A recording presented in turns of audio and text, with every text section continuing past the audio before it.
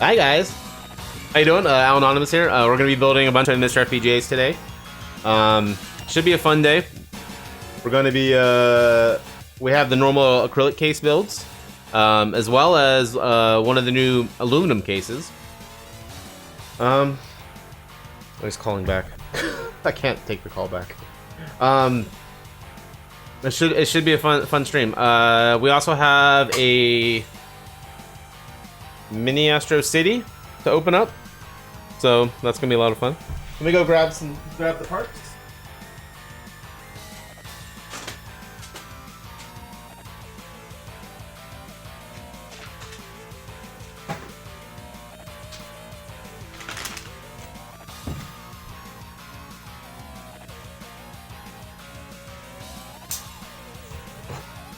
What's up, Big Red Pimp?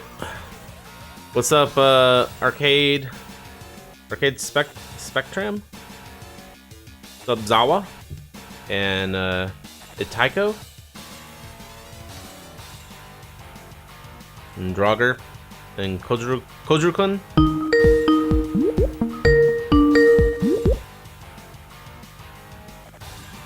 Hello? Did I... Wait.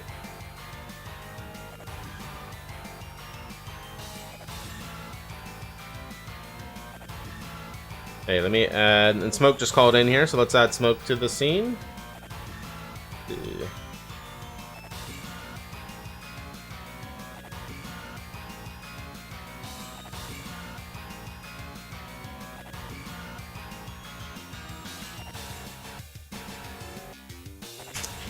Oh wait, yeah, he's right there. Wait. You guys aren't seeing that on stream, are you?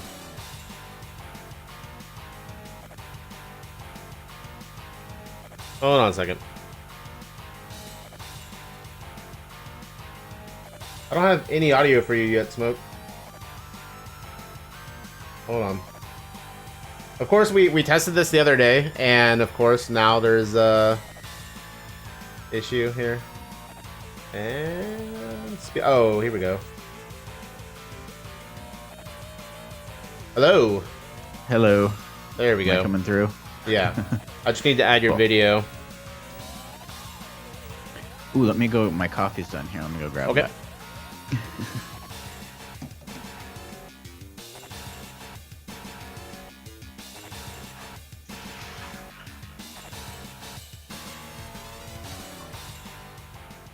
You guys are... You're not seeing this breakout window, are you?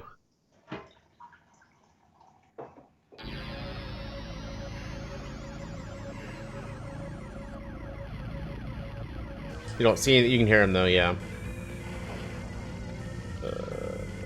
Yeah, source. Why am I not seeing him now? I have NDI installed.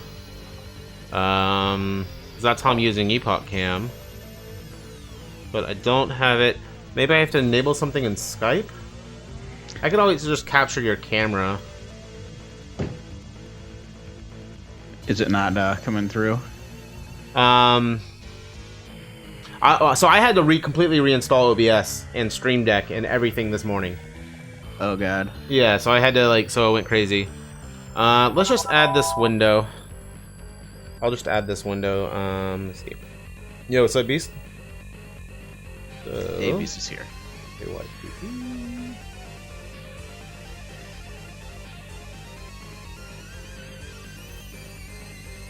There we go. So I got you. I just tried to do some cropping and stuff. Did the NDI thing not make its way back in? Did I install NDI again? I don't know, dude. You know. Give it a shot. I'm not in a hurry. If you want to try it, we can get this going for you. You wanted to try NDI? I mean, it's as long as everything's good. Do we have any echo in chat, guys? Or is everything fine? I'd probably have to reset OBS to do the NDI thing. I'm happy with this. This is good. So yo, welcome Smoke. Thanks for joining me. Yeah, Thanks for having me. Do I need to make some coffee too? I'm already Probably, yeah. I'm already like caffeinated up, but I figured I would wait a little bit for the coffee because it's gonna be a long stream. All right, so we have all the parts here. We're gonna be doing a bunch of builds. We have a metal case build, which I'm excited about. And then look at that. Look in the background there, Smoke. Wait, you can see the stream, right? Yeah. You have the stream pulled up. Look at the little Astro. Oh, nice. Little Astro City. I'm looking forward to looking forward to playing with that. Although I see that they changed the ratio, the screen ratio, but we'll see. I've like tried to not like read any reviews, but I've already heard like people are complaining about shimmering and stuff like that. But whatever, it is what it is. Yeah. All right, so let me pull up the. What's that? It looks cool at least. Yeah. Do you have a real Astro City? No, I have two Eager 2s, a Naomi Universal Tall, and then I used to have a Chop Naomi, but I have a I ended up selling that and getting a Vuelix FC. Ooh, nice. What is this song? Song was not working for me. All right. You're debating on buying an Astro Beast? People love Astros, especially like new Astros. There's a new Astro. Isn't there an Astro City 2? I'm not sure. You ever heard of that? Beast would know.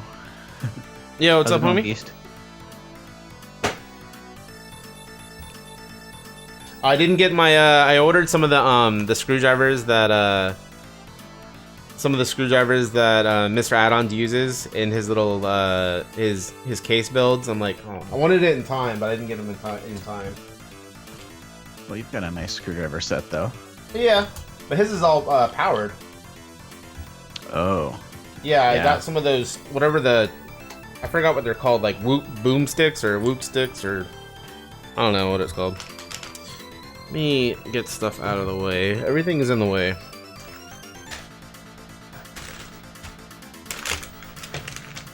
So have you messed with the CPS 1.5 stuff at all yet? No, I haven't. No? It's so good, dude. The Q sound. Oh my god. The Q sound is gorgeous. Yeah, cool. Yeah, it's like crazy. There's those two new hacks that came out.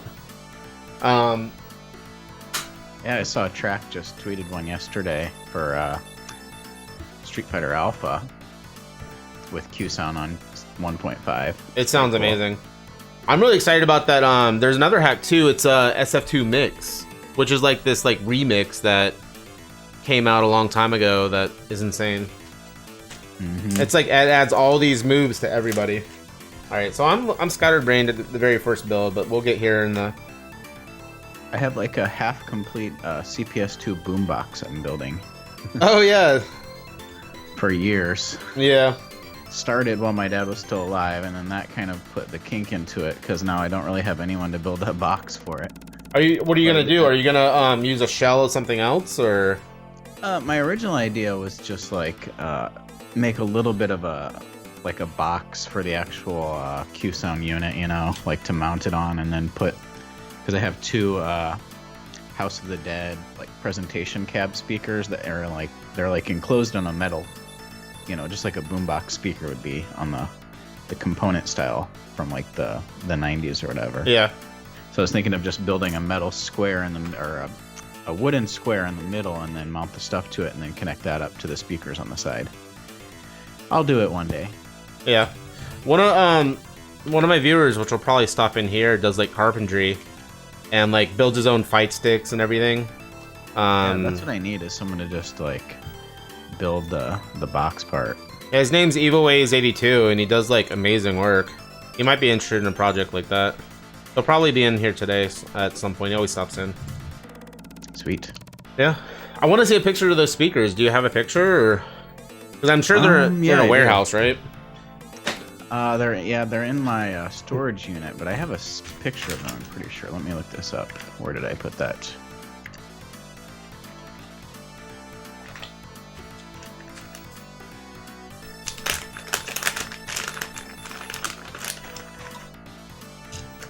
Ooh, how do I share this with you? Through Skype?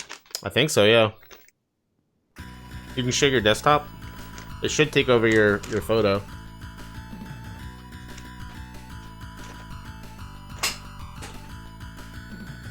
Let's see, share screen. Desktop.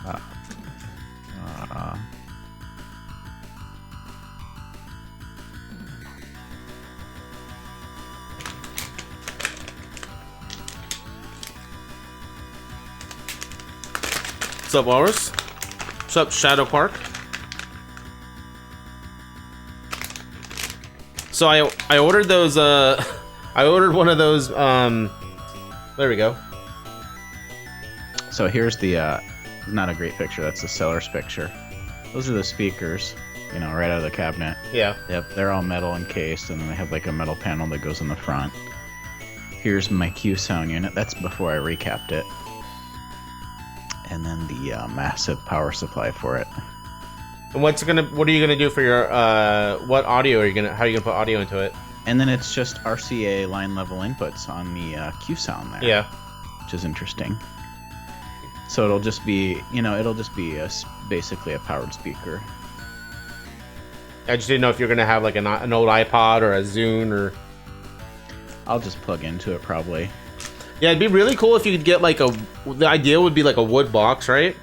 And then have the Q Sound amp, like have a little plexiglass like window where you can see the Q Sound amp, and then add like LEDs. That's what I was thinking of making it so you could see it in there. Yeah, have it like lit up LEDs. Mm-hmm. That'd be sexy. So how do I unshare my? That's the real question. Yeah, it's the wrong dude.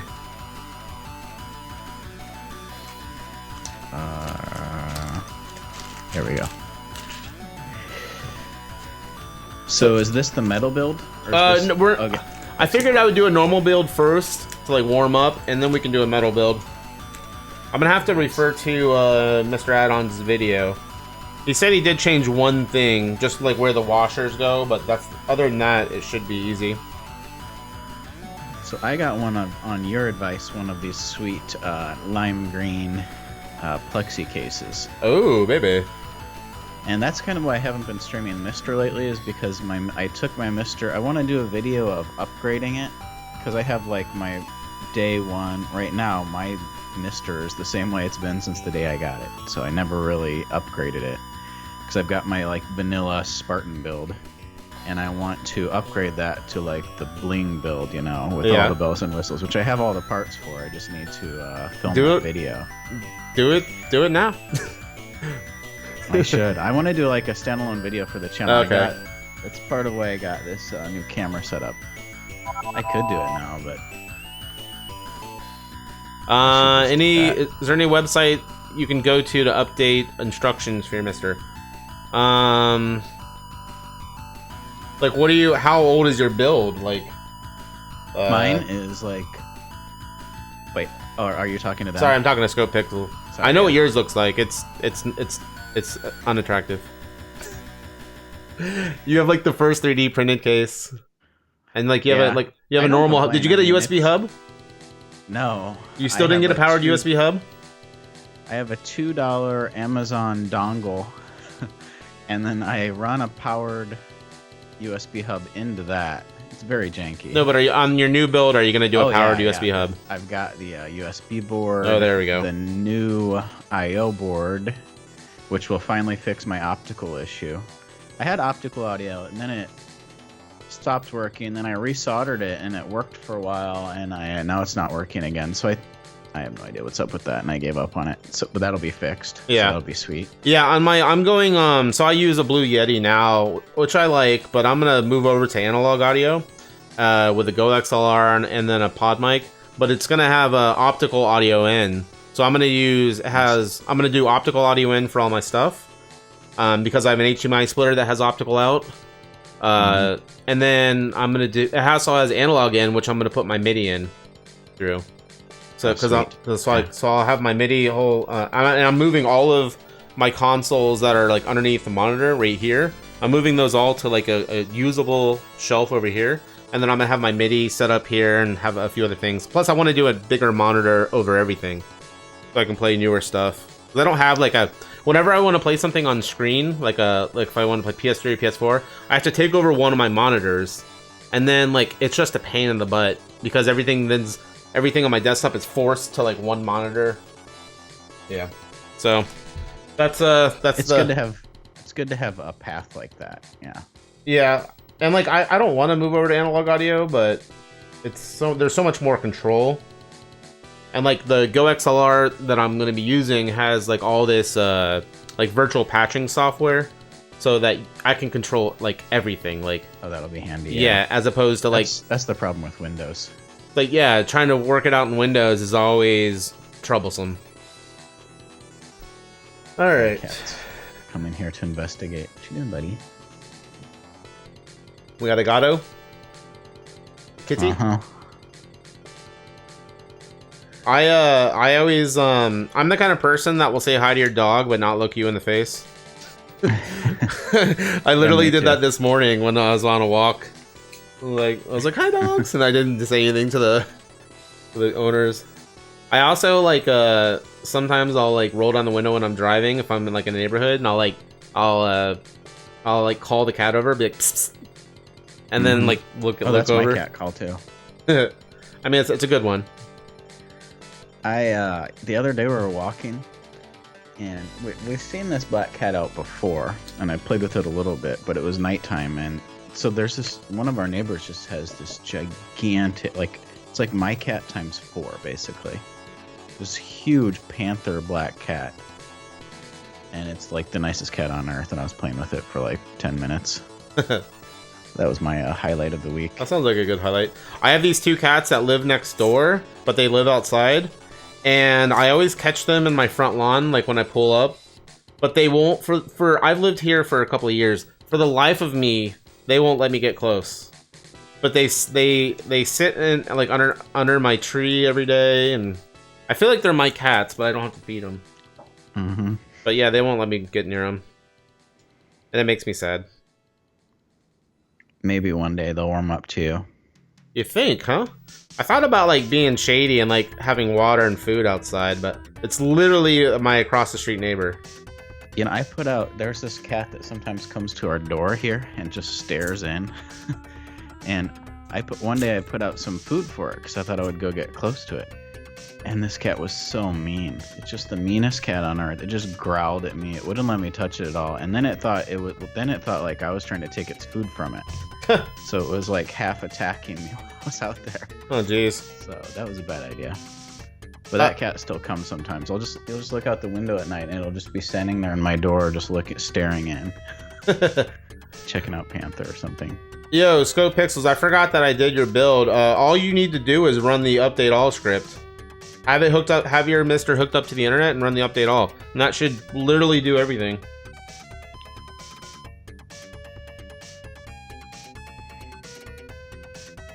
So I've been going through the a running enough track of how many you've done since day one, these builds? Have I? Yeah. No, but it has to be like dozens now. Yeah, well, it has to be about 60.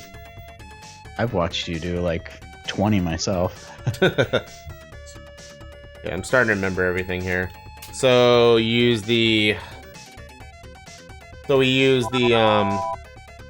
male to female going, and then we use a female to female in the middle, and then a male to female on top. That's usually how I do these builds. You've got that all memorized now. I'm not going for any PBs today, Tater. I think my world record of sub 5 minutes is probably still good. I speed run the building a MiSTer one time, or twice, I guess so far. But like I always forget to do something like after the fact. This is a good game, Xenobon. This is weird. This is a game. And sorry if I've missed anybody in chat. I'm trying to keep up with everything. Oh yeah, I should keep an eye on your chat for you. What's up, Rage? And Madukes. Yeah, doing well, doing well. I woke up really early today, which was nice. Good thing, because my OBS was completely borked. So I had to update, like, Windows and my video drivers, and then like I had some malware. Like it was like worst case scenario. So I uninstalled OBS, and I've done that before, knowing that as long as you don't delete the OBS directory, when you do a new install, it should read all your profiles and everything you had. And then I had to reinstall Stream Deck, and luckily that kept all its information as well. But yeah, dude, it was scary. So I spent the first 2 hours this morning fixing OBS. Oh. Yeah, I know, like the day before the stream. I'm like, okay, great. Good thing I got up early. Yeah, you got it. Yeah. All right, so what do I normally do? What do we do? We probably do the top now. So Ethernet port facing towards you, and then VGA facing away. Oh, I ordered that MiSTer FPGA kit from AliExpress that was supposed to ship out of the US, and it's been stuck in Jamaica, New York since the 9th. And then I noticed like on the shipping that they say, it says like this does not confirm that it's been received by the UPS. So and my AliExpress protection was running out. So I ended up What's the AliExpress one? There's a full kit on AliExpress. You can choose to ship from China or US. Like I/O boards and stuff. Everything. The 32 megabit SD RAM, I/O, USB hub, real-time clock, and everything. But like what I'm saying is, it didn't. It doesn't seem to be valid. So I ordered it to test for everybody. Because if you could, it was $78 too. So if you could get all of that for $78, it's like that'd be a steal. Because then that would bring the cost of my builds down even more. The only thing is I like supporting, you know, U.S. manufacturers. But I mean, at that price, because I knew I was gonna get asked about it too. You know, because people ask me questions about MiSTer every day. You can check it out, see if the quality is anything good or whatever. Yeah, I wanted to see the components because I mean, to be honest, you've seen so many of these now that you can tell right away. Yeah, I wanted to see what the quality of the soldering was, like if there was bad flux, if it was assembled by hand, or if it was done by a part picker. Like, I knew I was gonna get questions on it, so I figured I would just try it because I've actually had a pretty good success with AliExpress stuff. Like, yeah, I use it all the time. I like that. Like, they're very willing to do refunds and stuff when there's problems, which there often are, you know, things that don't show up or whatever. Yeah, so I was bummed on that because it's supposed to come in today actually. Because I have I actually was gonna use the parts for one of the metal builds because I have a black and a silver case. Oh, nice. For the newer builds. Yeah, I'd be curious about that. I mean, that's always people's big concern with MiSTer is the price for some reason. So, and it's an insanely, like, I don't even consider the price anymore. Yeah, I know. Like, there's so much on it. Yeah. It doesn't seem expensive to me. I mean, well, especially when people are willing to shell out for analog stuff at like per console. Yeah, I mean, and you're looking to it just like, I don't know, any single core on there. If somebody made a standalone version of it, people would be paying $400 or $500 for that, right? Yeah. Or minimum of 200. And here we've got dozens and dozens of major cores now. And then plus each one of these arcade cores, you know, you and I appreciate that those are $200-300 devices each. A CPS 1.5 kit. That's expensive town. Yeah, like there's so been, and they're like, since I've gotten into MiSTer, I got into MiSTer, you know, a little bit over a year ago. Since we've gotten into it, we've gotten so much more value out of it, like for free. Yeah. Like you just constantly get free stuff. Yeah, it is like Christmas all the time. Is there an SG-1000 core? The SG-1000 plays under the Master System core. And also... We kind of have two SG-1000 cores, right? Basically. Oh, do we? Well, isn't there... There's the Master System core does it, and then one of the computer cores I think supports SG-1000. Forget which one. This freaking ColecoVision.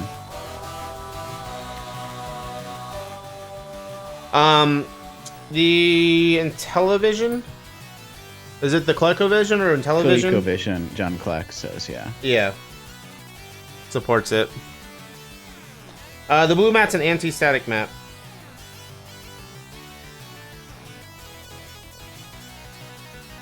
What's up, Fliptronic?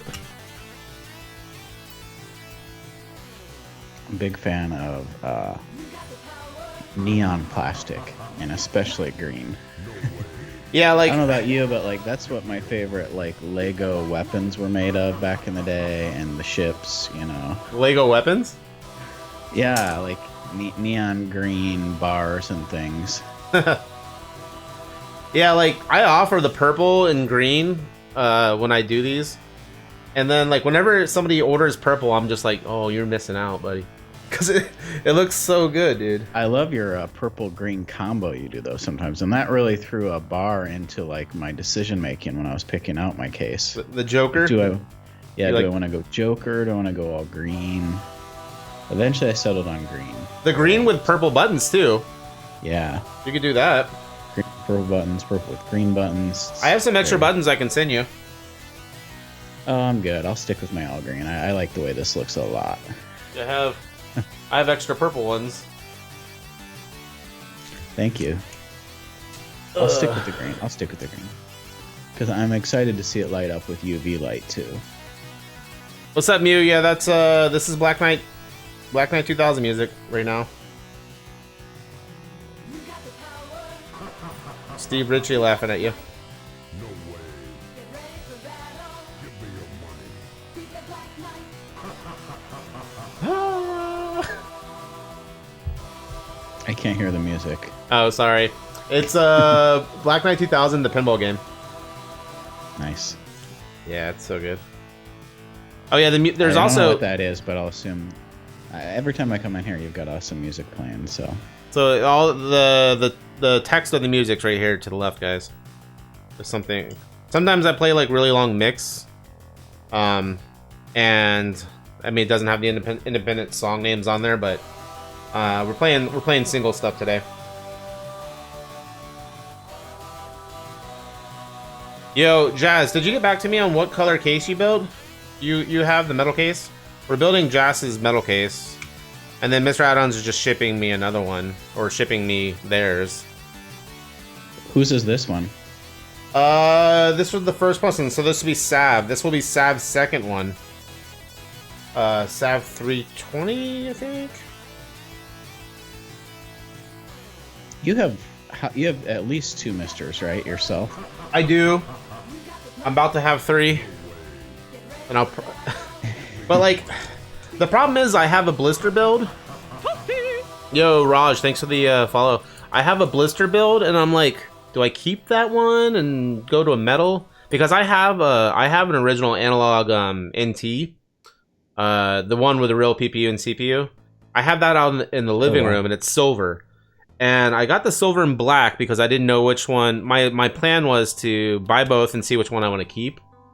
But, you know, as I have them in my hands, I'm like, well, I could put the silver one out in the living room next to the NT, and then have the black one with all the stuff, you know, for my stream setup. But then I'll have to sell my blister setup, which looks like this, but it's a blister. And then I have a PCB case one, the old Ultimate MiSTer PCB case, which has been my tried and true for a long time. The only bad thing about that one is that the I/O is not 6.1, so it doesn't have the extra data lines for the snack stuff. And I have all the snack stuff, but I've only really used snack for NES. Mm-hmm. That's something I need to look into now that I have the new I/O. Oh, the snack, yeah, dude. I guess they were up to... I have a Snack V2. I guess they're up to V3. They were using USB for all the ports. But I think I saw a Snack 3, which goes back to the Bliss standard of the HDMI ports. Does anybody know, like, what the difference of the different... Like, what's the newest Snack and if it's still USB? So, like a HDMI input, so you would use like a dongle for HDMI to whatever. Yeah, which was Bliss's protocol. Mm-hmm. And I saw a V3 because my snack board, I think, is V2. What's your tattoo? I'll show you in a second.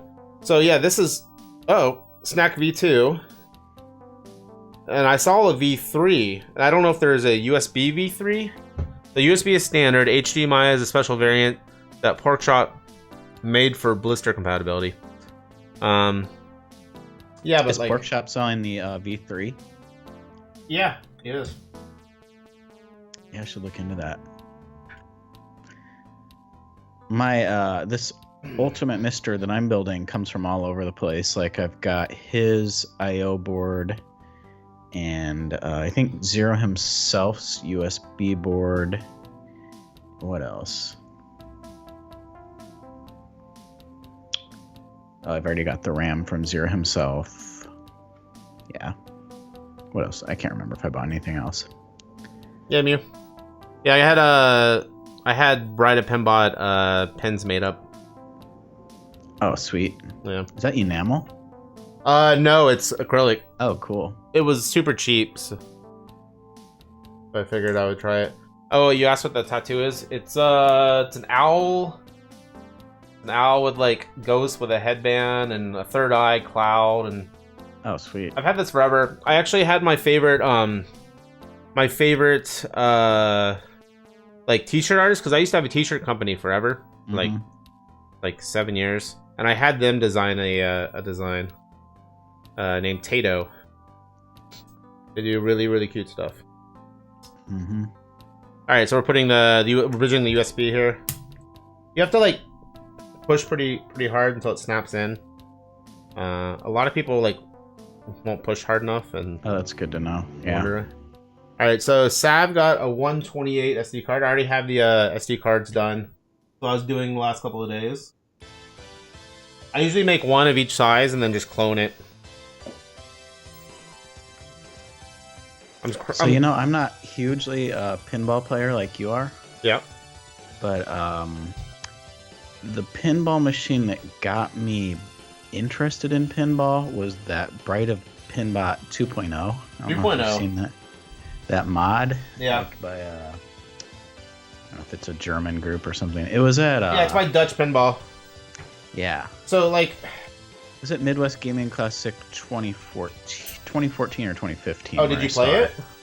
Yeah, I played it a lot that day. Awesome. Everybody was going for like, I mean, they had like all these like Wizard of Oz prototype was there, a Lord of the Rings one had a huge line, a Metallica one had come out, and like I was just playing that one and it was just totally awesome. Yeah. So but I didn't know any better. Like that was before I'd ever even played Bright of Pinbot normal. Right. You know? Yeah. So I get asked a lot about Bride of Pinbot 2.0. So you'll understand this. The original game is not respected.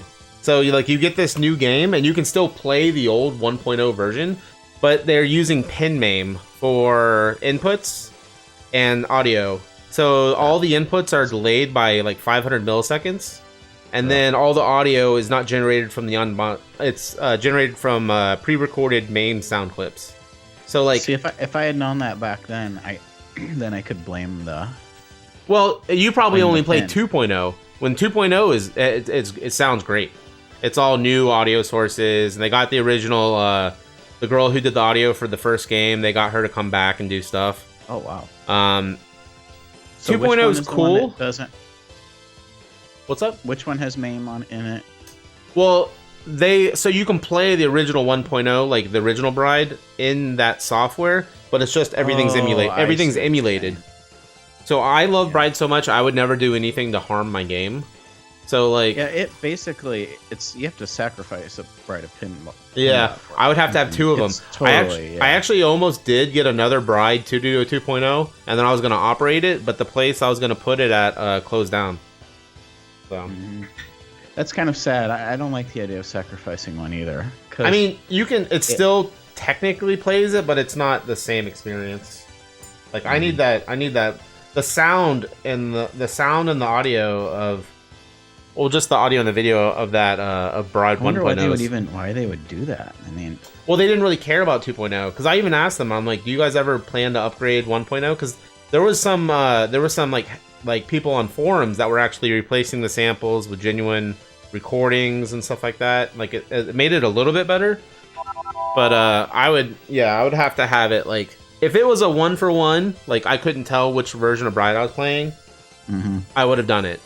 But the kits aren't even available anymore. They had all kinds. The people who made that had all kinds of logistic issues. They were trying to do. They didn't have enough financial capital to have their own inventory and warehouse, so they actually outsourced everything. So a manufacturer manufactured the games and warehoused the games and everything like that. And I guess they had like all kinds of issues with finances. And they actually, like, they had to close down, and then the company that made the games still had, like, 15 of them in the box that they couldn't pay for. So, like, yeah, it was a whole thing. I'll show you. Did you ever look up, dude, they tried to, also, the last thing that they tried to do was come up with their own Bride of Pinbot 3.0. They were calling it Bride of Pinbot 3.0. And they redid the art. Oh my gosh. Wait till you see this. You're gonna die. Yeah, I gotta see this. Oh, it's so ugly.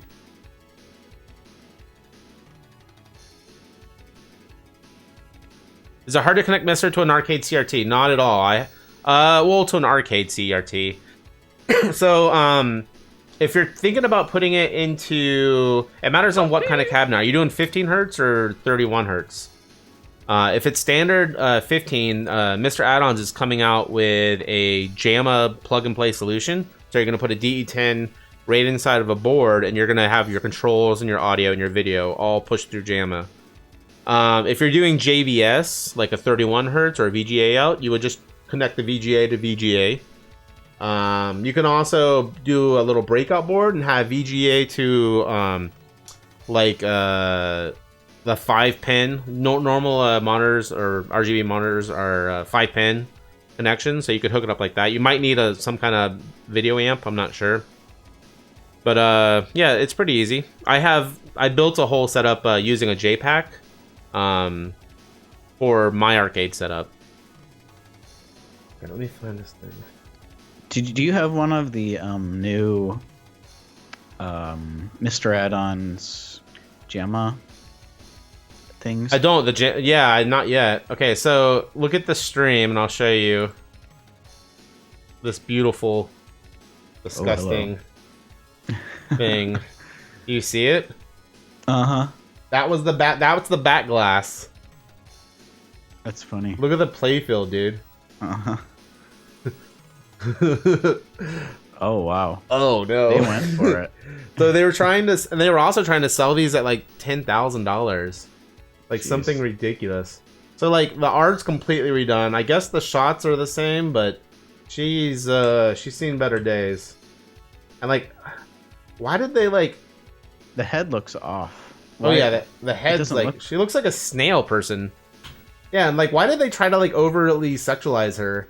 And like, she's missing she's missing her inserts on her legs. And what is this? This thing looks like a dick, and it's running towards her. Like, it was. Oh yeah. There were some interesting choices made that day. And basically not one of them was pre-ordered, from what I heard. Wow. Yeah. All right, so I think we're good to go here on this one. See. Thanks, Arcade Spectrum Megan. I'll check that out. Oh, he doesn't want a fight stick built. He wants, unless you want a fight stick built. Did you say that? No, he wants a boombox with fight sticks. Right, I have a custom boombox sort of idea. Boombox. Not really a boombox, more just like a square box to hold some things in that's styled like a boombox sort of. But yeah. Toasty! I can send my mock-up, which is very detailed. Hold on, let me add you to this scene. One second.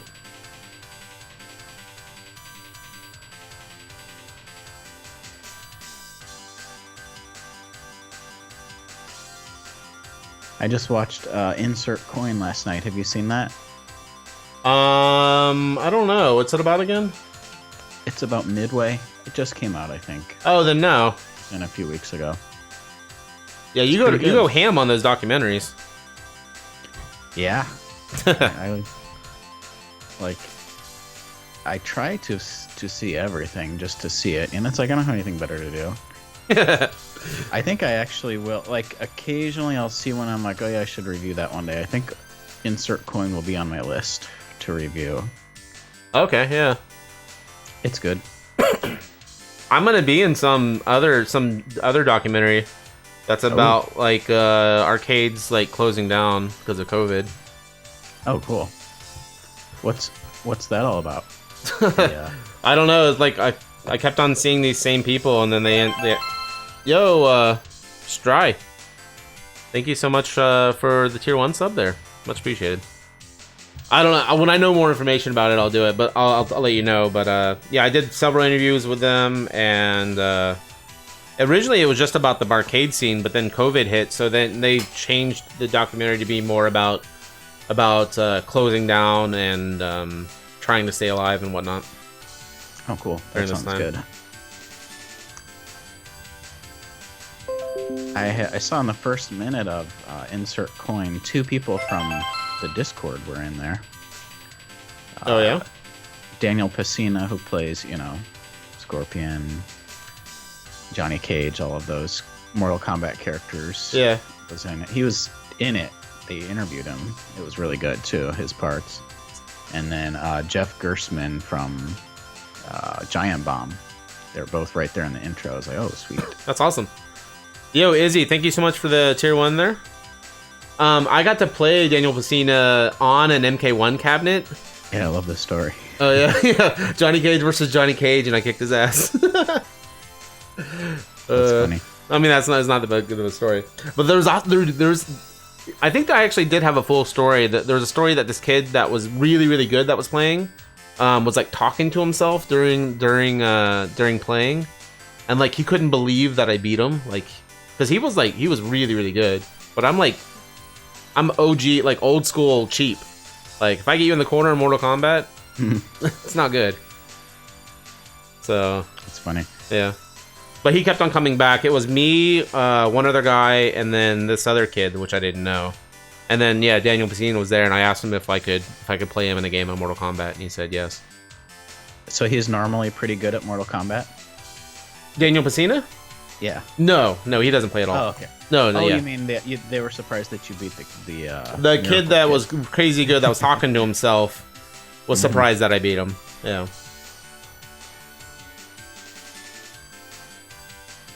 Where is Doc airing? In UK, it's on Amazon. For which one? Arcade Spectrum. I think he's asking about the one that you were in. Oh yeah, the one that I'm in is not out yet. It's probably just easier to put a MiSTer in the Vuelix. Yeah, you can do that too. I mean, I have a Vuelix as well, but you're gonna have to adapt the controls. The controls are JVS in a Vuelix, so you could try using a JVS pack. I think that's what it's called, because it should make it into a keyboard, and then MiSTer should recognize it just fine. But it's not. So also, Just Chris, like I said, there's going to be a plug-and-play solution that I'm recommending everybody to. If you're going to play it, put it in a JAMA cabinet, that's the way to go for sure. So this is updating again here. I guess we can start another build, but I'm not in a rush. So what you're on something later tonight too, right? I'm gonna be at 5 on the Human Interact stream. What are you doing there? He just invited me on, Alex. He's gonna be cart tilting. Oh, You heard of okay. that? Yeah. Yeah. Where Is he cart I don't tilting know. the NT Mini? And he's doing the N64, I guess. N64. I hear you can get really weird effects with the N64 with cart tilting. Yeah, I've never seen this done, so I'm curious about it. That's cool. Man, everybody complained about the Noir grip. Like, that was a big issue, I guess. Like, I have an original NT. It has a wobbly thing as well. I don't know why people think this is something new.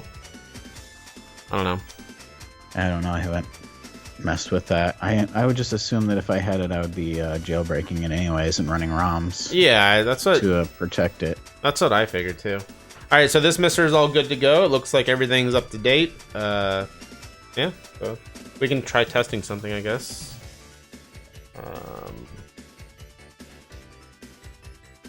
Wonder if I wonder if it pulled in the SF2 mix. Let's look.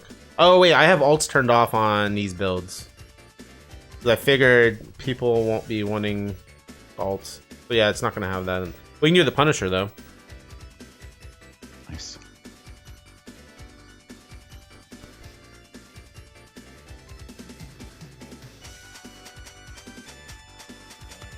I sort of helped out a little bit with that My Life in Gaming video on the Noir.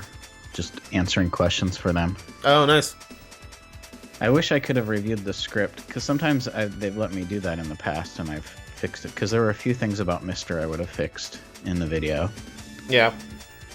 And I would have liked to have seen, because they showed some MD Fourier tests of the Noir, and they were talking about the audio and stuff, and I thought it would have been nice if they would have done some MD Fourier tests of the MiSTer core, because it would have been probably 100% perfect in MD Fourier, which would have been cool to show. Yeah, totally. I forgot that these buttons sometimes these buttons need a little bit of love, meaning that just press the heck out of them like it's a controller. Mm-hmm. And then like push hard and rotate. Like some people complain about them not working, but as soon as they wear in, they are perfect. They're just trying to I guess they're just because they're brand new. They're super clicky too. I don't know if you can hear them. Yeah. Yeah. Cool. This is good to know. All right, so that one should be good to go.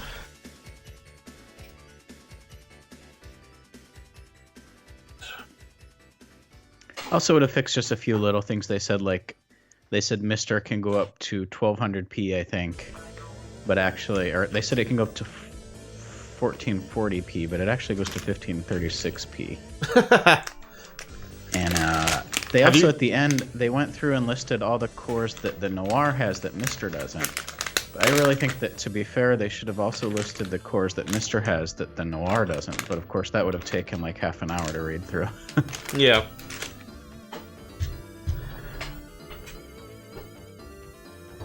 Yeah, the Noir has a bunch of cores that I would like to see the MiSTer get. It has a lot of I guess Kevtris has. I assume is Kevtris the artist for the new Noir cores? Do we know this? No, this is just the jailbreaker for the new one. He did the original NT Mini jailbreak, but this okay. one's... Well, the cores that are on... But they are the cores that are from the NT Mini are I think they're the same. I'm not really sure. Because it's a new FPGA, right? The Noir? Yeah. So it's... Yeah, so...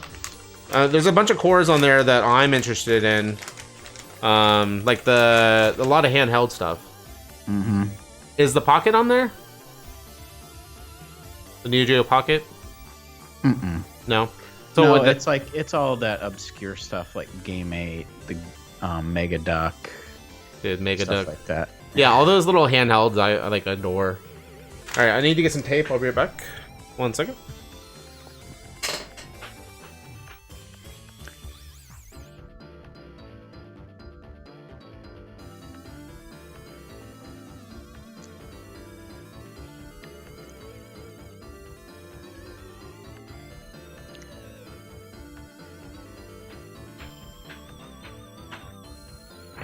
Let's see if Jas answered.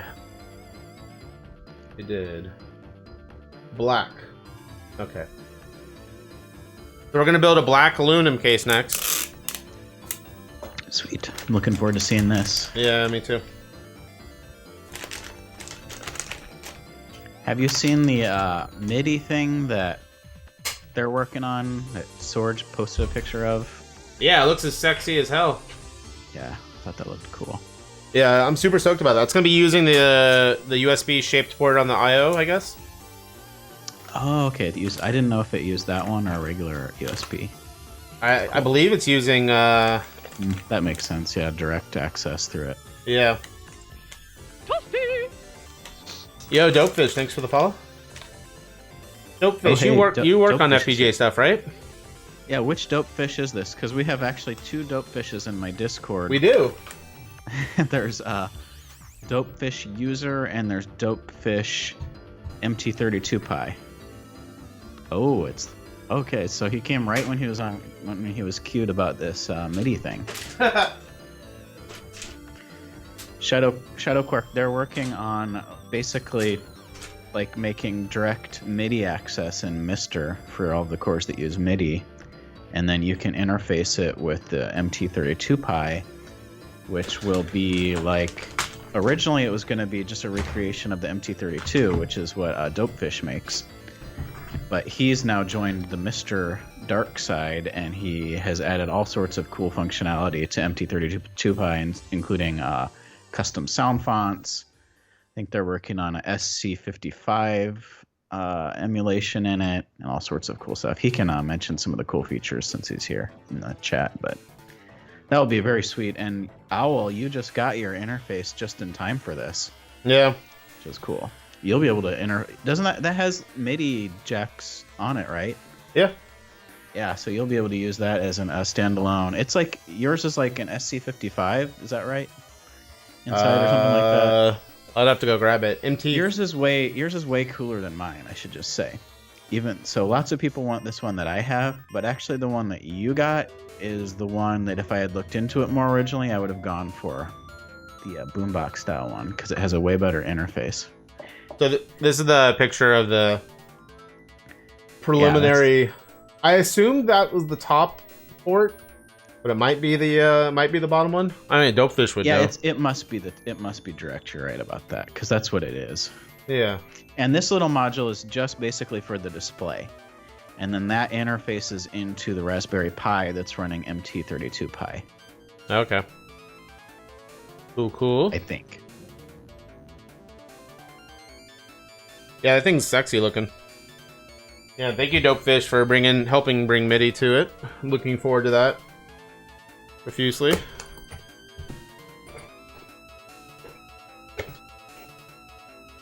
Yeah, we were literally talking about you, and you showed up and followed. Out of the mist. Funny. What's up, Shadow Quark? What's up, Looney Loopy? Glad you're enjoying it. These are my favorite. These are literally my favorite streams. Like, just like hanging out, doing tech stuff, building. Like, I like gaming and I like playing pinball, but building these things are just too much fun. This is such an awesome service that you offer too. You brought in so many people. Yeah, dragging people to the masses. And he does this for free, people. Yeah. You just charge for the parts and. Yep. This. And the open source nature of the project, I offer my my services for just the cost of the parts. But I have literally, like, I'm not trying to brag or anything like that, but I've brought in a lot of streamers on board. Right. And yeah, the MiSTer has gotten so much more exposure because of it. And you're getting like big people, speedrunners, major players. Yeah, I got Team Spooky's probably the biggest. Team Spooky's awesome. Yeah, and Team Spooky's fantastic. Like, I mean, those. Did you build theirs for them? Yep. Oh, awesome. Yeah, wow. and they're Josh as well. That's incredible. How do you clean the dust off the SD mats? I would just wash it in soap and water and let it dry, and then make sure it's destaticked. Mine doesn't get dirty though. I mean, I'm not shooting flux all over it like Voltar.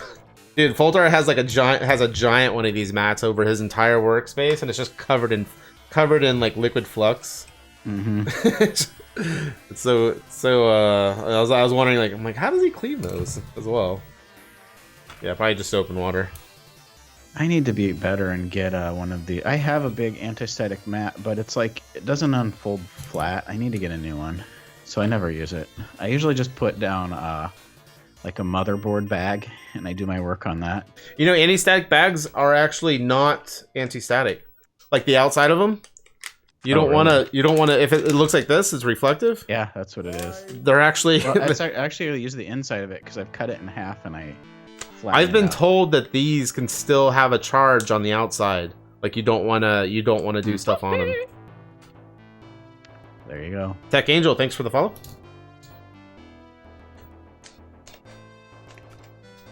Walrus has heard that also. Yeah. Yeah, because I used to do that as well, and then I think it was when, honestly, so I think it was actually Badass Consoles that told me. Because he used to come in my stream, and I used to watch his streams as well. That went south, but whatever. Not talking about that.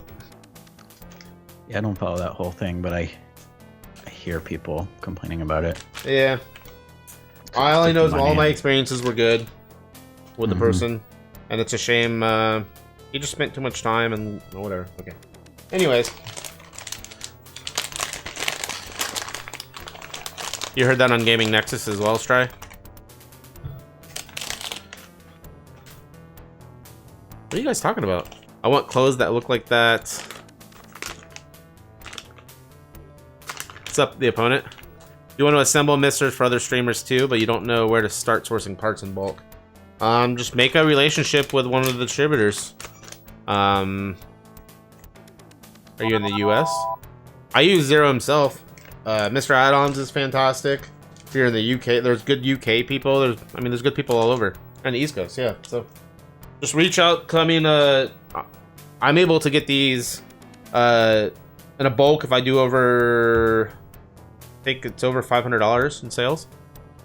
I get a little bit of a cheaper price, and I pass that on to the people that I'm building. Basically, you get the SD card for free, and shipping is covered for the same parts you could buy and assemble it yourself when I build them.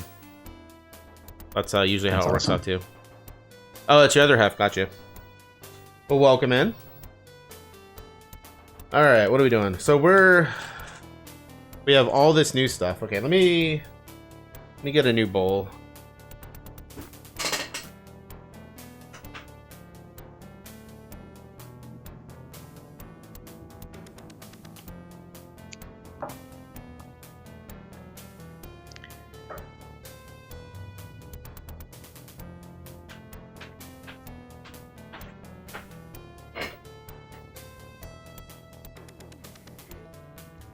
Yeah, because you don't use... Alright, go ahead. Oh, no, go ahead, sorry. I was just saying, you don't use any parts that were on the DE10, so I just wanted to get rid of everything. Llama, thanks for the follow. This shirt that I'm wearing is the one I wore when I saw Conan O'Brien. Yeah. I was in, like, the second row, so you can, like, see... I was in the second or first row. You can see it very well in some of the audience shots. You can't really see my face, but you can see the dig dug. Dude, I got so mad at myself.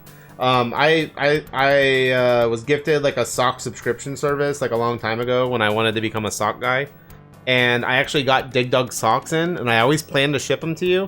And for some reason, I forgot. I opened them up, and like as soon as I put them on, I'm like, oh, I wanted to give these smoke. So I felt like an ass like right after the fact. Because I was planning on shipping you them. Thanks, I appreciate the thought. The thought. Now I'm gonna think of that every time I wear socks. Which is rare, actually. You know where you're a flip-flops guy? I am. Oh man, that California beach action. Mm-hmm. I wear flip-flops around the house because I have really like hard floors. But like I always feel self-conscious wearing flip-flops out. Like I feel like people are looking at my toes or something. Oh, I have like big hobbit feet too, hairy feet. I don't care. I don't know any of these people. You just rock it. Yeah. Sock guy. Yeah, the metal case. I'm That's one excited of my about the metal ideas case. for a stream. I need to get on. What's up? Because I've got one of my ideas for a stream that I need to get on. Because I also upgraded my arcade setup, moving from my old HAP power supply to a nice one from QC Retro. The Meanwhile, you know, with the 3D case. Okay. and I wanted to get Dig Dug out, my Namco Classics version of it, and play some Dig Dug Arranged. I thought it'd be fun. Yeah, I never ended up getting that board. I was supposed to get that board that had those Namco Classics volume. Is either volume 1 or volume 2? Yeah, was the one with 2. Mappy? Oh, that's volume 1. Yeah. Yeah, because it has a Galaga arrange, which I think's better than Galaga 88. Those arrangements are so cool, and it's so weird that they're basically locked just to those boards and to some of the Namco museum collections. They're totally forgotten. Yeah, I've never seen that Galaga arranged out, or maybe you might have been streaming on. I streamed MAME one time. I streamed it via MAME, and I remember that, and it was amazing. Yeah, it's so good. But then, I guess she still has it. She's like, I still have it. I just can't. I wouldn't know where it was.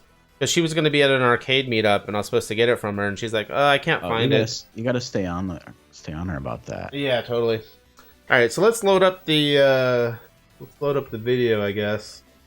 We'll just have it with because I watched the assembly of this, but I just want to double check. I'll be right back in 1 second. I'm going to grab more coffee.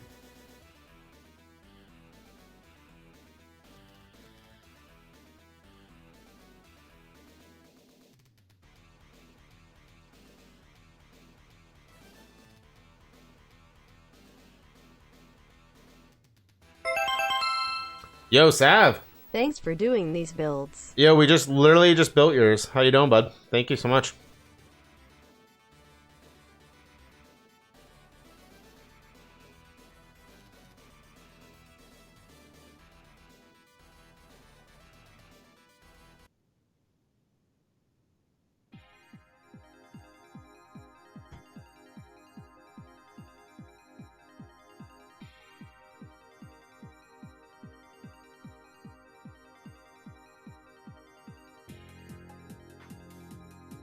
I actually think this gets muted, this audio. Change it.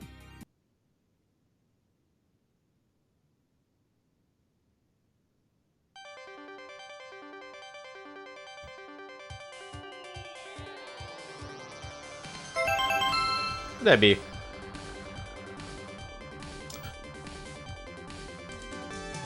Gifted 3 months to Tech Angel. Thank you so much, Big Red Pimp. I got 2 subscriptions in the same household. Thank you so much. All right. Enjoy your emotes there.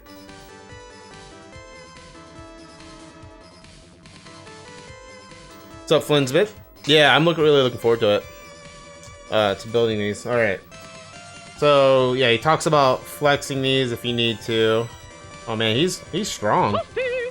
Building it that much. Yo, Bo Rizzle, thanks for the follow. We're looking here. Let's see. I think he started. I think he starts with the bottom of the case first.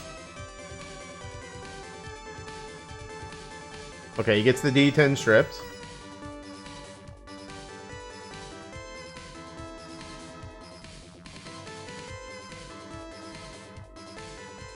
Oh yeah, I need to add the. Okay, so I need to remove the fan. Let's do that.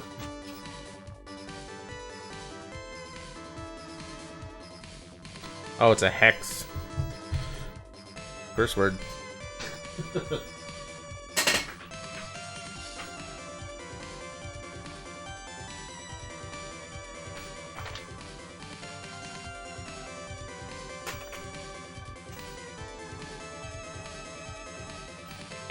Stalking. They're stalking modules? That's insane. That's awesome, actually.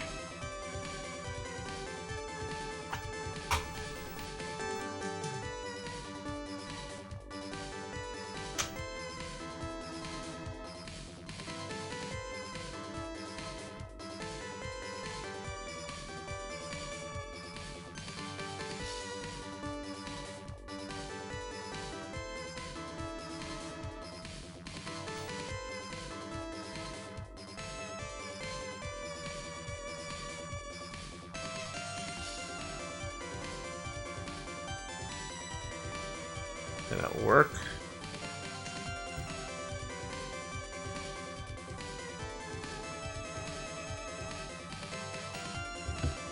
Yo, Smoke, did you read what Sav just said in chat? What's that? That their Micro Center is going to be stocked. They stock the 10s and 128 modules. Micro Center? Yeah, well, it's like a. They're really cool. They're like giant Walmart-sized computer places. They're gonna have MiSTer parts? Yeah.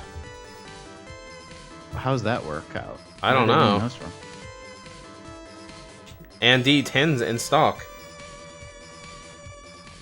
Yeah, I'm very curious about that. And then, like, yeah, I don't know about the retail of that. Like, But it's. I wonder if it's someone who just might have put it as like a reseller or something. Like if they have a way to do that or something. oh, like consignment stuff. Yeah, or like how like Newegg, you can sell your own stuff on there. I wonder if somebody might have listed it. Who knows? He lives a mile from the HQ of Micro Center. Yeah, we don't have any Micro Centers here. It sounds familiar, but I don't know if I've been to one. Probably not. But imagine being able to build a MiSTer from parts in a store. Yeah, that would be huge. It's crazy.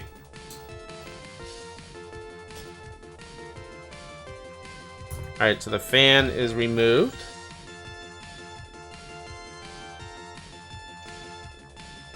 You should get this, Yo, MSX Vampire. Thank you so much for 5 months. You should get this little kit. I saw this on ETA Prime. It's on Amazon. So that's the main driver that I use. Yeah, I like that. And it has like they pop up. So nice. That's nice. So I'm like, oh, I need a hex to take the fan off, and I had it in here. Luckily, I mean, I would have had it in my pinball toolkit, but I would have had to go. Yeah, that's handy. Yeah, go and get it. Is it the iFixit set? I don't know. I got it off Amazon. It's Snitus 63-in-1 screwdriver set. I've been really happy. The driver feels really nice. It's all metal, and it has a pry tool, and it has a few other things. It has like a corner, like you can bend this one if you need to get into a corner somewhere. But it comes in really handy, and the main driver itself is really nice. All right, so let's continue the video here. Oh yeah, he does like he does some things to. Okay. So I don't have a real-time clock, but that's fine. Oh yeah. I have an extra one of these audio things for them. Oh yeah, I'm supposed to attach one of these. That's right. Let's see. I think it goes up in this corner right here. Maybe not? Must be right there. Oh, for half a second I thought you had 3 cameras going. Oh yeah, no, I got the video. I do have 3 cameras running, but not all on the screen. That's the build video for this thing. So I'm supposed to reattach this, I think. I gotta get one of these nuts out of here though. Actually, I can use my own whole setup.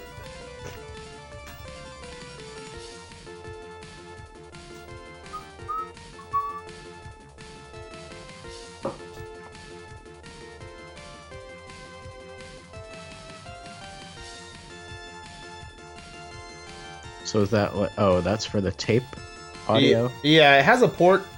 It's like not ever really used by anybody, but it has a port in the case. So I figured I'd install it for them because I have extras. I might as well. What does that do again? It lets you hook up a real tape drive or something? Yeah, correct.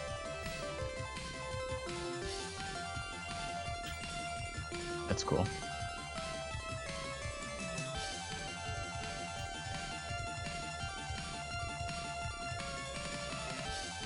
Yeah, it's not something I would ever do, but I don't have any of the original hardware. But like, I have a viewer that has all the original stuff, and he was asking me about it the other day. I'm like, I don't know, dude. You have to play with it and tell me. I'm surprised that Sorge pulled that into the project. the audio in. Just yeah, connection with. Well, I guess he's done other direct connect device things, but like considering his opposition to like cartridges and stuff like that. Okay, yeah, that's correct. All right, so we can continue the video here.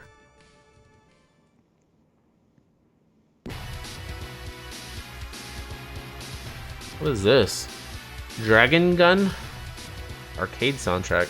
Okay. Oh, so we put the heat sink on here. Or the thermal pad. You still need to use the tape in for MSX. Okay. Yeah, but like the MiSTer has a way to play back virtual tapes. But like it's for if you want to use real hardware. Does it matter which side? Doubt it.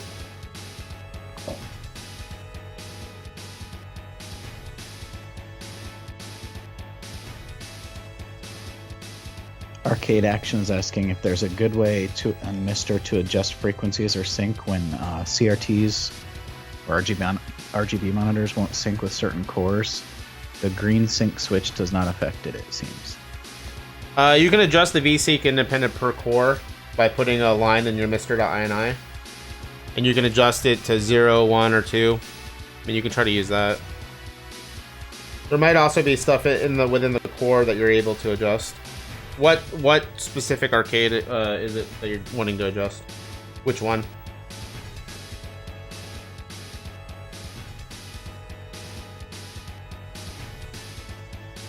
Does that video stuff affect the RGB output? Like VSync or whatever? Does it? I don't think it Oh, does. yeah, or is that just the HDMI? Mm-hmm. Right, yeah, you're right. I don't know.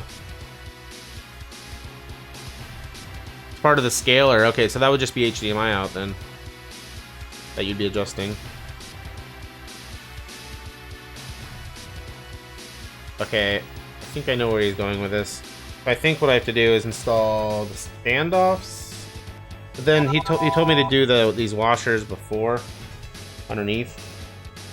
Okay.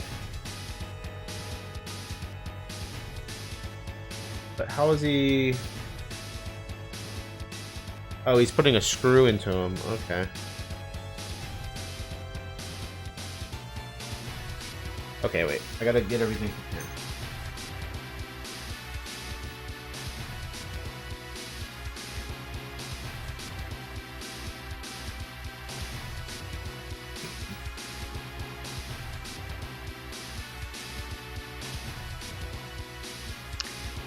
Vampire said if you have washers, put them between the standoff and the PCB. Yeah, I have I don't know if they're thick enough.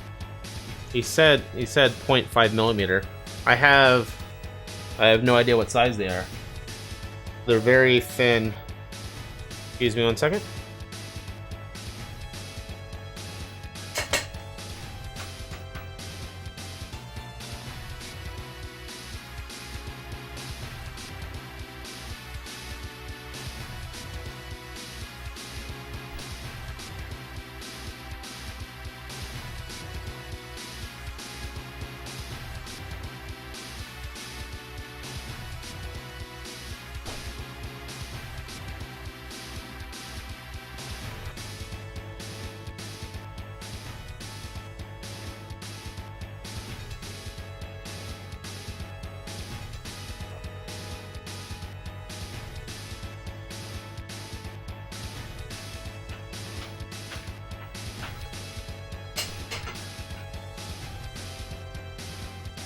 Yeah, I have like really thin washers.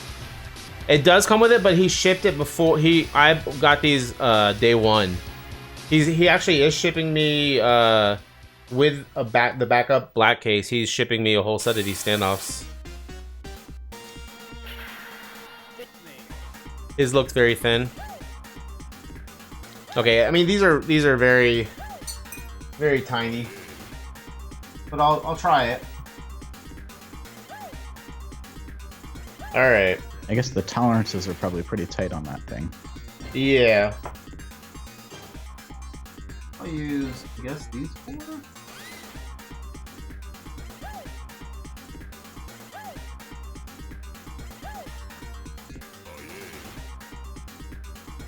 I assume it's these four. See if these are compatible. This is a weird song. What is this?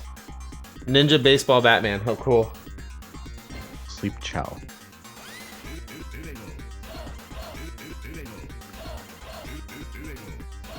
That's a game I hear a lot about, but I've never played. Oh, dude, it's so good. It's a beautiful beat 'em up. It's by Irem. It's really rare. There's a you'll find most of the boards that are out there are bootlegs. But it's it's a super cool game. And it was on like 7800 or something. Excuse me? Was it on like Atari 7800 too? It doesn't have any port of that I know of. Oh, I'm thinking of Ninja Golf. Yeah, no, this is like a full like Irem M92 board.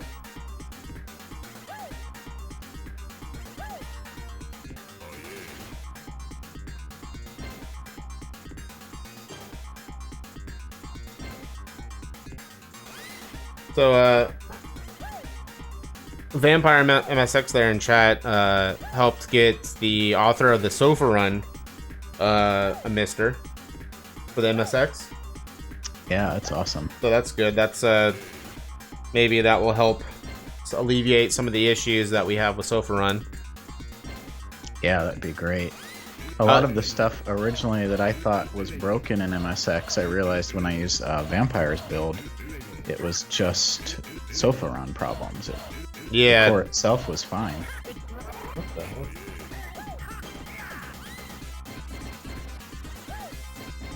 That would be sweet to have a native sort of build of Sofa Run built in or whatever.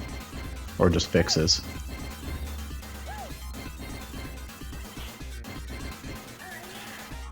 The standoff has a little screw in it that's like found its way in there. It's not even threaded it for it. Yeah, there's no M92 core. Sorry, Big Red Pimp, not trying to perk your ears up there. That would be amazing. We have to work with the first one first. The 72 R-type one. That would probably come first before 92. Was Jotego talking about that? He mentioned he disclosed a while ago his like dream list, and that was on there. Did someone give him R-Type or something? The actual arcade PCB? I think he's gotten a bunch of boards in lately. He said he was having trouble with Shinobi, which that's System 16. And there already is the other guy's System 16, but I guess it has problems. All right, so I think what we did here is we have the board underneath. Dude, this epoch cam is like delayed like half a second. Oh, weird. Let me reactivate this source. 1 second. My phone.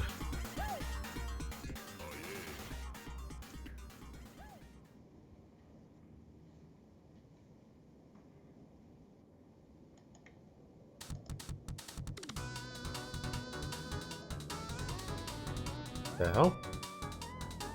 It's so delayed. I wonder why. So weird. Yeah, I haven't had any issues with it. Let me try switching this to Wi-Fi.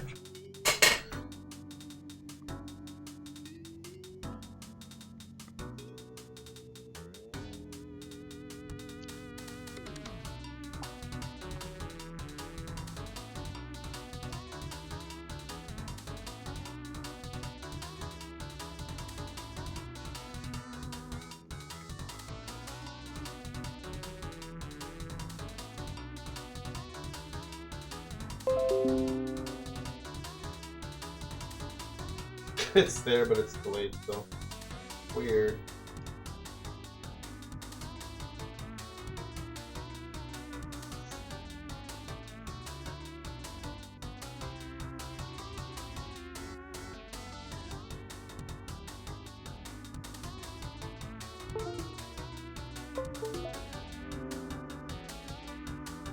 Come on.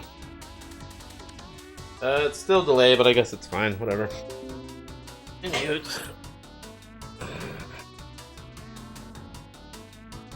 Sitting here in DOS hell. Yeah, well, thank you, Flynn, too, for your contributions.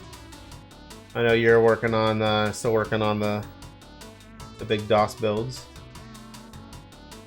Yeah, those will be sweet.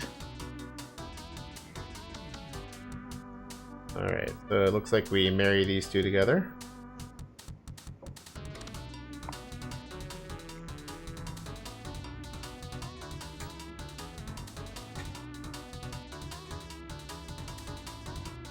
Oh, Vampire MSX linked for $12 on Amazon a set like that one that you have of bits. Oh, nice. Oh, I have a 10% off coupon when I pulled that up, too. Wonder if I should just get that.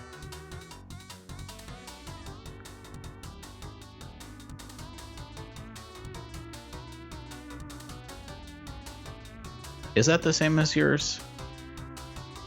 Let me look at the link. One second.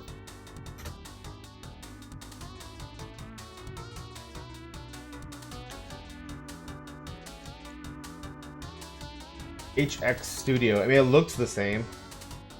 I can find my exact one. Let me look. Are those the same bits that you have with yours? How many pieces is it? Is the one that he had? Mine is That one says 63 60. pieces.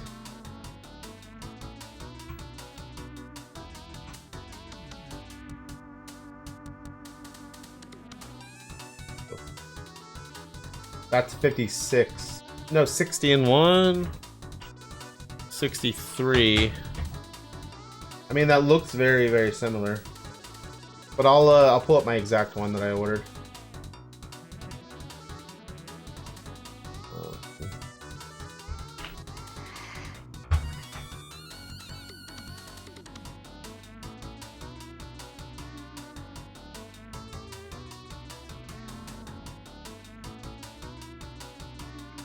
Alright, so I'll post in chat the one that I have.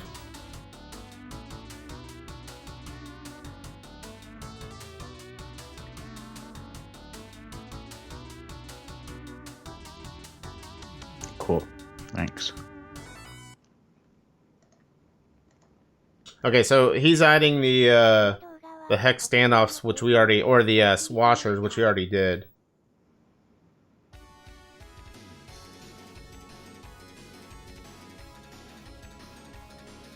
Okay, the RAM module.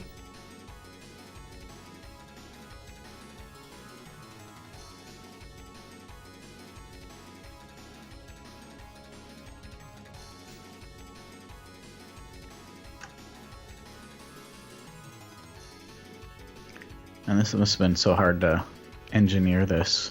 I imagine. Okay, he takes off. Where's my snips? One second, I need to get my snip. Not here.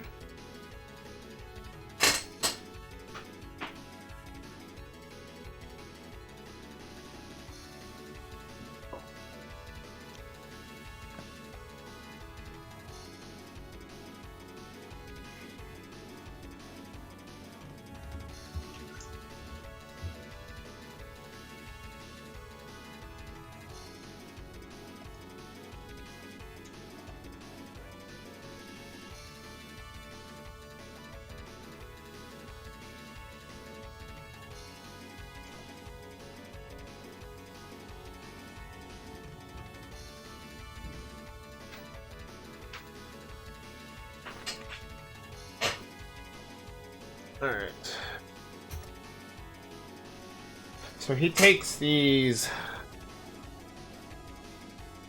little black standoffs off the 4-piece.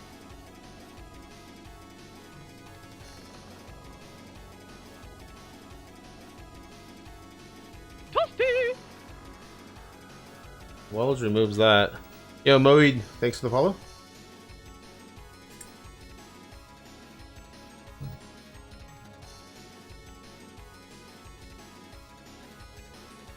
It cuts it level with the USB. Okay.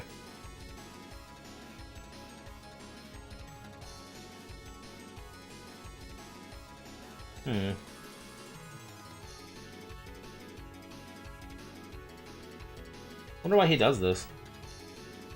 Wait, I have to use the bridge for this, though. Let's see.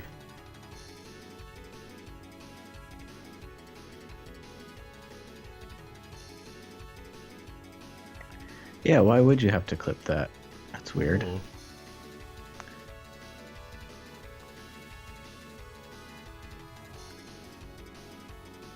See if the alignment's bad.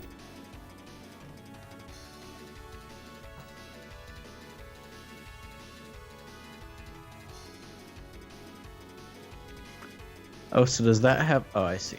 It's on the outside.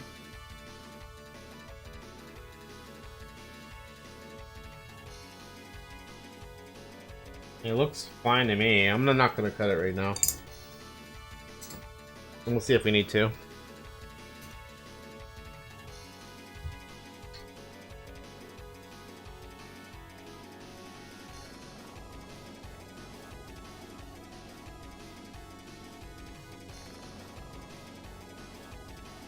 You didn't need to?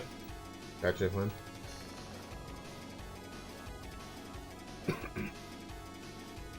Here, we put the USB hub in there first.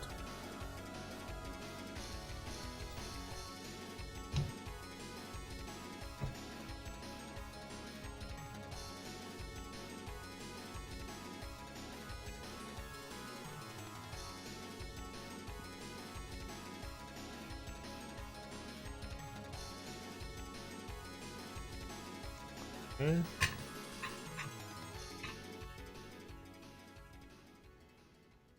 Oh, I think...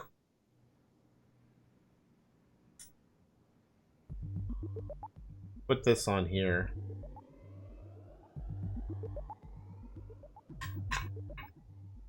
Fit this in there. Okay, you align it. Yeah, okay.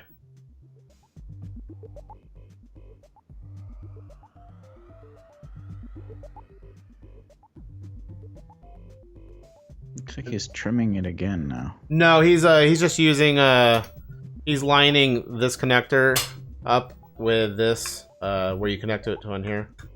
Oh, okay.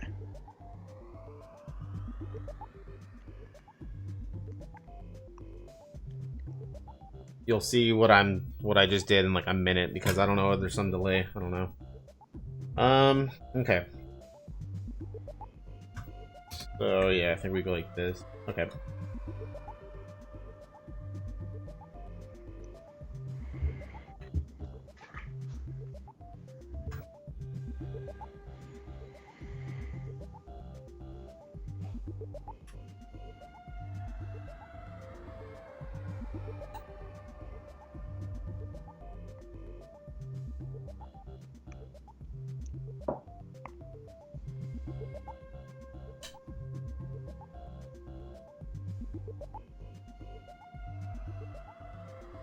Come on, connector. I'm just trying to line up this connector with everything.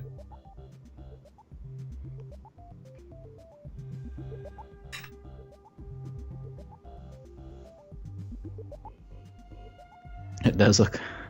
Starship Mythic said it looks like there's 4 people building Misters. I should act like I'm building one. It's the ultimate build stream. I'll do this with my hands. Oh, this is a little tricky, huh?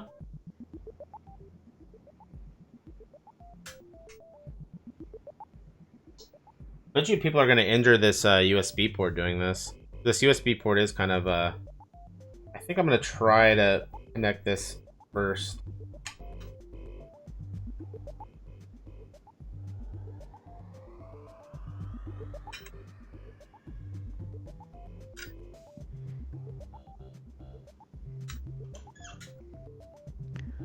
I'll stop. I'm imitating the pork chop's hands on top. Yeah, he's not wearing gloves, so I didn't recognize him. Oh yeah. Alright, let's try it like gloves. this. The gloves thing in YouTube videos always cracks me up. I don't know why. And which ones? In YouTube videos where hands are wearing gloves to do things. Yeah. It's just so weird. I don't know. Some kind of S&M thing or something.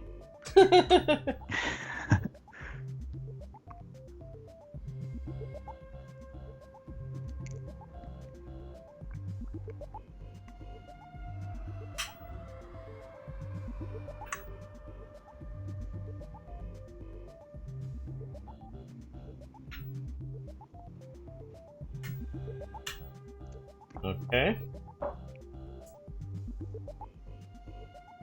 Everything looks good again. USB is connected. Yeah. Ports line up. Okay. Game on. What do we miss over here? I think he does this long thread. Yeah, so he does like this long thread and then has a spacer that goes in between it.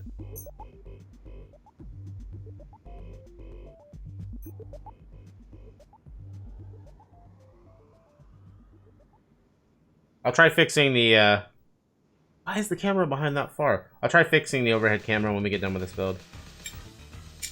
That's, it's a little ridiculous. That's so weird. I wonder why it's doing that. I don't know. It's like it's trying to, because it can connect a few different ways, like USB, NDI, and all that. So it might be just stuff conflicting.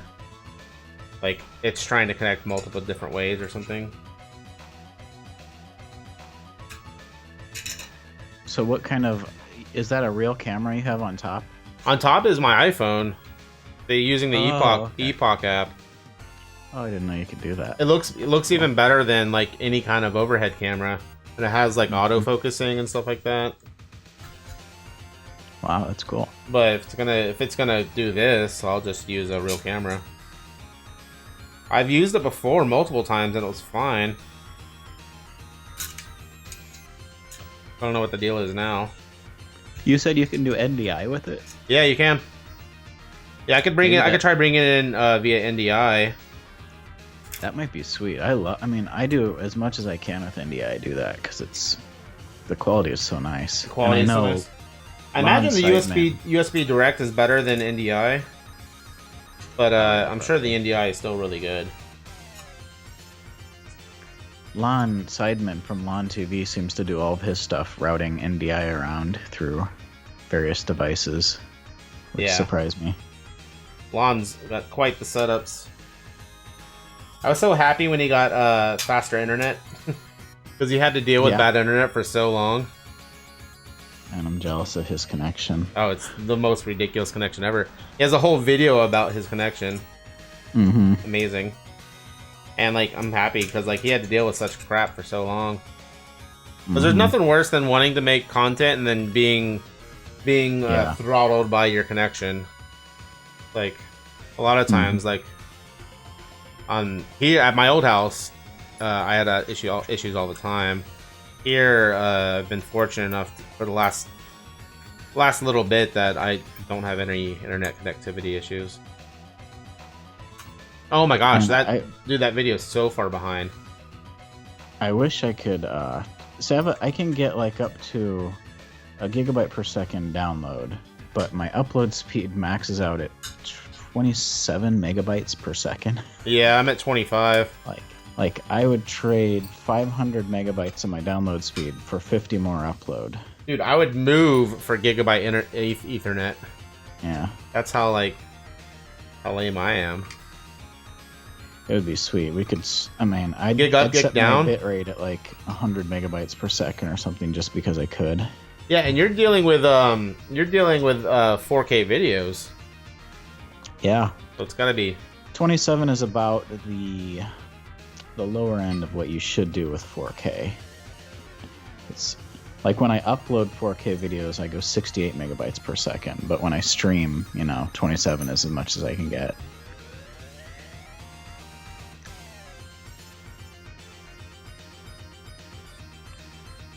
I have like 300 down, 25 up. That's good. I mean, I never use the 1000 down anyways. I can only get that speed like connecting to Google Drive pretty much. The Google Drive is so fast. Yeah. It's so nice using Google Drive for transferring files. Like Google Drive and Steam are the only times I see full speed. Everything else. Steam? It's like downloading a game or something. Yeah. Everything else seems to max out at right around 100. I guess in the next build of the buttons right now, they have a lip at the very end. and they're able to go up all the way this high. I mean, you guys will see this in a few minutes, I guess, because of my freaking delay. The next build, he said he was going to ridge it so that they only went up a little bit. Kind of like the 3D printed buttons. Alright, so let me make sure everything's good when... Oh yeah, I have to remove... You with these. I can't believe how delayed the video is. Insane.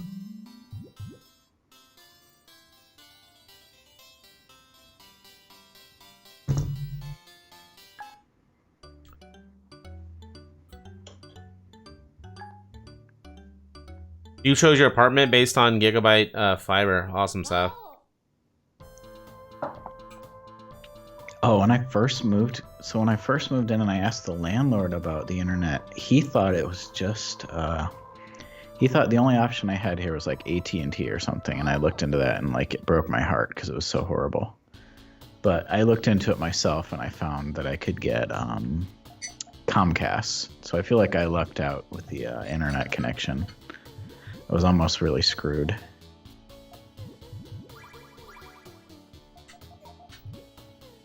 Okay, so there's a little bit of a groove here.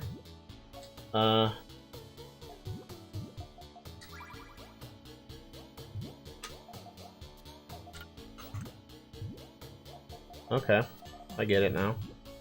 Yeah, so there's a little bit of a groove at the top, the lid, and the bottom of the case, kind of like a V shape.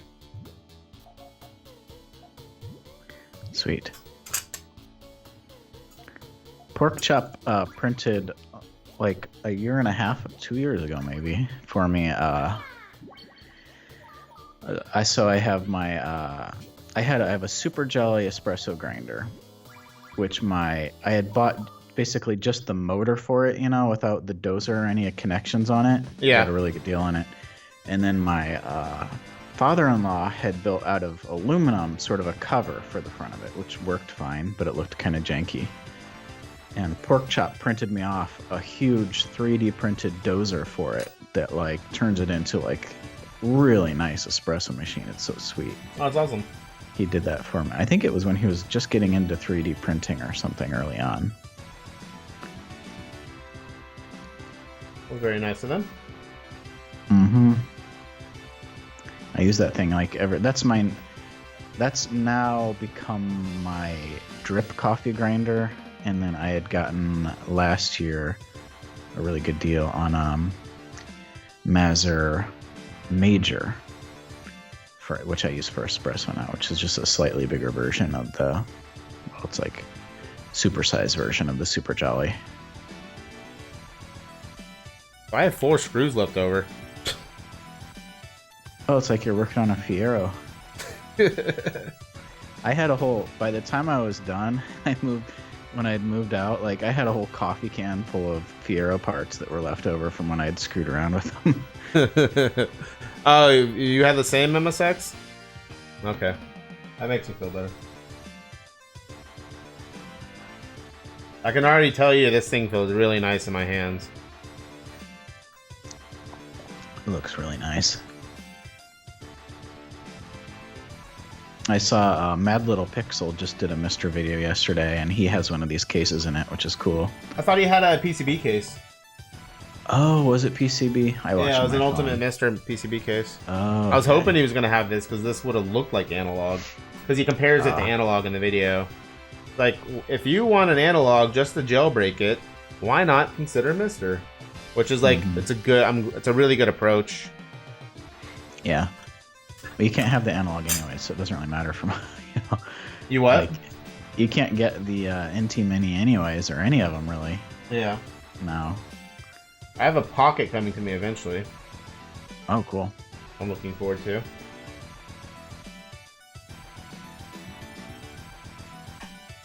So whenever I do little tiny screws like this, and most screws in general, I always do a backwards threading to make sure to wait for the pop to make sure that the thread is in line. And as soon as you feel that pop, then you know you're safe to continue the forward threading. Does that make sense? Yeah.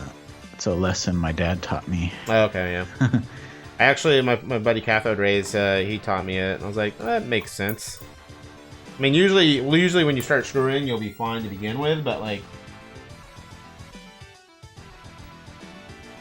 it's just a safe way to make sure you don't mess up a thread. Mm-hmm. The aluminum case is in the latest MLIG video. That's good.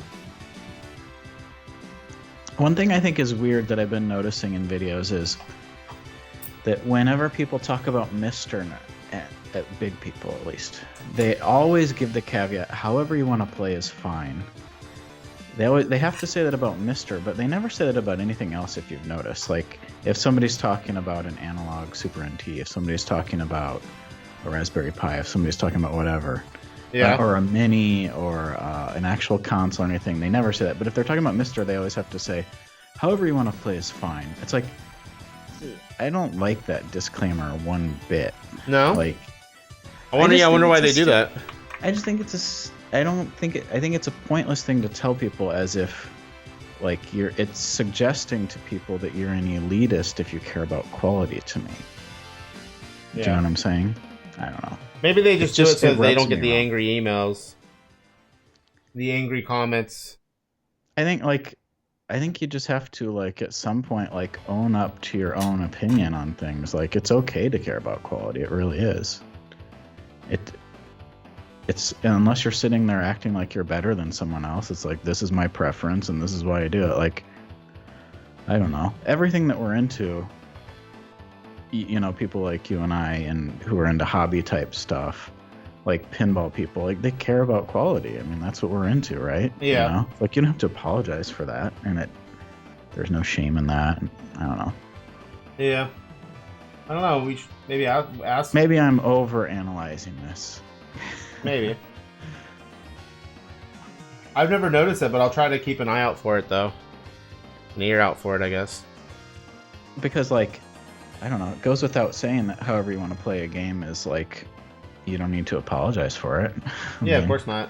Like, I'm not going to apologize that I have RetroArch on my Vita. Yeah. And I know it's a crappy thing to have, but I don't care. Like, I use it to play, you know, used to use it to play whatever I wanted on the go, and it just did the job. Yeah, I mean, so that's why I never shit on anybody that tries to ask about, you know, a genuine question or defend a Raspberry Pi. I'm like, if you enjoy playing on the Raspberry Pi, go for it. I mean, it's a great value. You have access to stuff we don't have access to on the MiSTer. And if, like, the input lag isn't an issue, then, you know, and you're happy with it, then that's fine. Whereas, like, a lot of people that are for the MiSTer or MiSTer users, they'll instantly fire away at that person and be like, oh, you're using, you know, a Raspberry Pi, and, like, they'll just go at them. And I'm just like, dude, like, if they're enjoying it, if they're genuinely asking, then give them, you know, a genuine answer. Yeah, definitely. There's some cool bare metal stuff too for Pi. Some what? Some cool bare metal builds for Pi. That What's seem bare metal? interesting. Like, they don't have they're built for the Pi itself without an operating system in between, like you would get running like PiK or whatever it's called. Okay. Whatever you put on a Raspberry Pi. So they're built for the Pi itself.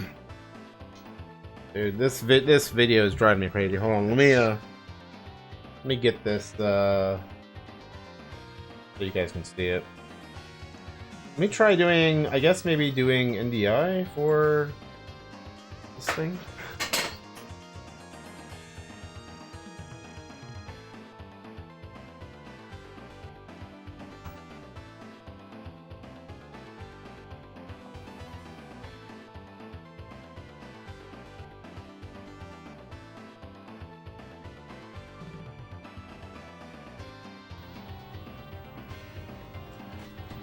Okay, we're now using NDI.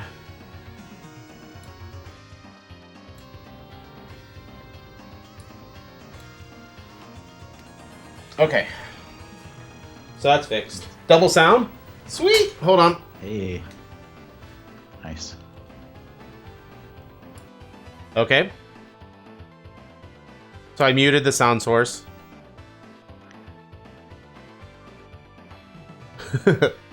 Is everything good now, guys? Try switching me over to NDI. I don't even see your source for NDI. Okay. Yeah, like if I were to add a new NDI source, I'm looking for NDI Skype, and the only thing that comes up is my Epoch Cam. I'll try reinstalling NDI again. Maybe you can only do one thing at a time or something. No, that I don't know. You said you had an NDI where you had multiple people on NDI, right? Yeah, but they're all coming through Skype. Yeah. I don't know. I don't pretend to know the intricacies of this. Doesn't matter. Doesn't matter. Now the face cam isn't the spoiler for the hand cam. Yeah. All right, guys. So yeah, thank you for your patience with that. This is the metal build. It is nice. Freaking gorgeous. I can't describe. Monolith spotting. I can't describe how nice it feels in my hand. It looks very tactile.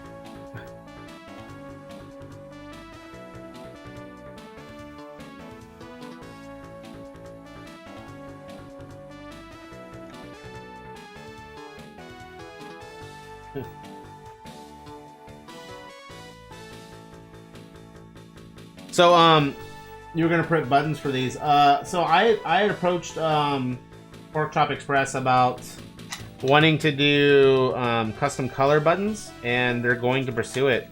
With the next run, I'm like, with the black one, it'd be awesome if we had a gold MiSTer logo and gold buttons. So it'd be like a Mega Drive or the Genesis, I guess. And then for the Super Nintendo, I want Super Nintendo purple with the silver. I thought it would look really nice. Uh-oh. Overhead camera is slowing down again. But yeah, so let's test it. This thing's so pretty. Alright, so let's see what size SD card this person got. They got a 256. So on your own, MiSTer, do you use an external hard drive, or do you keep everything SD? So I just started using an external hard drive, but I only use it for CD images and the Flynn 300 collection. So whenever I want to use, like I keep a smaller collection of CD games on the SD card, and then I keep a smaller DOS setup. And then when you plug in the hard drive, it sees that one as well. So that's exactly what I used to do. Yeah. What did you moved to all to external, didn't you? I needed a bigger SD card for my camera, so MiSTer gave up its SD card, and now I just have everything on the hard drive. Yeah. And I was a little hesitant to do that at first, but it seems to be exactly the same as it was before now. Yeah, it works fine. The only thing is, you don't have everything, like, I don't know, I like the idea of everything running off the SD card. One benefit I noticed, having everything on one thing is nice. One thing that's cool about my hard drive is that I can just unplug it and plug it into my computer. And then it's really easy to deal with. Oh, yeah, totally. I need to get up a lot of the dudes have, like, network drives. Yeah. That's smart. It is. Let's test this. This feels... Okay, so this... I kind of felt this way with the PCB case. This makes the MiSTer into a product. It feels like a tangible, like... It doesn't feel open sourcey or, like... I don't know, it just feels like a retail product. It looks high-end. Yeah. It looks like high-end audio equipment or something. Yeah, it looks like super a nice. really nice DAC or something, or headphone amp or something like that.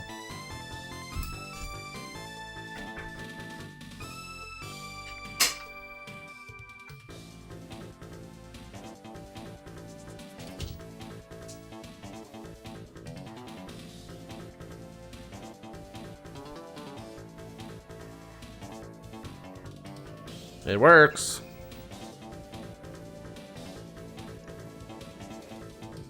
Nice. You got a real good system down. What, for cloning the SD card and stuff? Yeah, for just getting everything set up quick. Yeah. Well, that one took me a long time. I could probably do another metal build here, like, easily. That was a learning process, but now that's in my brain.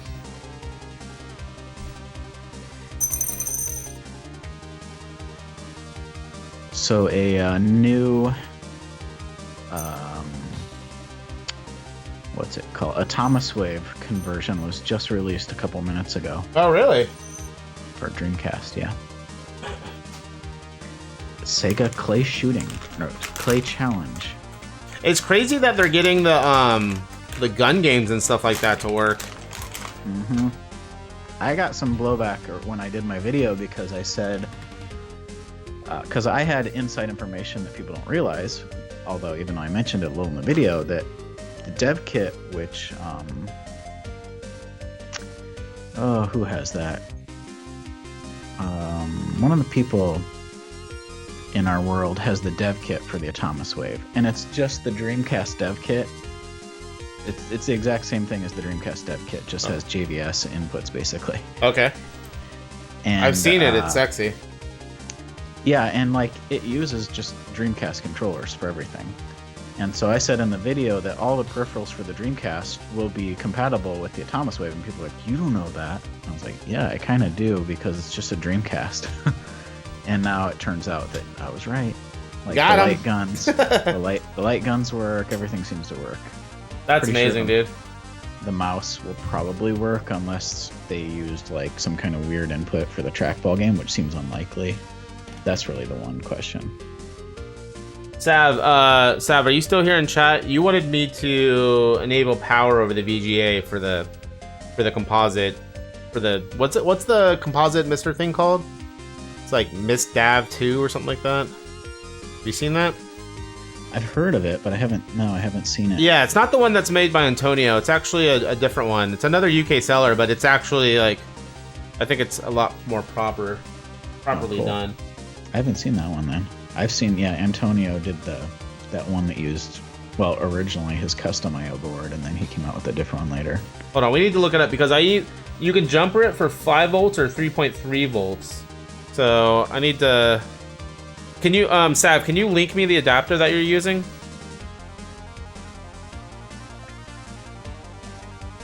The MiSTer 2. There we go. All right, let's see what voltage this uses.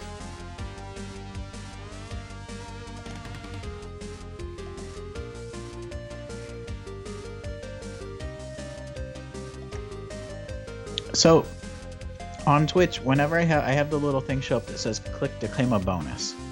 And then whenever I click on it, every single time I've ever seen that pop up, it says error claiming a bonus. What the heck is the bonus? I think that's channel points.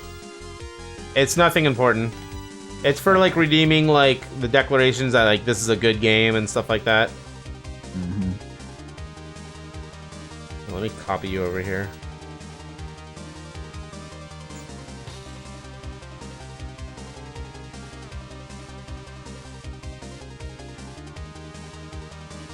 All right, so this is the proper, like, this gives you composite and S video out.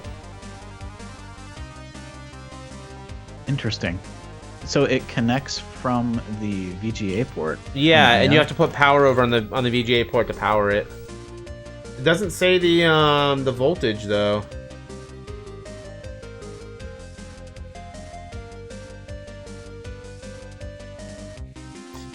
In use, the VGA power should be enabled and composite sync should be on.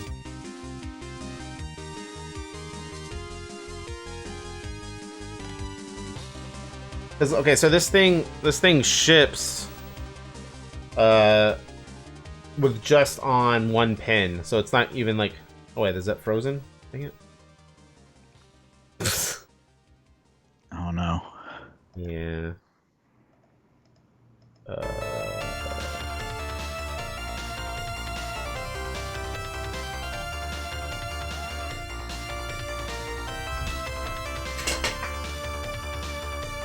think I've cursed your stream.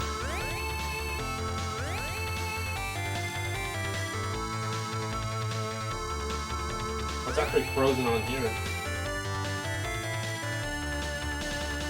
But let me reopen this app.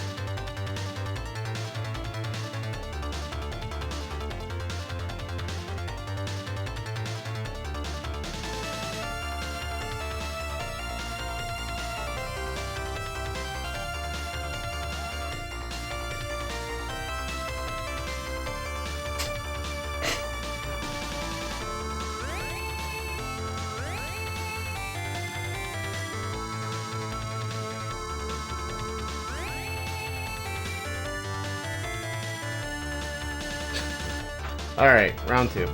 There you go. So what I was trying to say, yeah, the power is right here.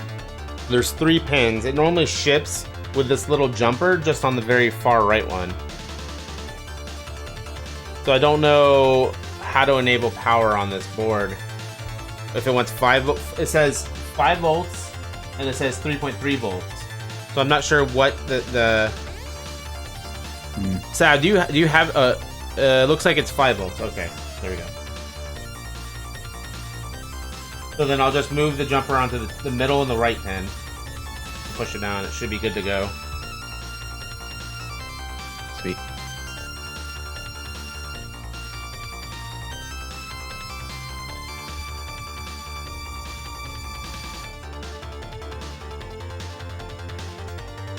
Yeah, this is a hot jam.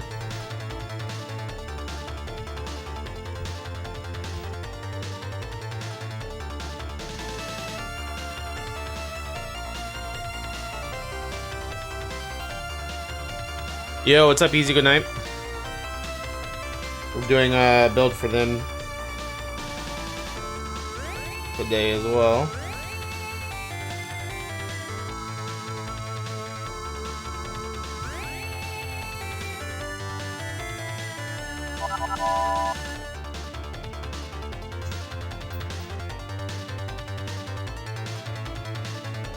My pleasure, Seth.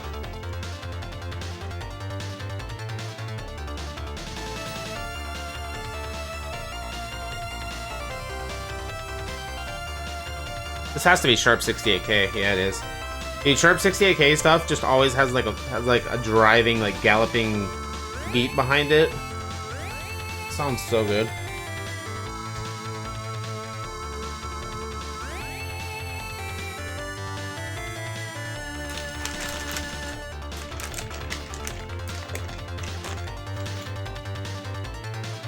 Alright, so I think Jass's build is good to go here.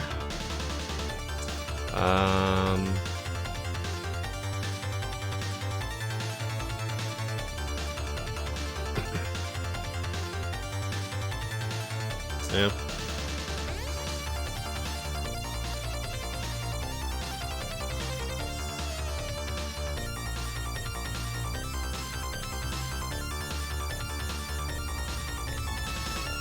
Arcade Action is asking about the 68 Sharp 68,000.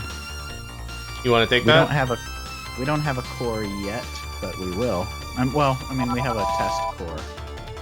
Basically, we're waiting on that to get updated on MiSTer, because the original project runs on an FPGA-based kit, and Pooh, who runs that, got on MiSTer at some point. It's supposed to be updating.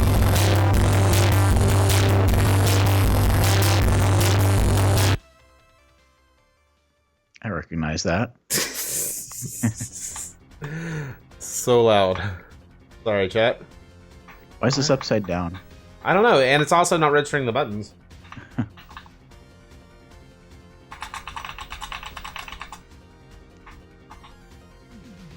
Wait, what the hell? That's still working though.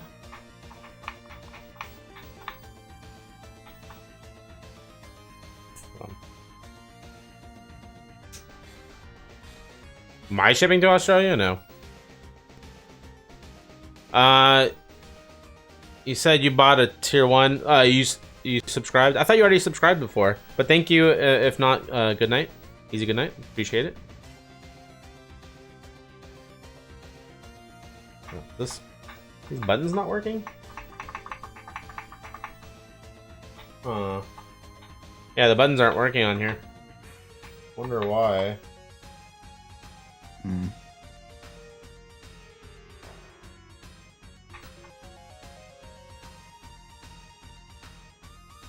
USB is working. But yeah.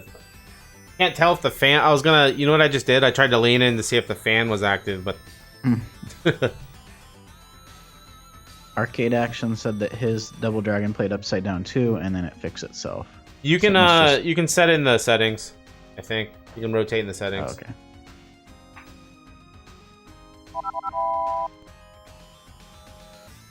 Oh, okay. Maybe that's why I didn't get it. Well, thank you. Thank you again. Good night. I wonder what the hell the deal is.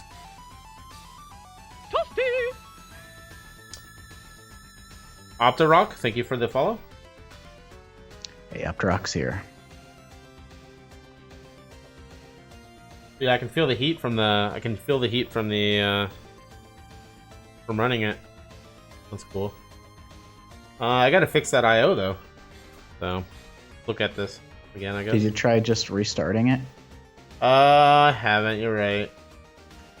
Sometimes MiSTer fixes itself. You never know. Yeah. I don't know. That probably won't work, but.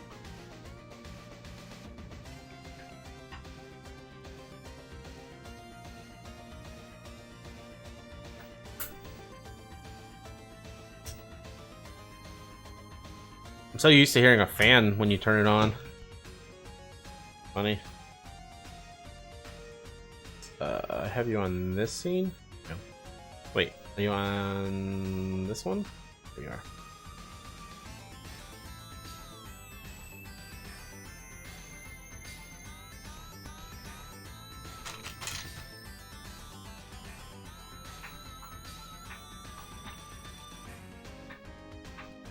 Yeah, maybe like a pin got bent or something like that when I put it on the top board. Darn. We'll figure it out.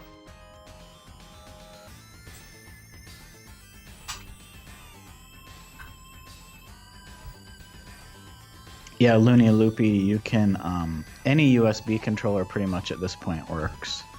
And you can plug it HDMI into pretty much anything.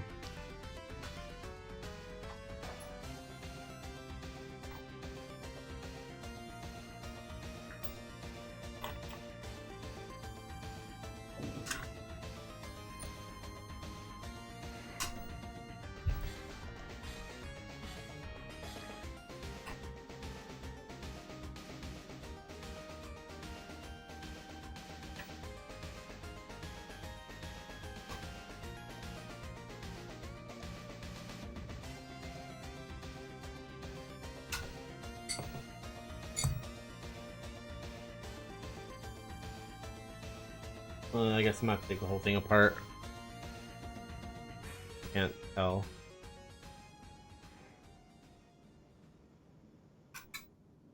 Well, I guess we're building this twice.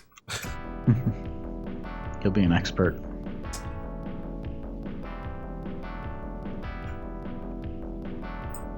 So, Mr. Need a fan? It's recommended. What we're using here is a heatsink. The case has a heatsink built into it. So we actually remove the fan from the I/O on this build.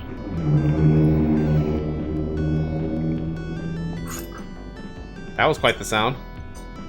That was you, right? Oh, it's my road, yeah. Motorcycles. It sounded like a foghorn on stream. Yeah. At least there's like hardly any airplanes anymore since the pandemic hit. Oh, jeez. I'm right on a flight path.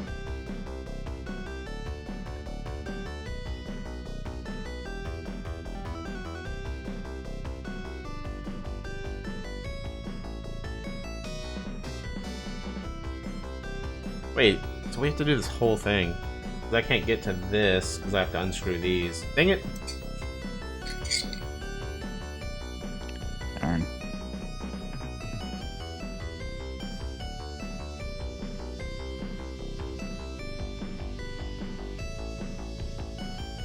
Trying to see if I see anything obvious.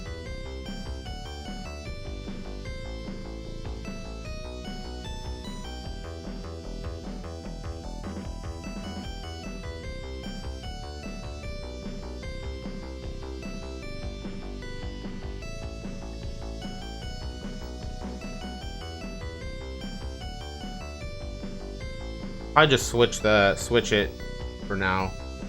Switch this board.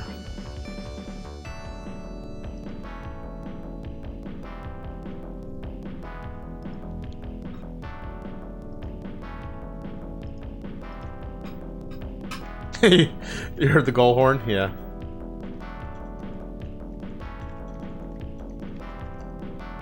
Oh, yeah, it's literally long.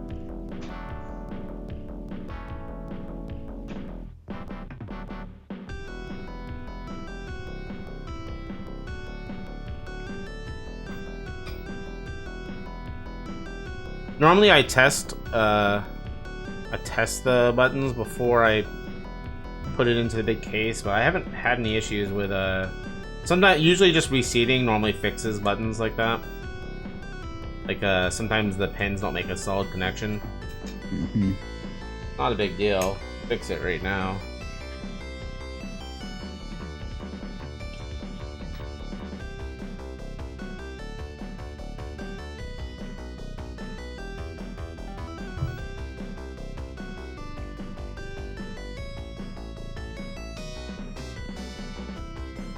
What's your most wanted core?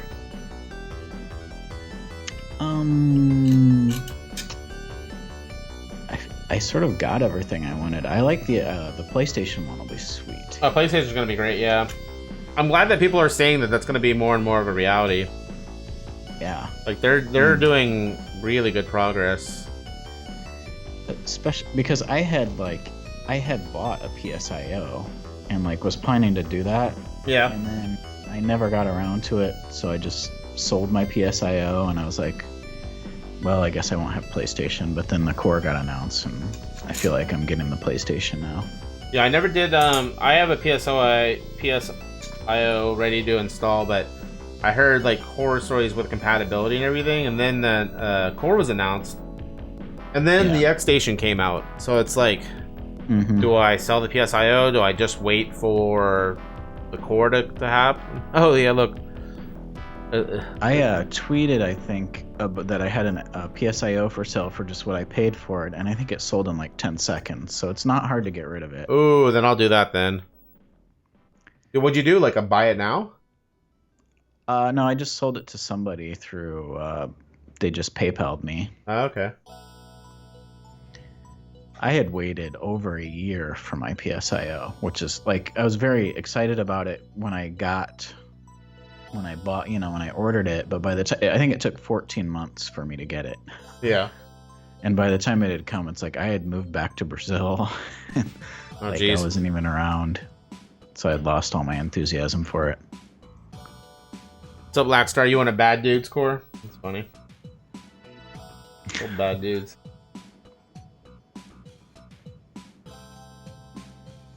Well, how about you? I would say Neo Geo Pocket. Oh yeah, that would be cool. And Wonder Swan. Like, I'm really interested in those, like the handhelds I haven't spent much time on. Definitely a PS1 for sure as well. This is so tricky. Okay. There we go.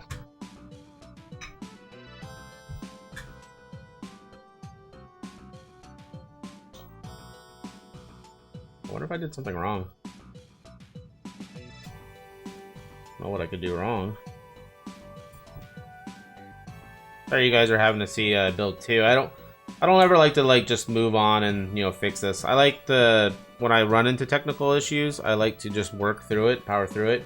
So I know anything can be fixed, but also I want people to have confidence that if they run into a problem that they can fix it as well. So that's why we're doing this right now. Yeah, Lackstar45 mentioned something too, is like with the PlayStation. So okay, let's say I installed my PSIO. I still don't have the nice RGB setup like we have in MiSTer and all of that. Yeah. Which would be totally sweet. So it's like there's just like mods upon mods, like kind of like modding an NES for RGB. Yeah. Like well, I mean, the PlayStation has RGB out natively though. Oh, does it do SCART? Yeah.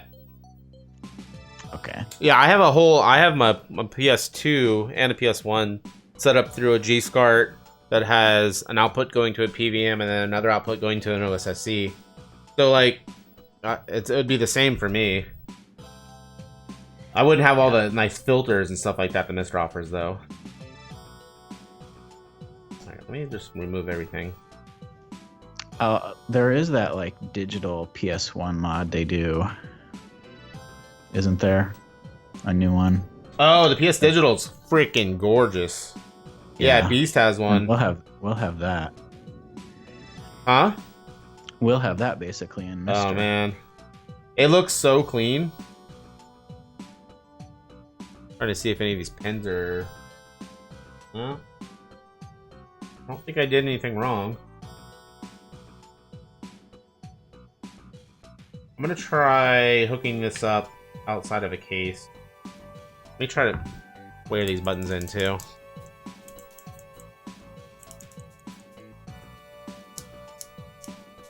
Did you see Pearso is working on Qbert? Oh yeah, I saw that. And that hardware is the same hardware that Zookeeper's on and Mad Planets and Really? I didn't realize that. Yeah, a few other, and that board set's nasty. That board, so the back of the Qbert board, the back of the Qbert has a giant door that swings out, and it has 3 boards that are mounted on that, and that's just like graphics, ROMs, and like sound, and it's a nightmare of interconnections. They're like notoriously bad. Crazy. Yeah, so that will be a really, cool. really nice addition. Yeah, I'd been saying for a long time that Qbert is one of those little gaps in MiSTer that should be filled. Yeah. Golden Age gap. There aren't many of those big ones left.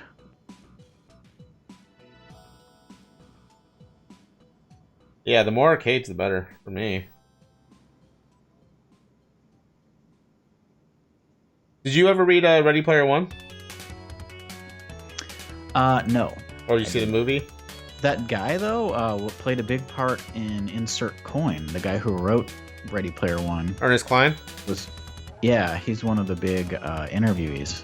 Okay. So you would like that. He seems like a cool dude. Yeah, from what I've read, seems to be a cool guy. All right, let's hook up this all without a case. Why do you ask about Ready Player One? I just thought you would like it because it deals Oh, with it deals with all arcade games and stuff like that, and some of the stuff, the games, the old arcade games mentioned, like you could play on the MiSTer. Like I'm gonna do a Ready Player One and Ready Player 2 day.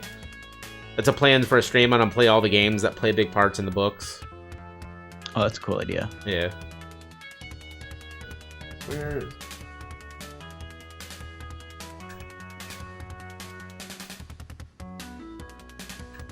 Oh, so this is worth mentioning. You can't remove the USB hub once the light pipes are installed without popping those out.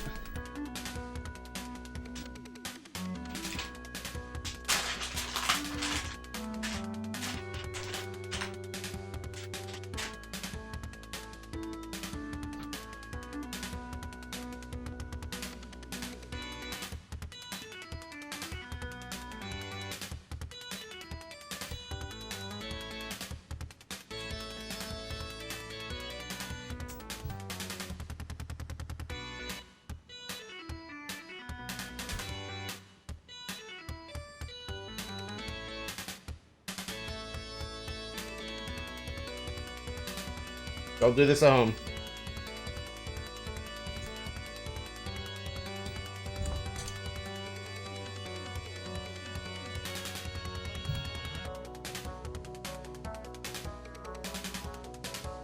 Need to make sure they're spaced far enough so they don't short.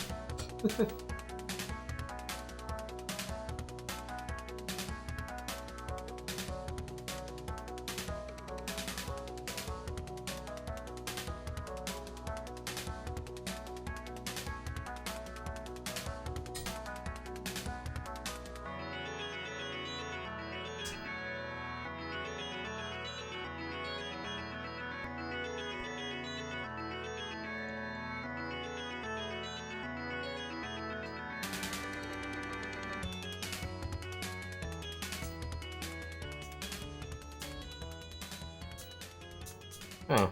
I actually paid $3.99 for my last PlayStation. Someone's referring to it as a $25 core. There we go. I wouldn't laugh off a PlayStation core. I mean, that's a huge, huge system with like thousands of games. And honestly, nobody has modded PS1s, so there's really no comparison between PlayStation and a lot of almost anything else we have on MiSTer. It'll be the most advanced and probably one of the most praised cores in the entire system. Yeah, the I mean, that's so huge. I can't even put into words how big a FPGA-based PlayStation 1 will be for people. like I have a weakness for like early polygons, especially PlayStation. Like that's just beautiful to me, and it's going to be insane to have it. And there's like, for whatever reason, I never really got into PlayStation 1 until I picked one up. And there's so much like Sega Saturn quality 2D stuff on there too. Like, and all those shoot 'em ups, arcade games, stuff like it's gonna be awesome. Oh, it's Einhander on the MiSTer. Yeah. Get out of here. All right, so yeah, the buttons work now, guys. You just gotta play with stuff. We gotta redo the whole thing. It's good because I like building this case. So it was working. So I missed when you tested it. Yeah, I just got the buttons to work. Yay. I should really hit the buttons really hard before I install the board.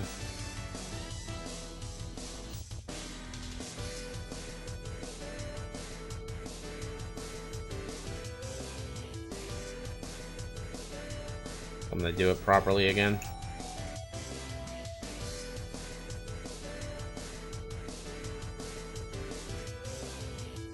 G Darius, yeah. I have a G Darius, so I own a bunch of stuff that's not. I own a few boards that are PlayStation hardware that don't have ports, like Dancing Eyes, Magical Date, and then I have a G Darius board as well. G Darius is PlayStation based as well. There's a really good PlayStation port of G Darius. I think there's a Saturn port too, isn't there? But I don't know. That game. So are those that you have System 11s, or are they like bespoke? No, they're all kinds of different layers of Namco boards. There's so many different names of them, but they're all basically just a PlayStation CPU. And then instead of CD drive, they have ROM boards. I'm big into Namco System 11 and 12 myself. So what's 11 and 12? Everything that I have has been ported. You know, everything has a good home port that I have. I don't have any of the rare stuff like you have. What's System 11? So System 11 is basically like a PlayStation with more RAM, and that has like Tekken 1 and Tekken 2. Yeah, that's the same hardware I'm talking about. Yeah, that's what I figured. Yeah. And then System 12 is significantly more powerful, I guess, more closer towards, PlayStation. I call a System 11 sort of like a PlayStation 1.5. And is it that much of an advancement? It's just a lot of RAM. Okay. And then System 12 is sort of like PlayStation 1.75 then. Okay. It does like Tekken 3, Tekken Tag. You know what the strongest one is? What? Capcom ZN2. Ooh, what's that? That's the same board, but it's the biggest, strongest one that they make. Oh, nice. Which one? Do you have games that run on that? No, but so the Street Fighter Alpha, Street Fighter EX. Sorry, that's what the EX and EX2 stuff is on. Oh. So you know what I'm thinking it might be? So these spacers that we installed, it might have made it so that it didn't make a solid connection on for the GPIOs. I'm wondering. That's what it is. Because I just connected it. I need to test it again now, like this. Because there is a little bit of a gap. I'm not able to push it all the way down. Mm-hmm. I bet that's it. Probably. I always brag about this. We were talking about documentaries. My system, I think it's one of my System 11 or System 12 boards, shows up in the Bedrooms to Billions documentary about the PlayStation Revolution. Your exact copy? No, they actually contacted me and asked if they could use it in there, which was really bizarre. Because I had just seen, like a month before they contacted me out of the blue, I had seen Bedrooms to Billions, the Amiga years. And then I had a DM on Twitter, and they were like, oh, hey, we found your System 11 board on pictures on Google. Can we use those in our new documentary about the PlayStation? I was like, well, hell yeah, you can. And then I was also very excited to get the news that they were working on a PlayStation documentary. Oh, wow. Which, by the way, anybody who's interested in PlayStation, even in the slightest, this is a masterpiece of documentaries, the PlayStation Revolution. And it's like 3 hours of PlayStation, about 2.5 are about PlayStation 1 and the launch. And then at the last half an hour or so goes through like PlayStation 2 and PlayStation 3. It's pretty cool. You would love it. Yeah, I'm excited about it. Okay. And it was like 2 years ago that came out for Kickstarter backers, but it just came out recently for everybody else, like on streaming services. Oh, wow. What's that one called? Bedrooms to Billions, the PlayStation Revolution. I'm going to watch that tonight. They've done 3 really good documentaries, but the PlayStation one's the best by far. Interesting.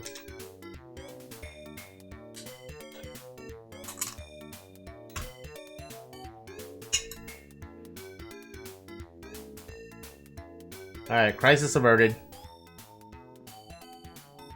Nice. So somebody did ask Laxer if System 11 would be possible in MiSTer, and I think he said something like, theoretically it might be possible, but it would be so much work that there might not really be a lot of benefit to doing it. So maybe somebody could possibly do that one day.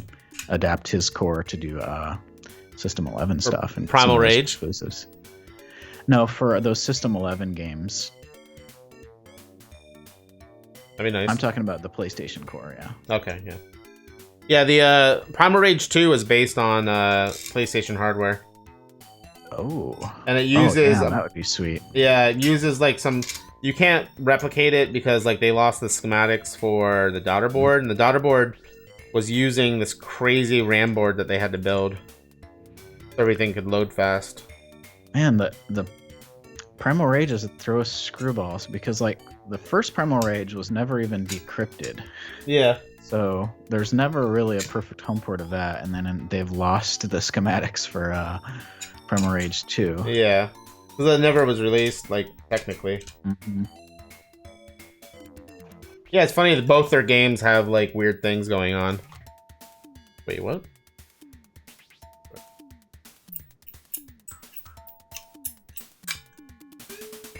Tim, GC8 Tech, had reached out to Galloping Ghost recently because they have at least 1, maybe 2 Atomus Wave games that were never dumped. Oh, yeah? They said that they had them dumped for preservation, but they never released those dumps. So there's 2, including that Chicago 1929, which actually looks really cool. Oh, that game looks awesome. Yeah, I've seen a video of that. It's like, you're like driving like a mob car, right? Uh-huh. Yeah. Unfortunately, there's no ROMs for it out, and apparently the person who dumped it for them is selling. The only way you could get it was he was selling it illegally for a while to people. He was selling that and a few other Atomus Wave games. After he dumped it for... Did he dump it for them? Yeah, I think so. And then he was selling it secretly? On eBay or something, yeah. Huh. And they're specifically not sharing them, you know, ROM hoarding kind of thing. Interesting. But it's a shame because they have several games. That yeah, he likes on exclusives our Dreamcast right now. He likes exclusives. For sure. Yeah, this is a case though where it's like everybody could be playing it on their Dreamcast. It's insane that you would hoard something like that. It really needs to get out there. I'm not saying, you know. Yeah. You do whatever you want, but I can ask him. They released Primal Rage 2, the ROMs, so that we could play that in MAME. Well, wasn't that Galloping Ghost who did that? No, that's the guy who had it. I mean, it's always been dumped in MAME.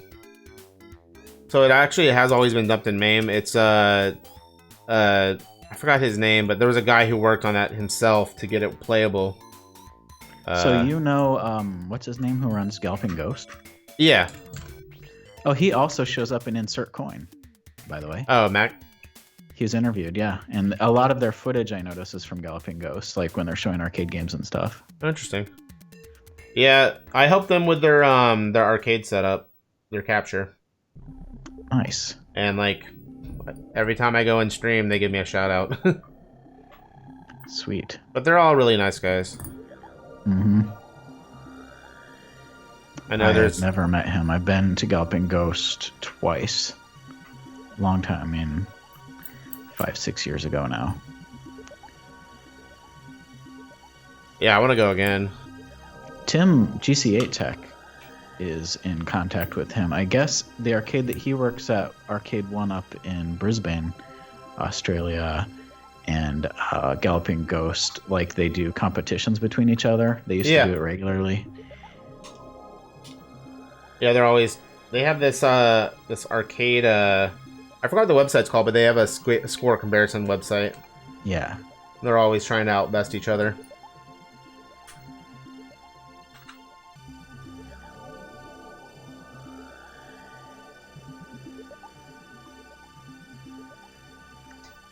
All right. I think we're good on this one. Sorry that took so long, guys.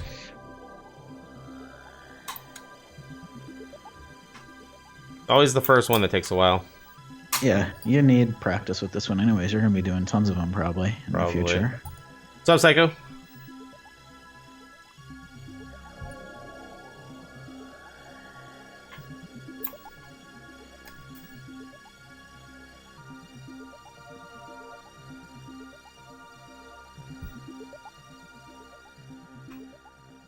See, I said early on with MiSTer that once we got Dig Dug, that everything after that was just a bonus for me.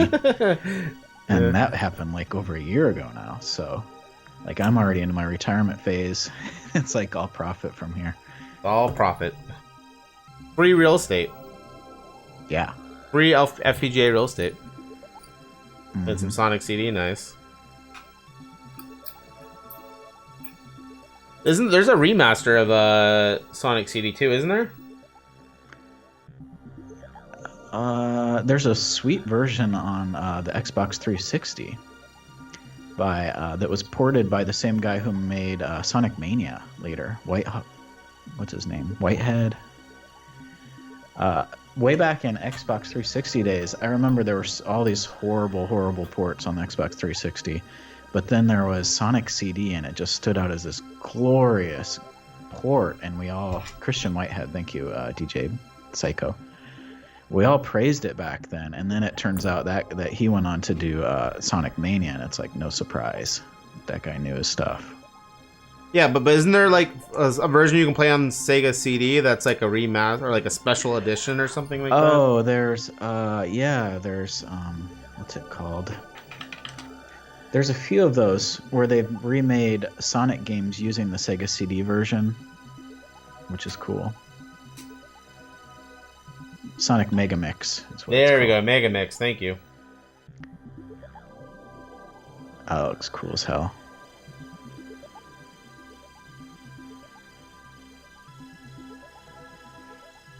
What do you use to get SD cards in and out? Everybody has their own little trick. Mine, it just pops in and out easily with this case I have. Oh, I have a little HDMI dongle thing that goes into an HDMI in to protect it, and it works. This in works perfectly as an SD card eject tool. I've heard, somebody told me that they use, those little micro SD card adapters you get. Mm-hmm. These also, you can use like a corner of that to pop in and out. So it's the right. That's a good tip. Yeah. Mm-hmm. Dimension.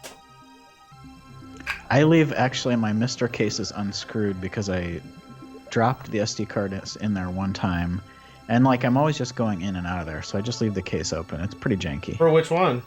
For your 3D print? Yeah, my 3D print. Yeah. I'm excited for you to move over to the acrylic green. Me too. 'Cause it's gonna glow like a bad boy. Be like Slimer green. Alright, just testing this one here. Sonic Mega Mix retail release. No, it is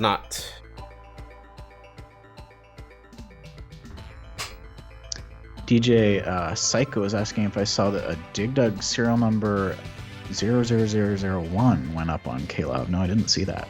What? I think all of my DigDugs came from Klob, though, actually. I like it. I like how it's a family. Like, all of my family of DigDugs that I own. Because you're a hoarder, right?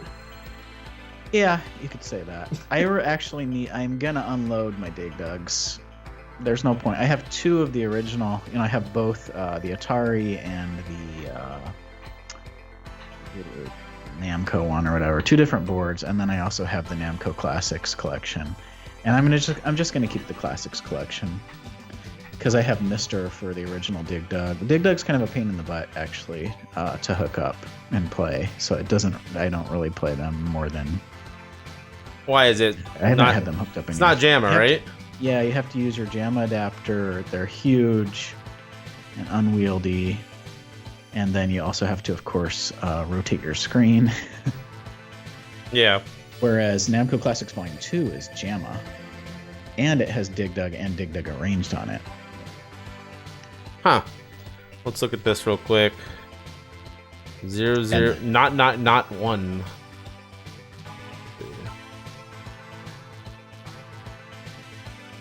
I used to stalk Klob's, the for sale section. Like obsessively looking at it like 20 times a day. Did you do that? Back in the day, yeah. I mean, that was the original place to buy stuff, and a lot of people sold stuff as untested at a good price. Yeah. So are they selling this, Psycho? Doesn't look like it. He said it's going to be repaired and go into a museum. Oh, that's even better. That's cool. Huh. All right, let's test this here. So middle button works, home works. I don't think reset works yet. So the serial number on the arcade game's serial number lets you know what build it was. Yeah. I never. Yeah, it's usually not that. as clean as 0001. It's normally the manufacturing date and then the batch and then like the number. I've never seen 00001 for something. I don't know why home is working and reset's working, or home and the menu, but the reset button's not working. Oh yeah, I had 3 DigDugs at one point.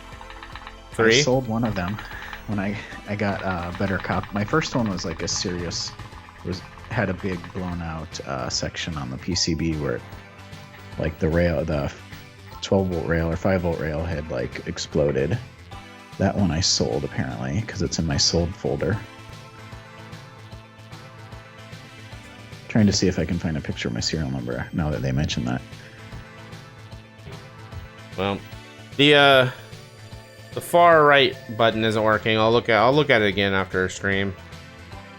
But we'll move on here. Thing is gorgeous. That's cool. Yeah. It's I was wondering if it was gonna feel too big because the ultimate MiSTer case that I have is they don't use a USB bridge. They actually they do use a USB bridge, but they use they short the power on the D10 to get power. So it doesn't have another power jack, so it's actually smaller from the middle to the USB hub, and it looks like it has less headroom than this as well. So yeah, it's a little bit smaller. I was wondering if this was going to feel too big, but it doesn't feel big at all. It feels really heavy and really nice. Yeah, it just looks so high-end. It does. Especially with the light pipes and everything. Light pipes, baby. Real deal light pipes. Alright. Light pipes lifestyle. Alright, we're building. What's the next one? Is he doing more batches of Ampere? Yeah, he's going to do another batch. Okay, I didn't know if this was like a one-time thing. Cool. No, yeah, so he had some shipped over quickly, and that's why they're $10 more. They're $70. Then he has the slow boat batch. I don't know if the slow boat batch has come in yet, but he has a whole nother round of slow boats, I think, coming in. So more. Like, 1/4 was the initial sellout. So he's getting 3/4 more stock back in. Yeah, so I think that. And then he's gonna do another run right after that, he said. So we did Joss and Sav. So we need to do new briefcases. Like green. Oh, do you wanna? I don't wanna keep you here too long. I can we can do the Astro City unboxing too if you wanna do that now. Your choice. Go for it. Okay. I'm cool hanging out.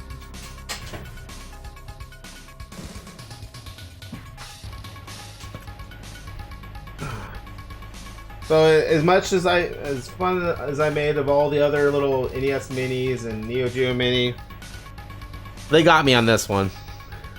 So this is the Astro City mini. I got this They on. almost got me on this one. I almost got you, yeah. I almost canceled my order when I saw they changed the resolution of the screen to like 16:9 versus 4:3, but I figured I'd still put it behind like a shelf or something.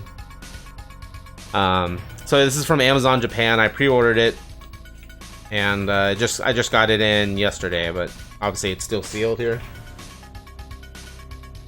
That's an awesome box. Man. Box is pretty sexy. I called one time the Astro City like the height of human design. More Ever. so people that like Astros like them even more than like Egret 2s.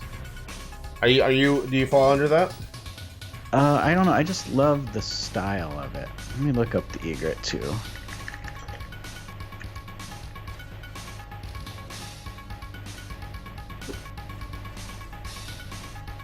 Egret 2 looks a lot like the Astro City, doesn't it? Yeah, I mean, Just different colors. That's pretty cool. Yeah, I like that a lot.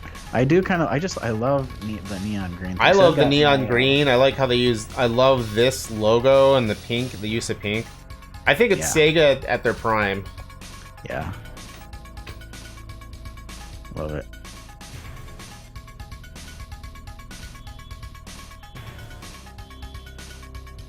So it's a little registration card. It's cool.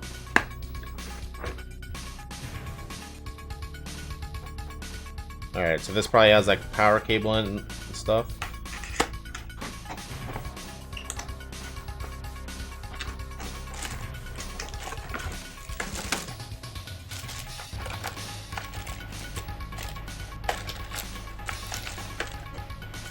How long ago did you order this? Oh, a long time ago, before COVID. Wow. So it includes a HDMI cable. It is not branded Sega. And includes a power cable that's generic as well. Okay. I didn't realize it had HDMI output. That's cool.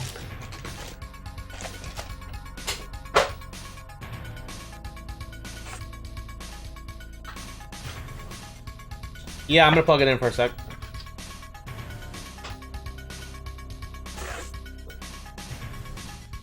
Little box has like a little support for it. It's kind of cute.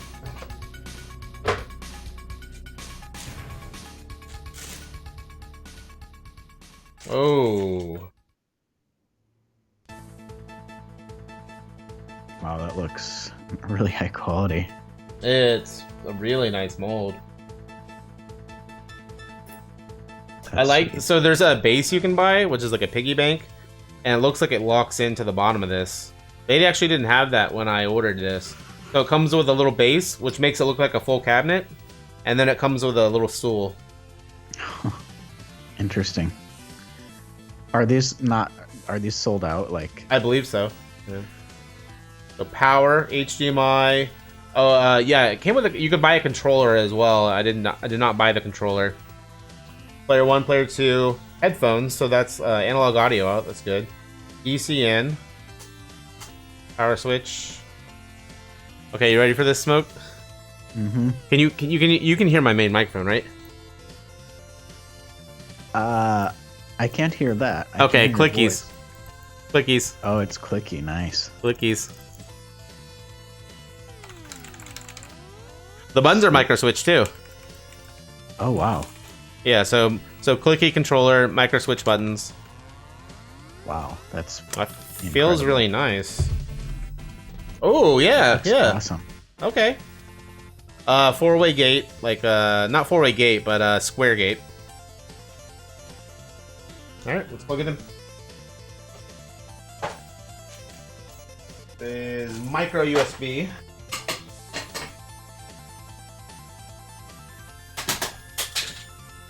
I'm not gonna use the attached cable because I'm gonna keep everything in the bag. That way, if I ever want to sell it.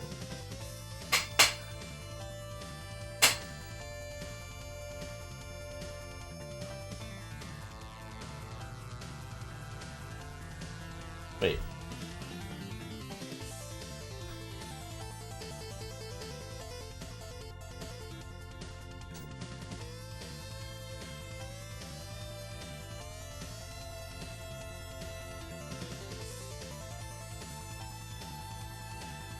Oh, that's cool. Boot.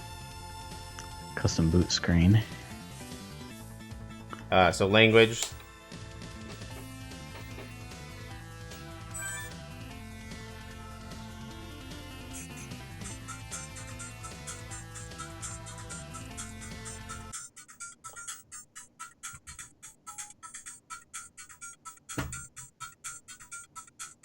Does that thing light up on the front? All right, you should be able to hear it a little bit better now.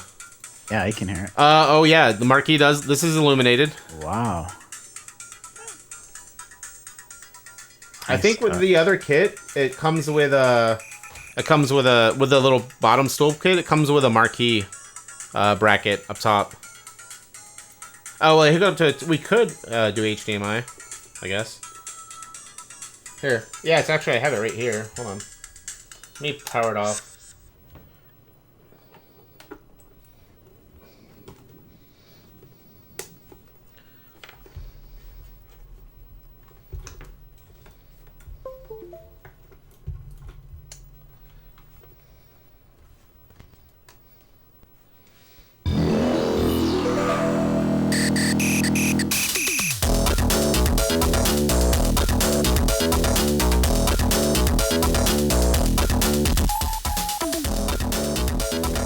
Thanks for the idea. Plug it in. Yeah, good call. Nice HDMI output.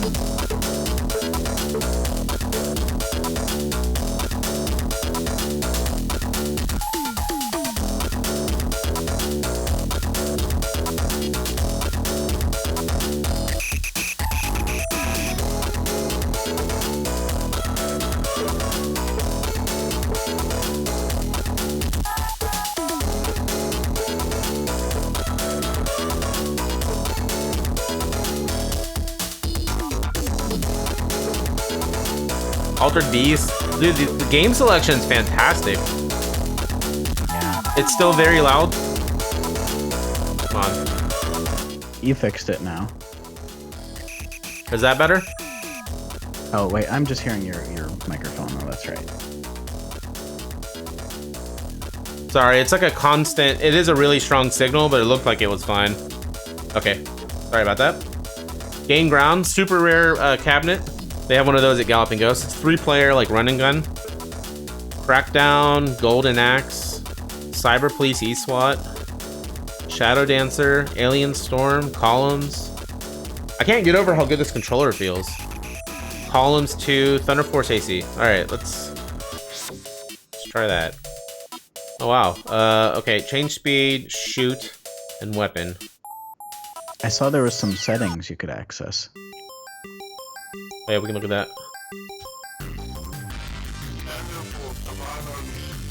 Oh, hey, there's no smoothing at all on that. That looks good to me.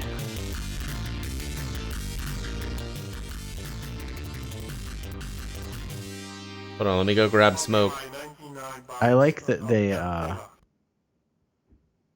have really good video settings by default on this thing, unlike the Neo Geo and all the other ones.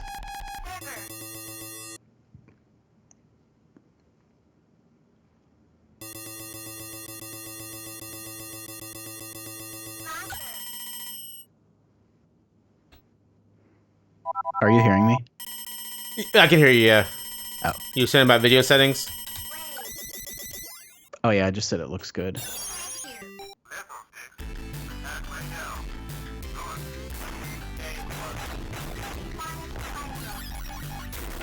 But there is lag playing through HDMI, unfortunately, here. Shmup probably wasn't the best idea. But are you playing through your capture card or something?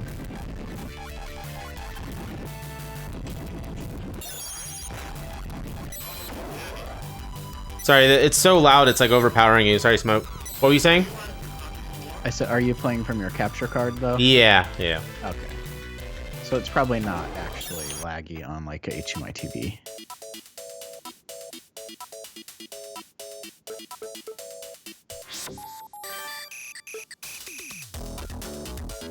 That's nice that they did a custom button screen. Yeah, everything's done really well, it looks like. I love the interface, I like the smoothness. I like that there's little select and start buttons. All the controls feel fantastic. Oh, here, volume. There we go. Why is it so loud? Okay, anyways.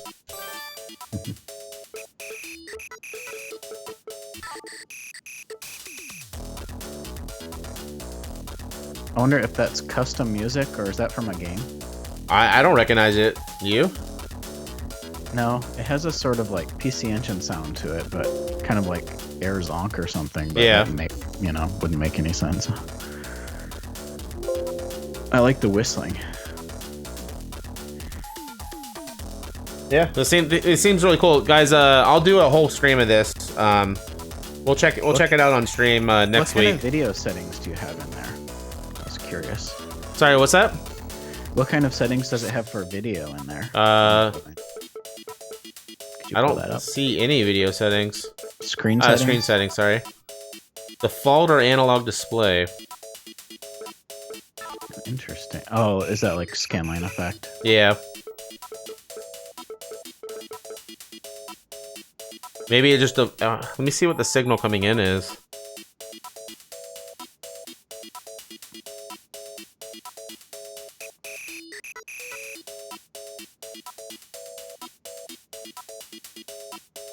So it's a 720p right now. At least that's what I'm capturing it as. 60 hertz. That scales nicely. Yeah. From 240p or whatever. Yeah, this thing looks... that thing is very cool, man. That's way nicer than those Neo Geo menus and stuff. Yeah, I'm very happy. I probably won't sell it. Just the stick, dude, alone. And the selection of games is fantastic. Like, and you know, I'm sure they'll have this hacked like they have everything else hacked. But yeah. Really happy with it so far, I think. Somebody asked a good question. I mean, I wonder if they connect to the screen in there via HDMI. And if somebody could, like, if you could add an HDMI input to that thing and, you know, hook up a MiSTer to it or something. I mean, that'd be a MiSTer in this would be like best case scenario. Yeah. Yeah. Oh yeah, we didn't ever. Oh yeah, I guess when we first powered it on, we used the speakers here. So pretty. Anyways, move on. That was a nice little diversion. Telebug has some good information about the music in the chat. Okay. It said it's copied from a review on a Japanese website. The main menu music and effect sounds were created fresh by Hiro, a sound creator at Sega who's written music for games such as Outrun and Space Harrier. Fuck yeah. Wow, awesome. Dude. Well, that's why it was so good. Sweet. Yeah. Thank you, Telebug. Huh. That's cool as hell. Man, I kind of wish I had bought one of those now. You're being good. That's the one thing I'm like, fine, fuck it. You know, like I'm so good with not buying, trying to not consume. But that was one of them where they pulled at some heartstrings there. That's a really cool one, yeah.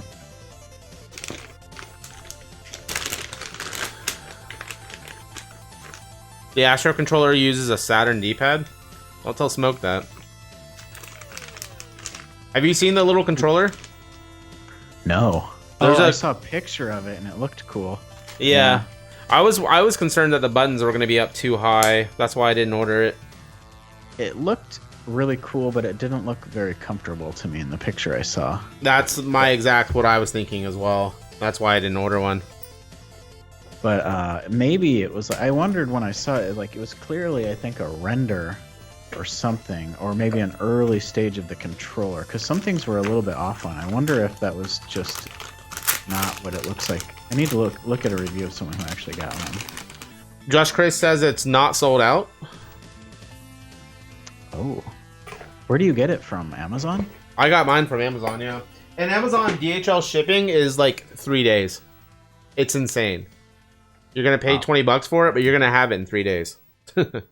I just see one for sale on Amazon for $228. Yeah, it was 100 something. Yeah, it's Shouldn't be that much. Is it a reseller on Amazon? yeah, it's a reseller. Josh Chris, if you see it, if you have a link, just so Unloved Homie, yeah. If you guys want to drop a link, please do. For So in order $130. to order from Amazon Japan, can you use your USA Amazon account to do that? No, you have to create a separate Amazon Japan account. And Yo, is it- random. Build day bits. Thank you for the 200 bits, man. Much Nice. appreciated. Thank you. How you doing do today, you have Random? to pay shipping on top of the 130 to 140? Yeah, you're gonna pay shipping on top of that. I'll skip it. It looks really cool, but I don't have that kind of money right now. Right. Well, I have money, but I don't have money to spend like that. When I ordered it, I still had a job, and when the order actually came through, when they tried to charge the card, my SunTrust flagged it. They're like, Amazon Japan wants to order this. I'm like, should I let this go through? Like, do I need this right now? I'm like, fine. Yeah. So I mentally bought it twice. I almost canceled You had my to go order through though. the whole process twice. Well, I didn't do the whole process. I just had to allow it, and then on the Amazon Japan account, I added a new card. I removed my card and then added the same card back, and it recharged it. Yo, homie, thank you. Let's look at this link here.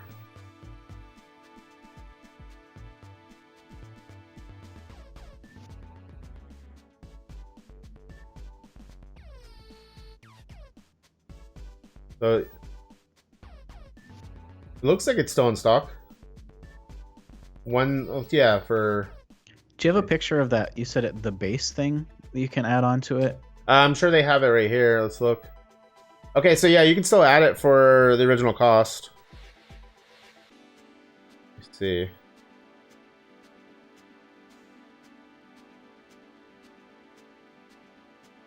Oh yeah, they redid the arcade stick. Did you see that too? Yeah, I saw somebody in my Discord got one of those. Yeah, it looks nice. I have Yeah. 2 of those for Saturn and 1 for Dreamcast. Yeah, look at how high those buttons are, dude. Yeah, that's what I thought. Just didn't look right to me. Something about Yeah. that. Even though it looks cool as hell. It looks cool. I would never I use love it it. though. The stick does seem great, Doc. I agree. Where's the base? Oh, there it is. That's cool. It comes with the stool. Yeah, I only saw it for a second. Oh, there we go. So it's $40, right? And that 4,000 yen, be $40. It's worth it. It's worth it, If you're already buying it. dude. I'm so frugal. No, you're right. That also looks like it wouldn't make it easy to use, honestly. Wouldn't it be Oh, it wouldn't wobbly? actually make it easy to use. But if you're just having it, look at that a stool though, display. dude. Yeah, I that's wonder funny. if the stool's padded, I'll buy it. If it's not padded, I will not. How about that? If the stool is actually padded and not just hard plastic, because it looks like How are it's you gonna chrome. find out? It looks like it's chrome. Well, one of my viewers got it. I'll ask them. The stool is not padded. Thank you, Trunks, for saving me money. There you go. Look how it like locks into the bottom though. That's so rad, Yeah. dude. If you could coin up, I think it's just a piggy bank. If you could coin up through the front door, I might consider it too. If it added a credit in the game, Oh, that takes actual money. That's yeah, it cool. takes the actual quarters. Or I wonder if it takes yens, because of the size. Yeah, that's That's pretty. Mm-hmm.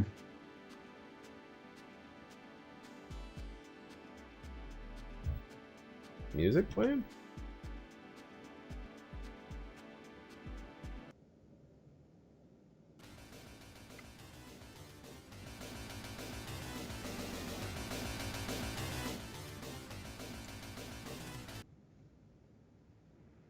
That's a good idea. That's My Trunk said they're thinking of stuffing an external battery into the base and wiring it to the mini cab.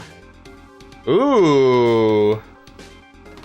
So wait, you try to save me money and then you give me an idea that makes me want to spend money again? Come on. Yeah, you could even just do a USB battery pack in there and then just run it up to the back. Pretty minimally. Get a right-angled USB cable. Drill a small hole at the back of it. Can you turn it on and turn the sound off, and will it just play a track modes or something? Ooh, I don't know. Sitting there? We can check it out if you want.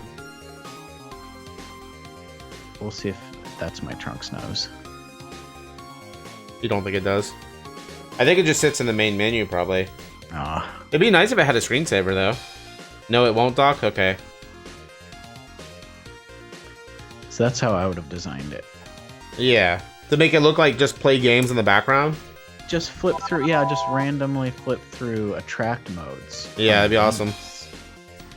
One of the Neo Geo carts does that or something.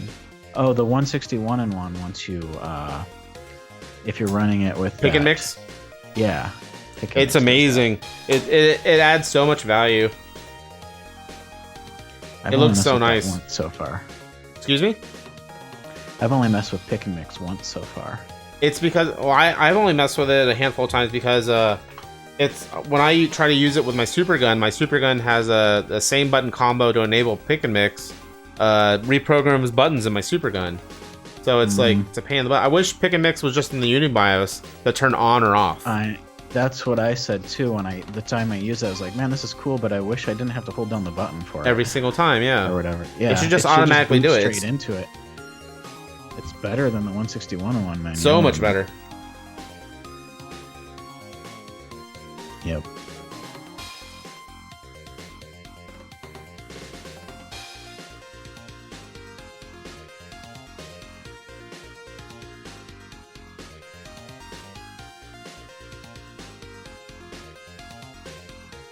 Telebug said it looks like it was planned to have a BGM mode as well, so you could blast out your favorite Sega classics.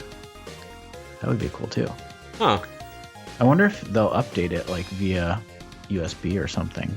They could. Yeah, I wonder when they started working on that. Is it like as soon as they saw the Neo Geo, they're like, oh, we need to do that?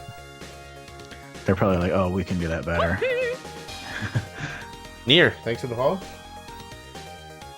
Just Chris says, I have the Darksoft multis and other multis and analog systems. If I decide to get a MiSTer, does it make sense to keep them? Yeah. I mean, it's arcade hardware. How are you playing your arcade hardware? Are you playing it in a cabinet, or are you playing it via super gun at all times through HDMI? Like, I have most of the Darksoft multis as well, and I still use them in my arcade cabinets. So, Owl, have you sold anything as a result of MiSTer so far? I actually haven't. I've sold one single thing so far. Yeah. Double Dragon. Well, I mean... and that one game, which I didn't pay much for, I fixed it. Well, actually, it was fixed. It was working, but it was sold as not working because they said it didn't have audio, but actually it just needed negative 5 volts or whatever. Yeah. That basically paid for everything I put into MiSTers. Oh, that's awesome. Because it's worth so much now for whatever. On eBay, you know. Now, if I had like super pricey boards, I would, but most of my setups are multis, so like... oh, you have some expensive stuff for sure, dude. Yeah, but... You're thinking in K-Log terms, but on eBay, this stuff's worth like its weight in gold nowadays. Even, I mean, Double Dragon's like the most common crap on earth, and I got Double Dragons used to be $40, dude. That's what I paid for it. Yeah. I paid like almost what it was worth in shipping when I bought it. Yeah? What'd you sell it for? Oh, over 200, I think. Insane. plus shipping, you know. Double Dragon And boards are that's the most super common, and there's bootlegs too. And the Mine, of bootlegs course, actually was- run better. Mine was recapped though, you know, and very beautiful, and I did a really good job at the auction. But at the same time, come on, please. It's one of the most common games I have, probably. Yeah, super common. I think it's a nostalgia thing. Like people just they want the want a game they remember. And on eBay, because people don't understand. People who are buying stuff on eBay don't understand that that's not really how you do it. Right. You know, like if you're into arcade stuff, you're probably buying on forums or from friends or on Klove, or people buy it on Facebook or whatever. Like eBay, I've bought so little stuff on there, and when I do, it's usually untested stuff, you know, that's cheap. Yeah. But a working board on eBay has got to be worth like 4 or 5 times its price on Klove or somewhere.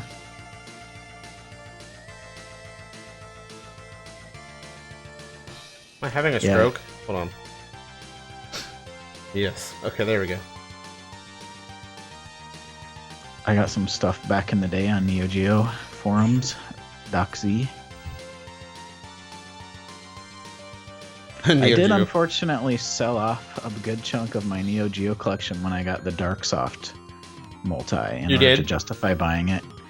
Yeah, but I mean, I kept the good stuff that I wanted. Which you bought the Darksoft Neo Geo? Yeah. Okay. Before it had come out, actually, like as soon as it was announced. That's the most expensive one, right? That's even more expensive than Neo SD. It was expensive, but it was free in a sense, you know, because I sold my stuff. You probably got the other stuff cheaper, yeah. Yeah. I justify stuff like that too. Mm-hmm. There's also the MiSTer definitely stops me from buying arcade stuff. Like Absolutely. I always wanted a Ghouls and Ghosts PCB board, and I'm like, if it's gonna come to the MiSTer, I'll just keep on waiting out. Yeah. I might have bought like 2 arcade things since I got MiSTer, and that for me is, you know, basically a dead end from buying arcade stuff. Yeah. I'm kind of kicking myself because I had gotten I had gotten Arcana Hearts Full, which is a VGA, you know, 31 kilohertz board. Yeah. And then I sold it because I was like, oh, I'll never do 31 kilohertz stuff actually. And then like a few months after that, I got this VGA monitor, and now I could play it. Oh, you got an NOS VGA monitor, right? Yeah. You told me to get one of those. I still haven't bid on it. I have a VGA monitor out in my garage I don't use. And I have a NEC XM29 that has VGA in as well. Yeah. You have a BVM. But I did pass that on to a Team Spooky member, to Saban, who's one of the greatest Arcana Heart players on Earth. Yeah. So that was kind of cool. I just passed it on for the same price I paid for it. That's awesome. I actually took a little hit on it because I gave him free shipping or something. Well, that's nice of you. Art is a good guy. Nice. I like that everybody knows everybody. A lot of in the arcade scene. Mm-hmm.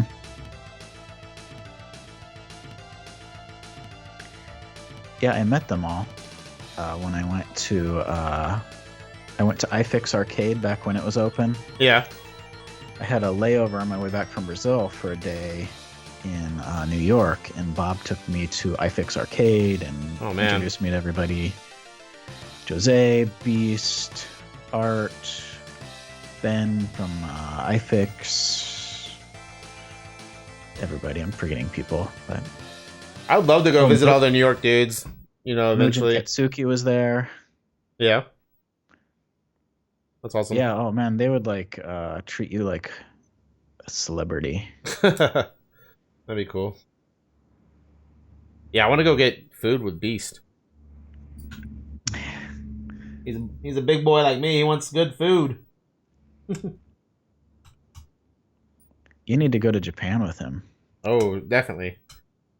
He said he's going, in the past before he had mentioned that he was going, and I'm like, he invited me along to go along with him, like casually, man. and I'm like, you know, I would be down because I've always wanted to. I've never been to Japan.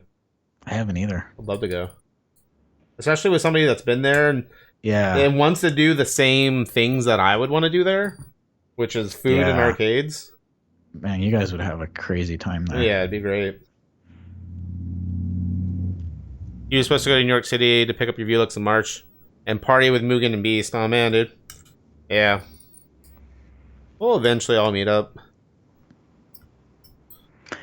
Oh yeah, when I went, John AP Waldo, he has that.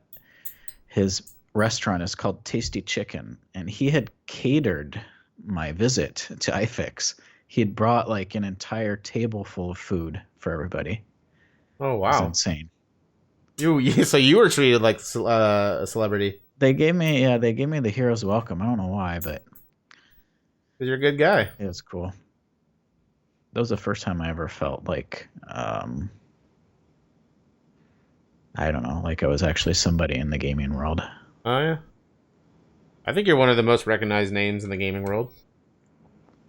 Well, that's because you're elite. Oh yeah. I'm actually not. No, most people haven't heard of me, really. Anybody who's ever looked for a decent ROM pack. I actually judge people. Like, if somebody hasn't heard of me, I'm like, oh, you're not elite then.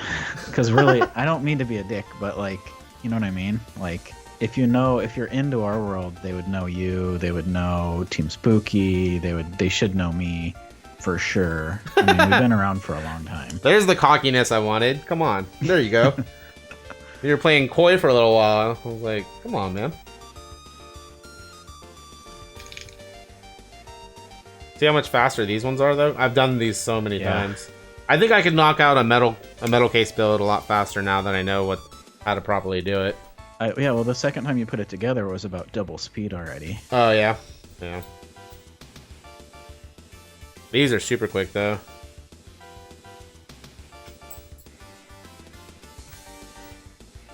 DJ Psycho M1 said, you dudes are all welcome here in Chicagoland after all this shit's over. Oh, word. Man, I would love to do meetup and we could all go to like Galloping Ghost or something. Yeah, he lives close to Galloping Ghost, too, and he said he never goes there. Yeah, Psycho... So if you don't... Smoke, if you don't know, or any of the people that are in the arcade stuff, be sure to follow DJ Psycho. They stream from Astro. They stream... Oh, no, Blast? They stream from Candy Cabs using real hardware. They're another one of the arcade guys. Cool, I'll go do that right now before I forget. Yeah. My sister used to live right by level 256 arcade in Arlington Heights. She actually just moved to Florida. So my sister lives in northwestern Florida now. But so I didn't go to where, like Tallahassee? Near Panama City. Okay, she's very northwest. Yeah, let me see. What's the city called? Thank you for It the just looked promo. like a tiny little town. Santa Rosa Beach, but it's sort of near Panama City and some other place. I figured it's a long ways from everywhere in Florida, pretty much. Looking at the map, it looks like it's like a long drive. It'd be a super long drive to get to the places I've heard of in Florida. All right, so this is briefcases. I think it was 256. Double check. Yeah, and thank you again, Psycho, for the 100 bits. Much appreciated. Yeah, no problem with the shout out. So briefcase 256. Yeah, also, sorry, I'm reading chat. If you guys have any questions about MiSTer or want to talk about anything, feel free to bring up a subject for Smoke and I to talk about. And you're in, Hey It's Bones, you're in Florida as well, it looks like. Nice. Hey It's Bones, thank you so much for the Prime sub. Much appreciated. Thank you.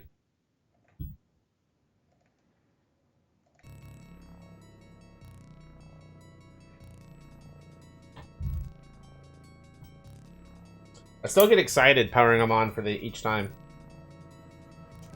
Yeah. And you know, if you see a light pattern, you're good to go.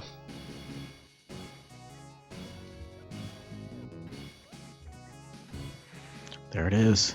Signs of life. Yeah. I always forget to plug in the USB keyboard though. Oh, and I gotta do the dongle too. Well, let me turn it off.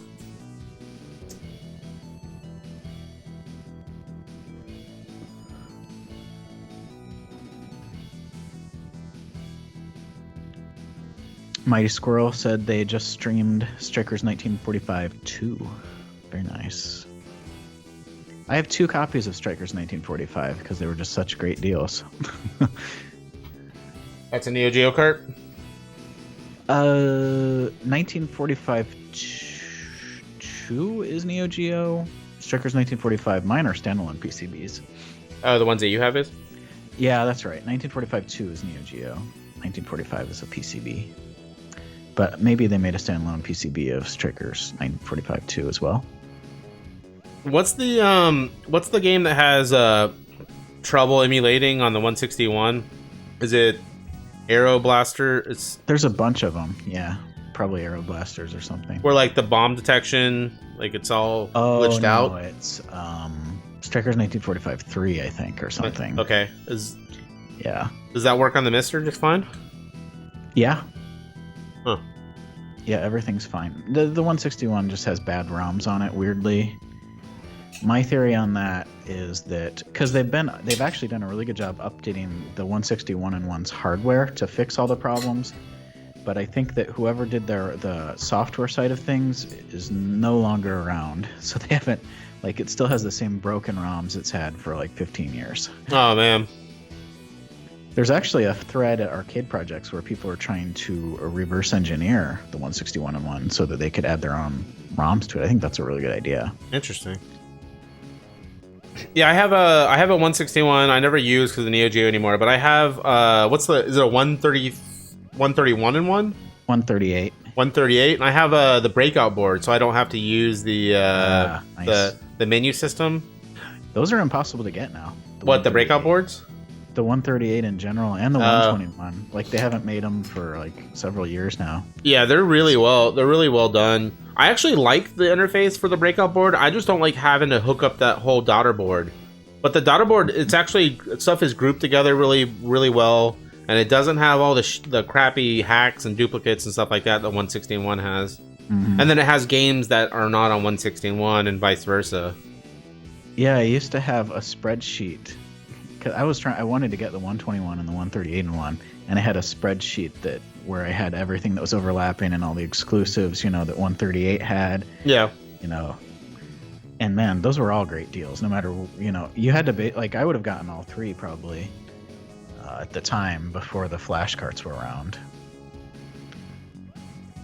Yeah, 161's the jankiest of them, but it's also the one that's the easiest to get and cheap too. What's up, Mighty Squirrel? By the way, appreciate you guys hanging out. Give me 1 second, I'll be back. All right.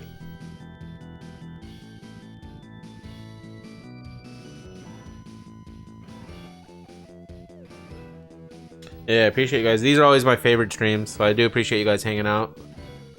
I like the idea of thinking somebody's gonna get a fully ready to go MiSTer, and they're just gonna be able to use it and play games and yeah, thanks again, of course, the SmokeMonster for coming on, and it helps me kind of get, just time is flying by. We've been live for 3.5 hours already.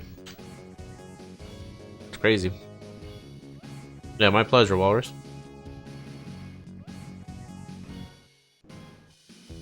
Yeah, it's super cool. What's up, Zawa? Welcome.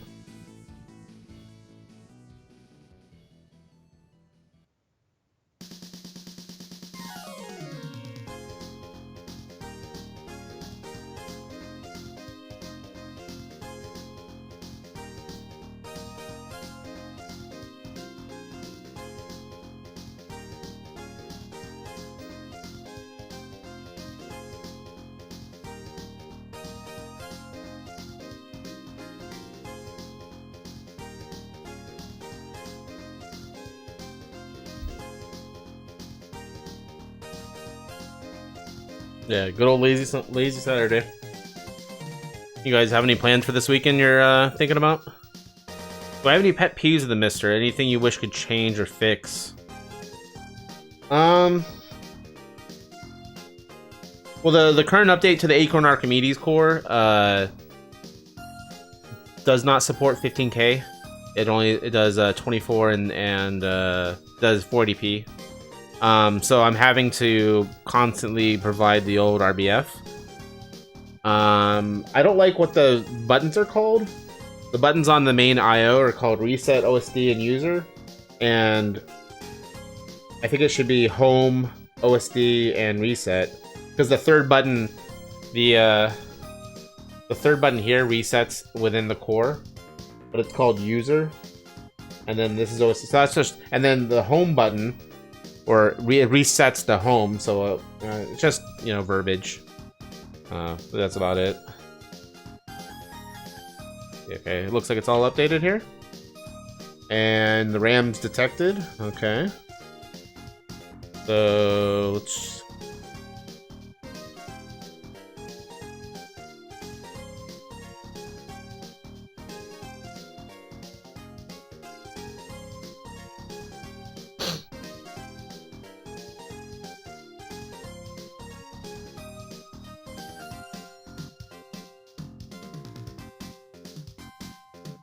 What'd I miss?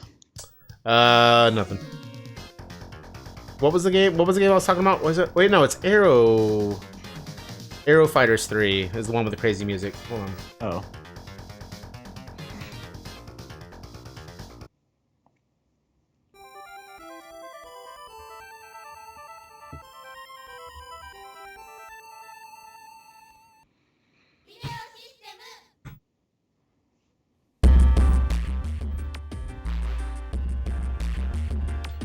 Yeah, it says like drum and bass music.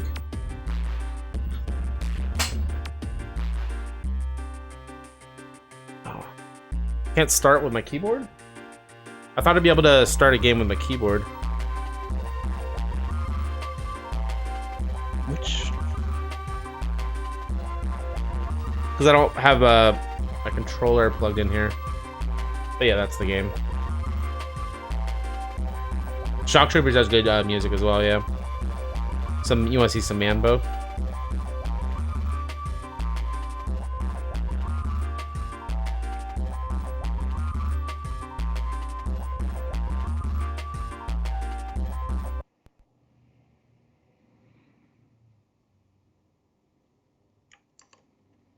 Oh, the name was Manbo. Huh.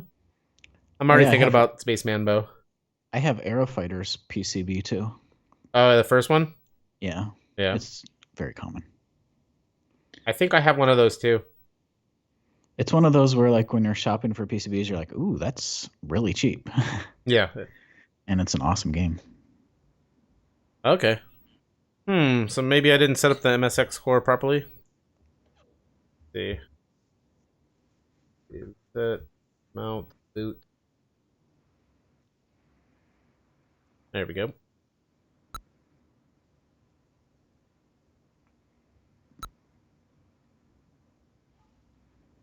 Do I have you on the 4x3 layout? I do. This is Vampire's awesome new setup. Yeah, it's so good. Beep boop.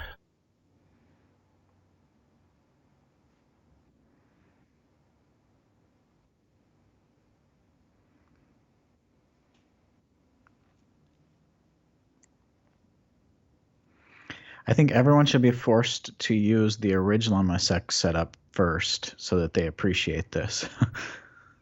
The old janky one that took like so bad. 10 hours to load.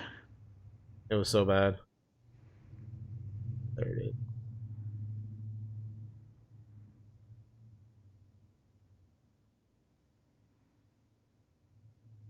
Worse, get a real MSX. Is this a better experience than using a real MSX? I know compatibility is an issue.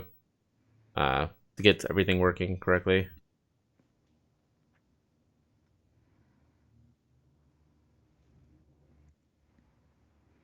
So Vampire, is the MiSTer your main MSX now? They said they've been working on that setup for 17 years. It is. Wow. Impressive. That says a lot. Yeah, it does.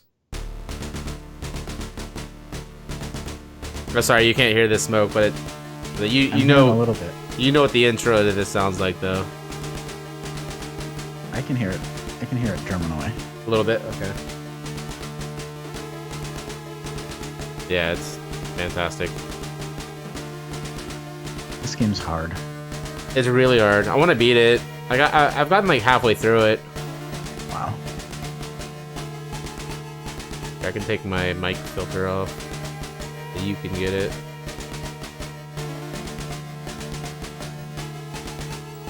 There we go. You should be able to hear it better now. Actually, you might be getting. Yeah, you're probably not getting the OBS mic. Never mind. No, but I can hear it playing on a speaker or something. Okay, got you.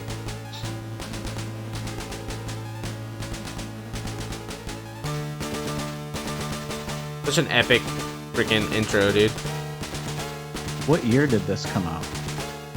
Oh, I'll have to look at the title screen. You hope for long file name support soon in Sofa Run?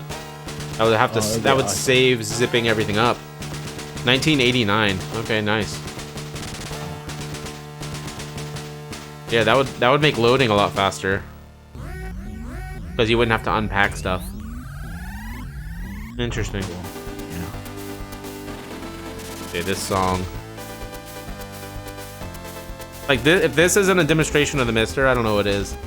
The soundtrack?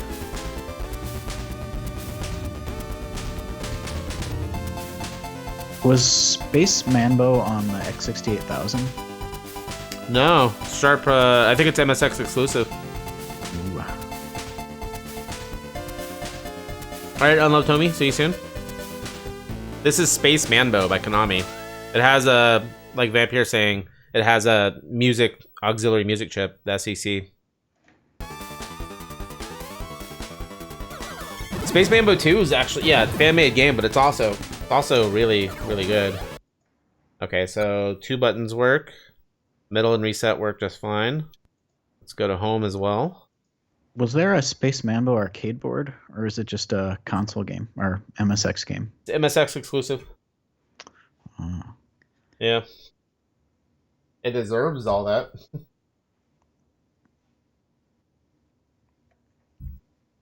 Okay, so this one is good to go.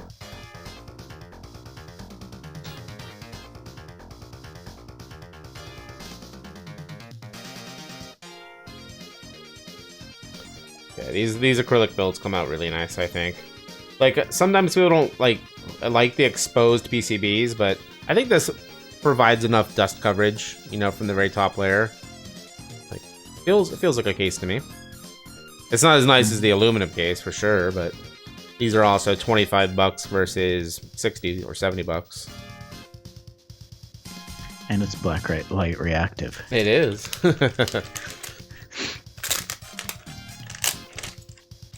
Not for houses with pets? Yeah, I don't have any pets here.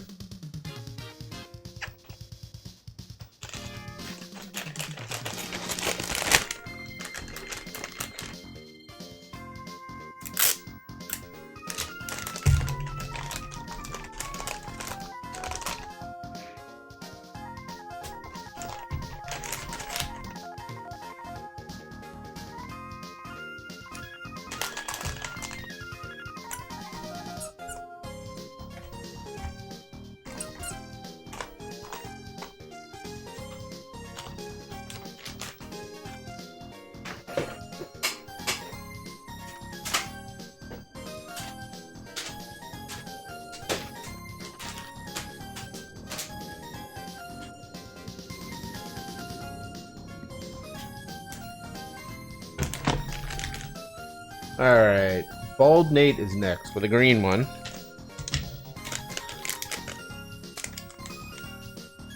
I like how popular the green is with your crowd. Yeah, there's only one order for purple in this run. Did it come in hot pink too? We could make a hot pink one. I'm just thinking of the Astro City color scheme right now. Like green with hot pink buttons or something. Hot pink with green buttons. Yeah, there you go. Oh, baby. Let's make that happen. I'll do a run of those next. Astro City. Well, I should do different candy cabs. That's a great idea. Do different candy cab colors. Yeah. Oh man.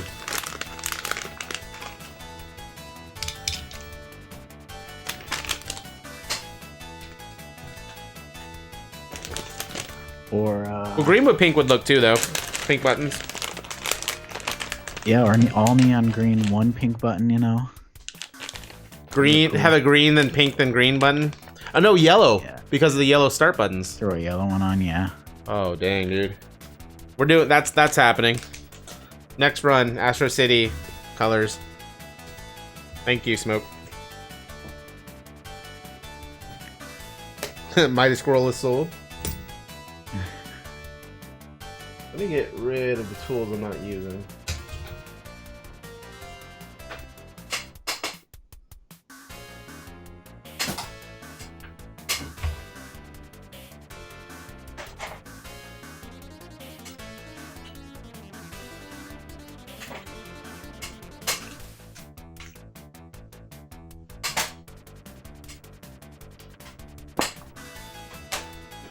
All right.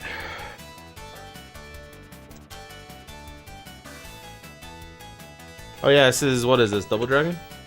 2 arcade. Okay. I have that PCB. I need to sell that. Do you have a 3? Yeah, I have 2 and 3. My 3's Oh. broken though. It has some sprite corruption. Dude, 3 is so I bad. know, it's horrible. It's funny because the NES game's a whole new game. They must have been like, this is not worth porting, so we're just gonna create a new game. 3 is just an evil arcade game in general with the microtransactions. Microtransactions. You can, yeah, put quarters in to buy things. With the arcade game? Yeah. Are you Yeah, kidding buy me? Power-ups and stuff. No. I never heard of that. Yeah. That's evil. Isn't it? Yeah. I think somebody said it's like the first game that was like that, but I don't know if that's true, but... It's not. I think, well, Gauntlet was the first game where the more coins you put in, the more health you have. But that's not really, like, DLC. But that was one of the first, that was a huge earner. The opponent said they removed that for the Japanese version that came out later. Oh, okay, interesting. Interesting. Japan's like, no, we're not going to have that. We don't want any of that. It's only for the Americans.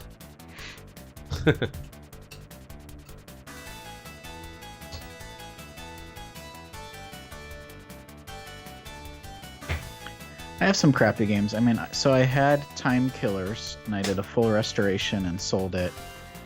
And then I bought another Time Killers at some point, so I have Time Killers again. Those are big boards, aren't they?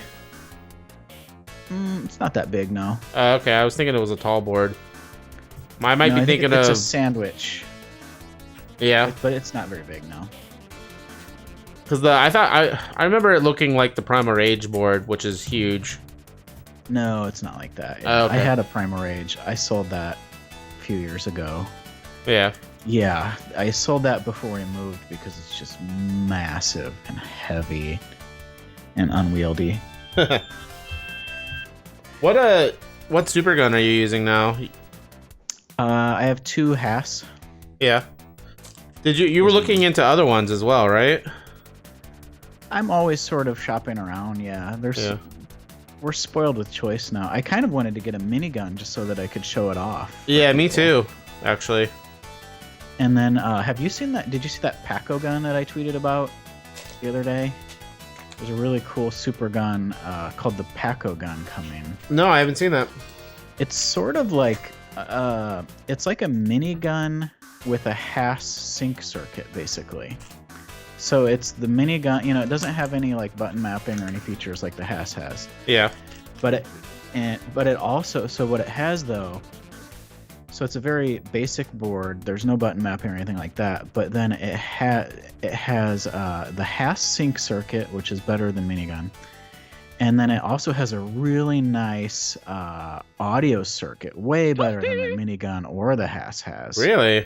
With galvanic isolation, very nice. I'm kind of excited about this Paco gun. It looks like a really good one. That's What's coming. the price? It's not for sale right now. He's working on a revision 2. Yeah. I think the first one was like $120 or something, so not bad. Okay. Yep. Rocket T Clocket, thanks for the follow. Promise. Sorry, what? That one I think has a lot of promise. Yeah. And it's 7374 base for the RGB, so it's very nice. Interesting. Yeah, what I like about the minigun is that it's open source and that anybody can build it. Mm-hmm. Yeah. Somebody was asking me based on that. Who knows? Like, right? Yeah, Pasky was asking me about a super gun because he has a big one, I guess, that's causing him trouble. And I told him to go with a minigun.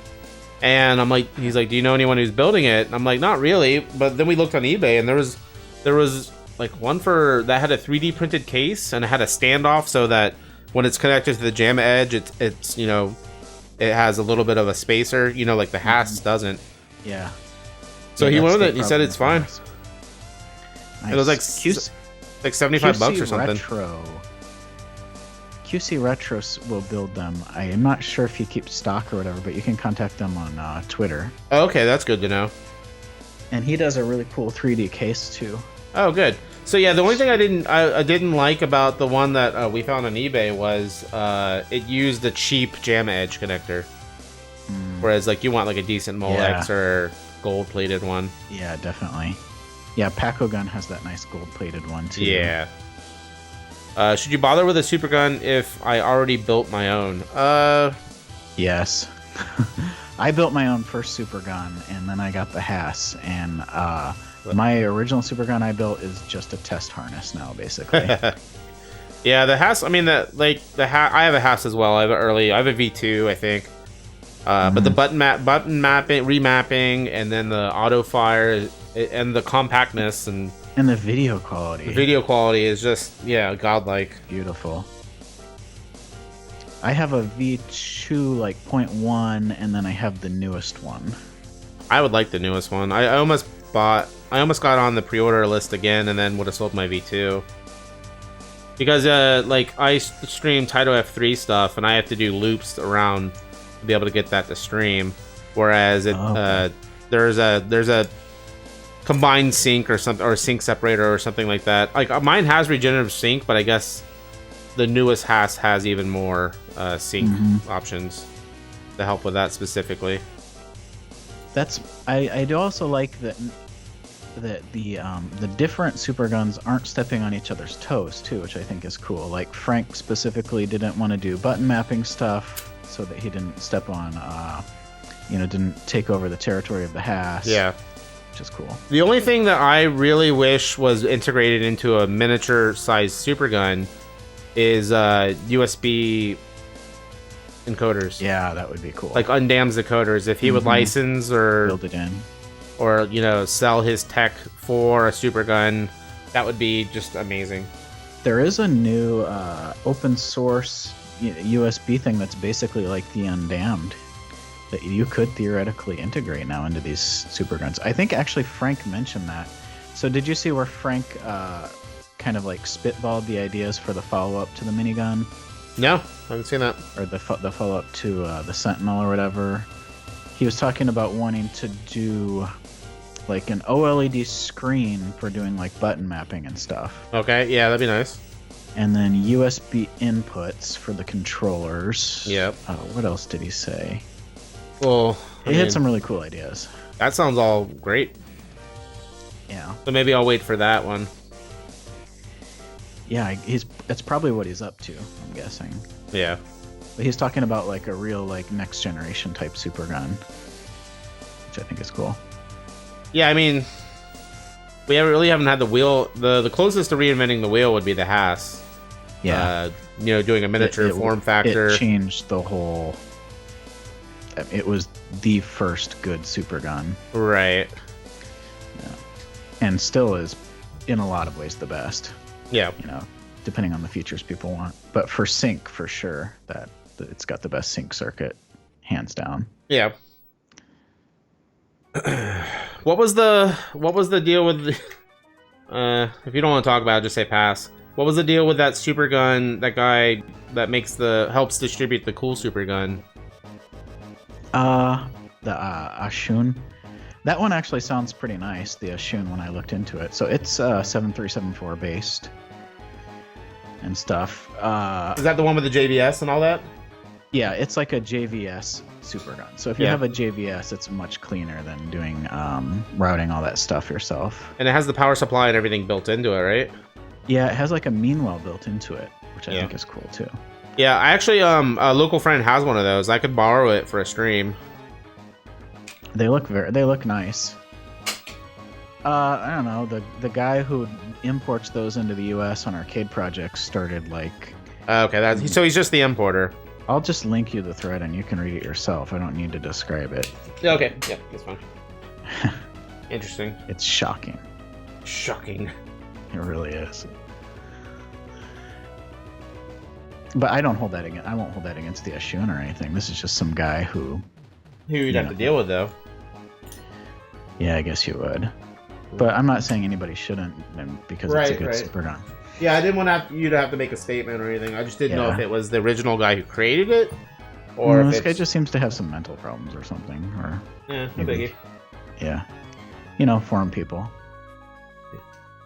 I feel like everything could be fixed with, like, meeting somebody in person. Because, like, people don't act like that. I wouldn't meet this guy in person. Absolutely not. No way. No, but, But like... normally, yeah. Normally any drama is like misunderstanding or miscommunication. Yeah, but just I'm saying stuff gets out of context so quickly and so heated on forums, whereas like if people wouldn't act like that face to face. Yeah. Like I know because all those people who are anonymous had to connect their avatars to their identities like we do. They wouldn't act that way for sure. yeah. I Like I just know would not. RGB his name's RGB, which also knows Supergun. He has a lot of people who don't care for his forum presences. He's been around forever. But he's hilarious in person. Oh my gosh. That guy's Oh, funny. you met him? Oh, I know him. Oh, cool. Yeah. Yeah, he's from Florida. Oh, for whatever reason I thought he was in Europe or something. Michael? We must be talking about different people then. Oh, I'm talking about RGB, who makes the Haas. Oh, no, not him, sorry. Oh, okay. Yeah, he goes. I think he goes by Supergun in a lot of places. Oh, okay. Yeah. I don't know this. Okay. I don't know. Somehow. I should. I'll send you there's a conversation. They did a panel for the Neo Geo. Him and my friend John, they helped create the original cataloging of the Neo Geo, of the carts. Like they're the people who kept up with the master. I guess it's called the master list. And there's a really good like hour-long conversation about early Neo Geo collecting, creating the master list, and dealing with SNK US. So it would be up your alley, I think. Cool, yeah. Because a lot of that stuff was like unknown, like what's the official I could number see and that. stuff. And there's also stories like they discuss briefly the Aeroblasters 3 home release. Them being two people that actually own it. Wow. Do you ever hear that whole story Mm-mm. about how it wasn't ever like officially released, but they had possession of real carts of it? No. Yeah, AES Aeroblasters 3. Oh, cool. I'll leave it for the link I'll send you. I'll post it in my my Discord as well if you guys at home want to listen to it. It's a really good listen about early Neo Geo collecting.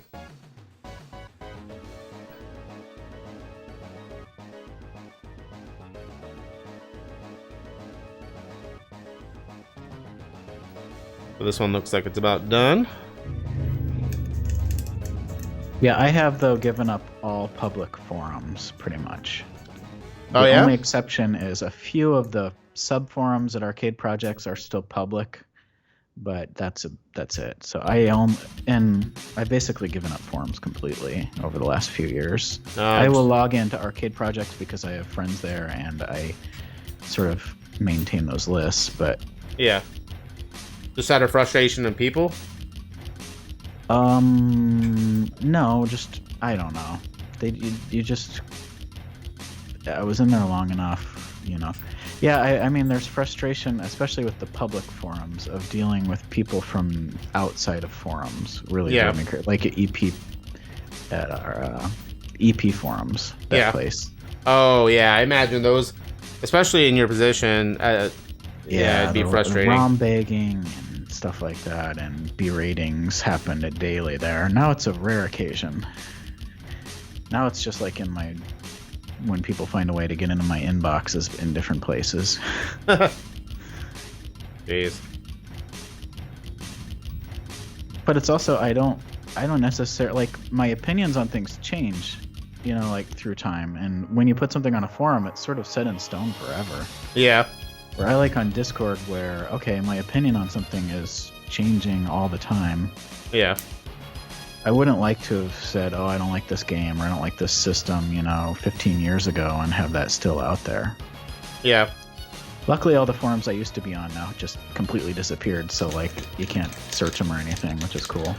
I didn't say anything bad, just, like, it's like your early days online are preserved in different places, you know? Yeah. I think Discord is the evolution of forums.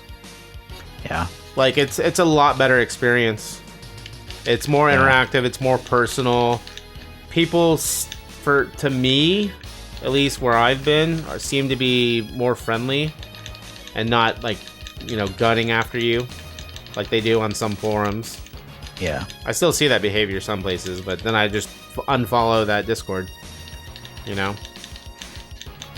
Yeah, I love Discord. Yeah. I've had nothing but good... If you guys do want to talk to Smoke, you can back the patron, and you get an automatic invite to the Discord, which is where I mean, that's still my favorite place to learn MiSTer Or news. they can message me through your Discord. Just follow Jump Into Owls. Yeah. I'm on there. All right, this was Bald Nate, so this is 256. I'll try to plug you.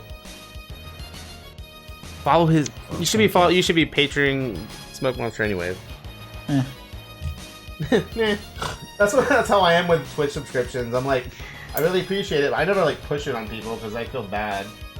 Like, if you want to support me, you're welcome to. Yeah, you All right. Does it work? If you're It watching Owl works. on Twitch, you gotta support him here. And you get all the cool emotes. The emotes are good. I do try to compensate with good emotes. Alright, so this is... Do we have the USB dongle? We don't. What is this hot jam?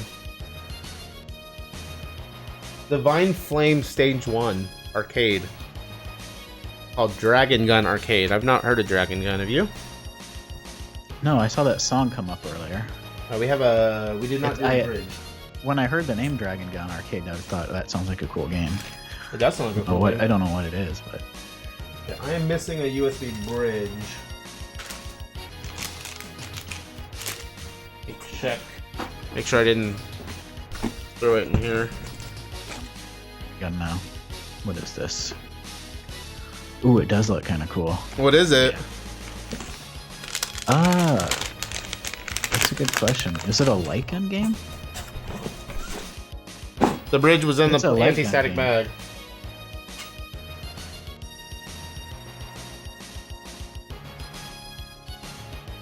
Go to Arcade Museum and see what they say. It's definitely like a light gun looking game.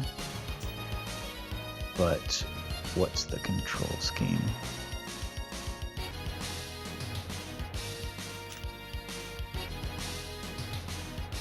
Yeah, I agree, Matrix. Although the only I never go to it, but I usually it's the good source for information is arcade projects. I think that's a good forum. Mm-hmm. So Discord can be hard to search for. I agree with that. Yeah, search through. Wow, Dragon Gun looks awesome. Drop a link. We'll look at it. All right, I just can't tell. I think it's like kind of like G.I. Joe style shooter. Ooh, I like JoJo.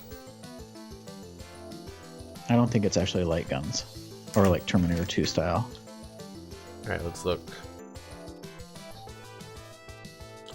Yeah, the MiSTer FPGA forum's good. See, I'm never in there. I just haven't used it. I don't know why, but I stop in there from time to time.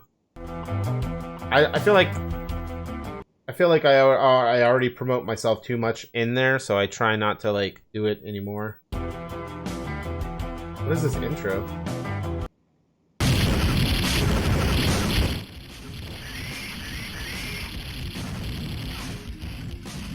This looks like a zombie. There's a zombie gun game like this too. Yeah, this looks badass. like, how have I never heard of this? I don't know. It's really cool. Wonder if it had like machine guns mounted on the cab. It had to have, yeah. And it looks like it's gonna be an analog XY access machine gun. The way it's moving around, it looks, unless somebody's playing it with a mouse, but it looks like. Yeah, we should be able to find it. Did you find you didn't find an arcade picture of it? Oh, the cabinet? I didn't know. I'll look for it, yeah.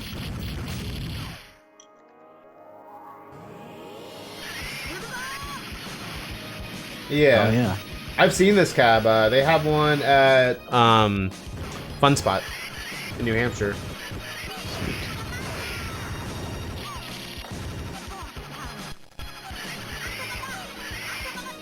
Oh, there's another. That looks a different one. Huh. This looks like the dedicated, and then there's a conversion kit as well. Yeah. It looks cool. I almost bought one of these. This Alien 3. Do you see this? No. I almost bought one of those for $200. Oh man. But is that a rare game? It is rare, but can you tell how big that is? It Yeah, has to be it looks 6 pretty feet. big. 6 feet Mhm. long. Looks long and Yeah. wide. We actually didn't. We even with my friend with a long bed truck didn't think it would be safe to transport, so we didn't do it. This is back I've never even seen that game. back when they had Actually, auctions, like arcade auctions. Mm-hmm. We almost, and look at the color. The color is so retro too. Look how retro it looks. Yeah. Mhm. Yeah, the It almost striping. looks like Astro City style or something. Yeah. That's cool. We were bummed about it. And then the worst thing about it is that the person who bought it ended up putting it up for sale on Craigslist just to flip it, which is always the worst. Mm-hmm. Yeah, it's Data East.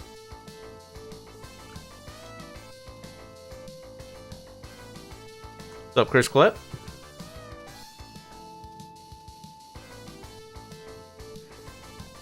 I have the Aliens PCB. Oh yeah, that's coming eventually, right? Yeah. I'll probably sell that actually once we get the core for that. Yeah. I would be willing to sell my broken CPS one stuff now. Yeah, I always wanted Darksoft to do a CPS one multi, but I would probably just use a MiSTer now. Yeah, I had got a CPS one as well, and mine was broken, Yeah. and I never got it working. I had it working, and then it stopped working again. I think I it have had 3 the chip CPS rot. ones, and one works. I have a World I'm Warrior. definitely waiting for MiSTer. Yeah. I have a World Warrior, I have a 3 Wonders, and then I have another one. I have another B board, I think, or A board. Yeah, it's just the CPS one hardware left a really bad taste in my mouth, Well, it's really faulty hardware. and it's also the Darksoft kit's expensive. Yeah, and it's just gonna fail no matter what, pretty much, from what I understand. Yeah. With that chip rot issue. Chip rot. So the main custom chip on the A board will rust from the inside out on them. Because of battery or what? No, it just does that. Oh man. That's what kills all the boards. I didn't know There's that. a small amount of them that were found new old stock like a year ago. But other than that, it's unfixable as well without a donor. Yeah. I'm pretty sure that's what mine had, because mine was that special chip was the problem. I reflowed it and it worked for a few times when I used it, and then I came back to it and it didn't work again. I reflowed it didn't work. Oh jeez. And just from the people I talked to, they thought it had that chip rot problem. So Now Undamned has a CPS one fix as well, right? He has Does a he? CPS 2 fix.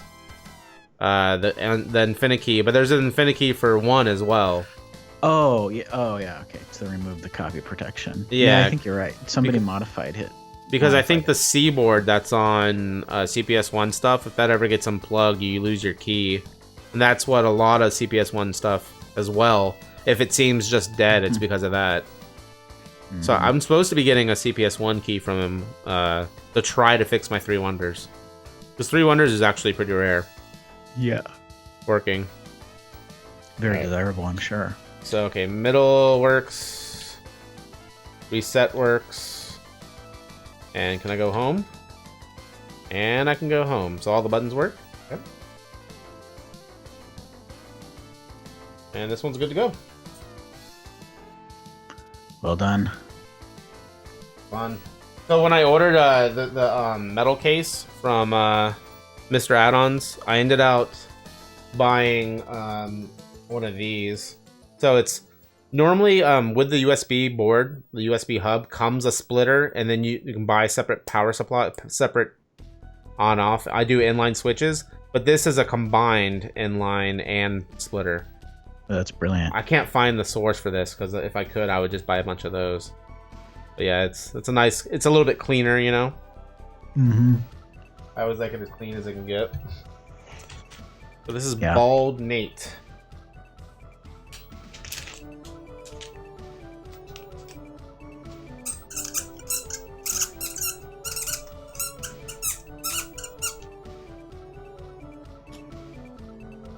So you have that other show coming up. If you wanna jet, feel free to. Don't feel like I'm holding you. No, it's cool. Okay. I've got 3 hours before that. Okay. I just want to make sure I'm not keeping you. No, this is fun. I'm just hanging out. I'm down for a coffee run. I'll take you guys to go make some coffee. Yeah. Let me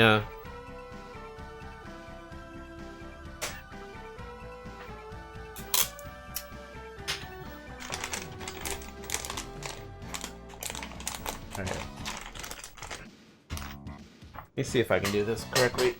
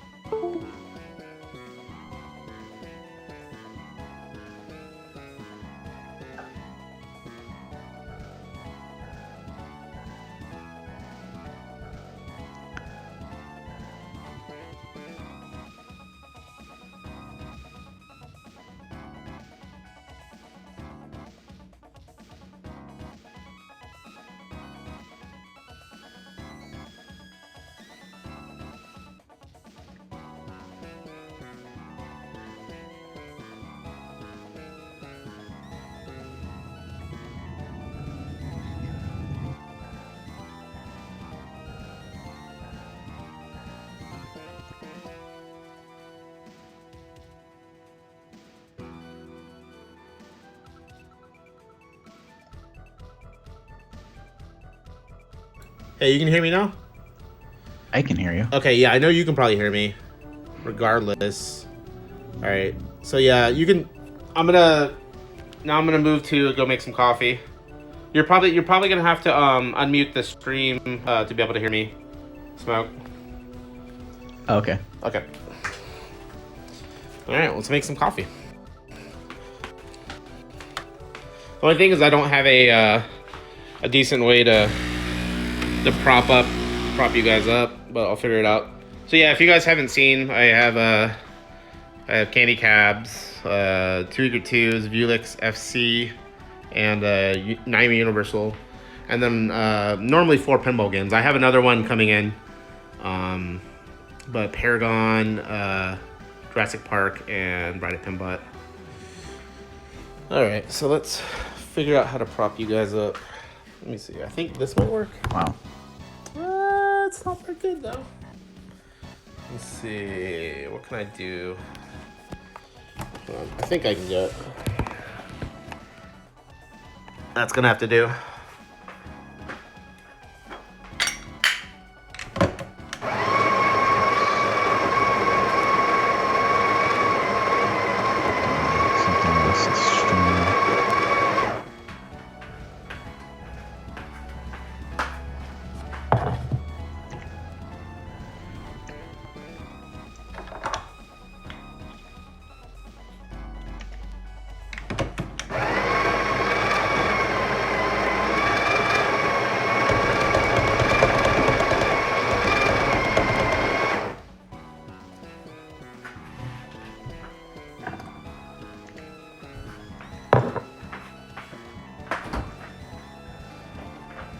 So I do a little bit of half and half, and then I heat it up with hot water, and then I don't add any sugar or anything like that.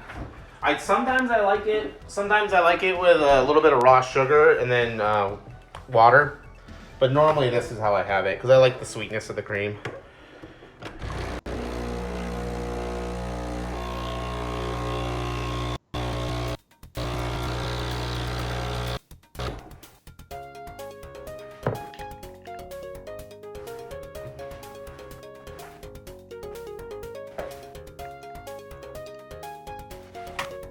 So this is using your phone?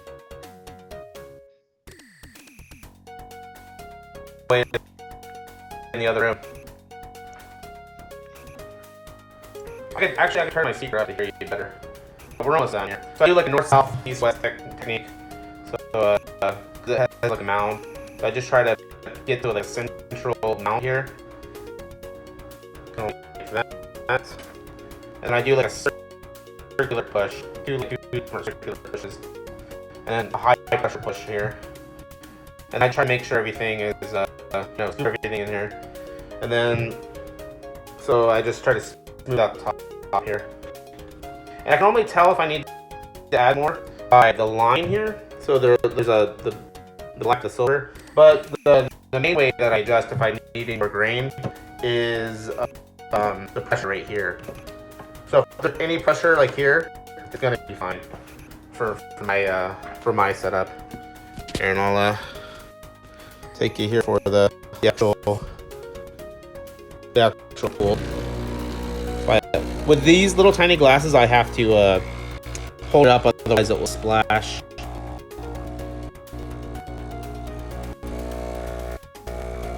But yeah, anywhere in that silver will give you a nice little crema.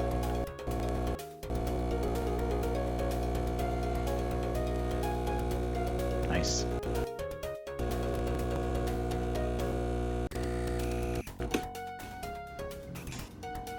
Need to let it drip for a minute, but you can see a nice little nice head there.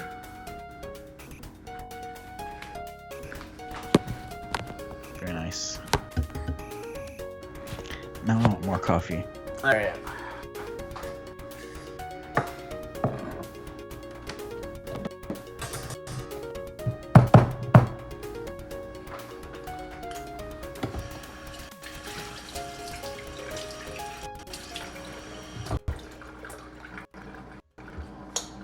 I just rinse off with water. 2 pieces I used. Do a final stir to mix some cream. I use a glass stir. But yeah, you guys probably didn't see that, but it's a little flamingo glass stir. And that's it. I really like this. Osaka stomper I use to get rid of the cups. But you know it's a good pull if you have like a decently put together puck here afterwards. And then clean off the top. I had a Grindenstein for a long time.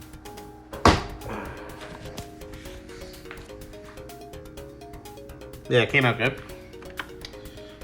All right. Yeah, isn't this crazy tech that you can use your phone? Like, Yeah, it's a game changer, I need to dude. look into that.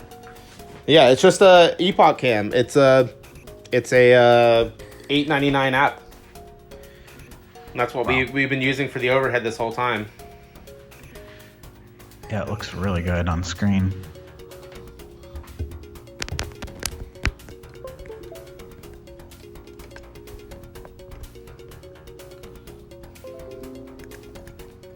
Ah, I keep...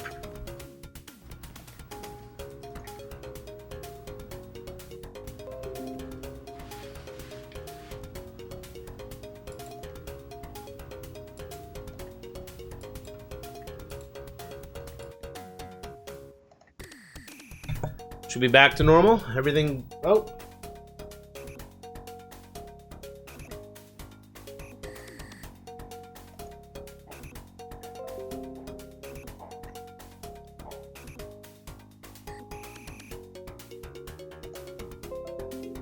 Oh, All Are you- right. okay, can you? Yeah, sorry, I couldn't hear you that well. I did. I was able to hear some of your questions. What were you asking about the coffee? No, I said I had a Grindenstein knockbox like that for a while, Oh, knockbox. That's what they're called. Yeah. and then I got a cool one from that went with a Rocket espresso machine. Yeah. That's like it's like the Grindenstein, but it's stainless steel. That's my current one. Xenobond said it's a good game. Zawa said it's a good game. You like the coffee game? Excellent grind label, good range. Yeah. How was my coffee speed run? Was that good? Yeah, it was a 1cc. 1cc. Yo, Walrus.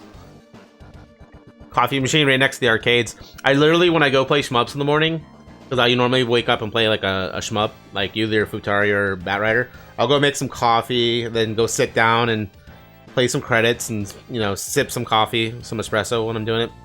Yo, what's up, Lord Squeak? Alright, I think I'm all cut up. Cool, man.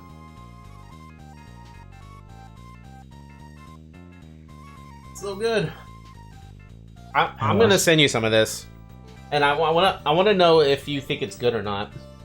Like, because I know you're on like A game for coffee. I don't know about. I mean, I don't do anything that's considered fancy. I just roast my own. Well, roasting your own's pretty fancy. Yeah, but there's a whole world of people who, do fancier. They know all the good coffee, sources and stuff like that. I usually just buy whatever's cheapest and then roast it. Actually, Yeah. I always buy whatever's cheapest Okay. and roast it. So I like to go for whatever the best deal is what I stock up on. Okay.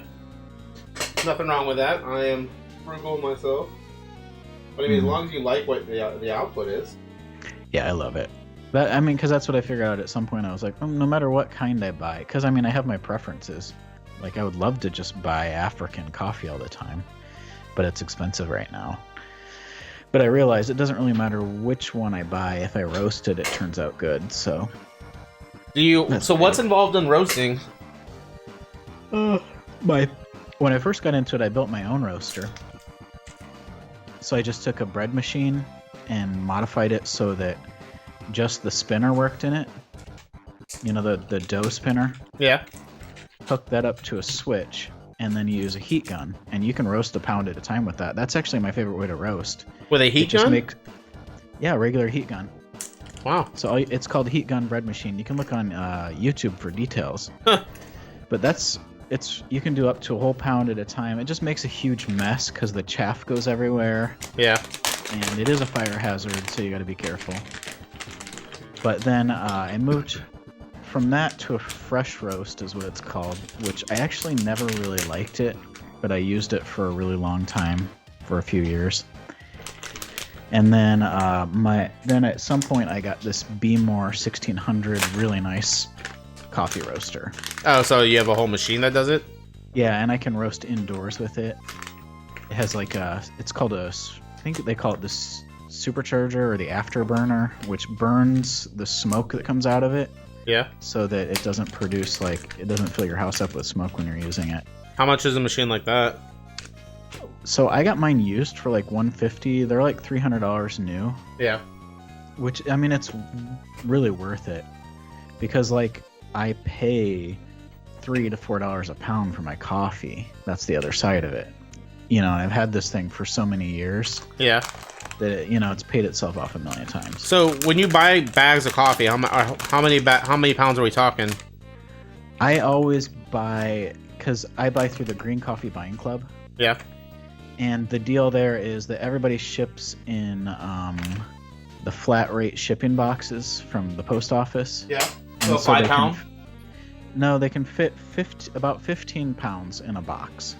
Wow. And so 15 pounds is always the sweet spot because you're paying whatever it is, $15 for the box for the shipping. Yeah. And so everything's in multiples of 15. Okay. But I'll buy if there's a good deal. Like I think the last time I bought like 60 pounds of coffee when I stocked up last time because there were some like 2 or 3 good deals. And Now- the average price is like $4 a pound that I paid. Yeah. So, and that's Okay. like a year's worth of coffee or more. Yeah. So I just up to 5 pounds because my roaster or the place I buy coffee through had a discount for Black Friday. You know, it being $45 for 5 pounds. Oh yeah, you mentioned this. So like, I'm trying to think. Like, I'm trying to see what like if you all you have to do for me to win me is like show me the savings, like when the savings will start to happen, and then I'll jump on board. Oh man, Yeah. you should start looking on eBay. I mean, I could teach you the heat gun bread machine if you have a porch. Do you have a porch? Yeah. I got plenty of outdoor space. Well, I would just highly recommend the heat gun bread machine approach. Honestly, that's what I would do. If I had a good place to So you roast. you buy the beans, and then do you have to do anything before the roasting? No. So No, then you just- roast it. How long does the roasting take? Heat gun bread machine, you can do like a whole pound in about 20 minutes. That is the other thing. Heat gun bread machine, it's very hands-on, so you got to stay there the whole time, Yeah. Whereas with my machine, I have to be near it to know when it, because you're going off of the sound of the crack mostly and the smell that comes out of it. Yeah. But I don't have to sit there and hold the heat gun. How does it I did smell? it. Does it smell amazing?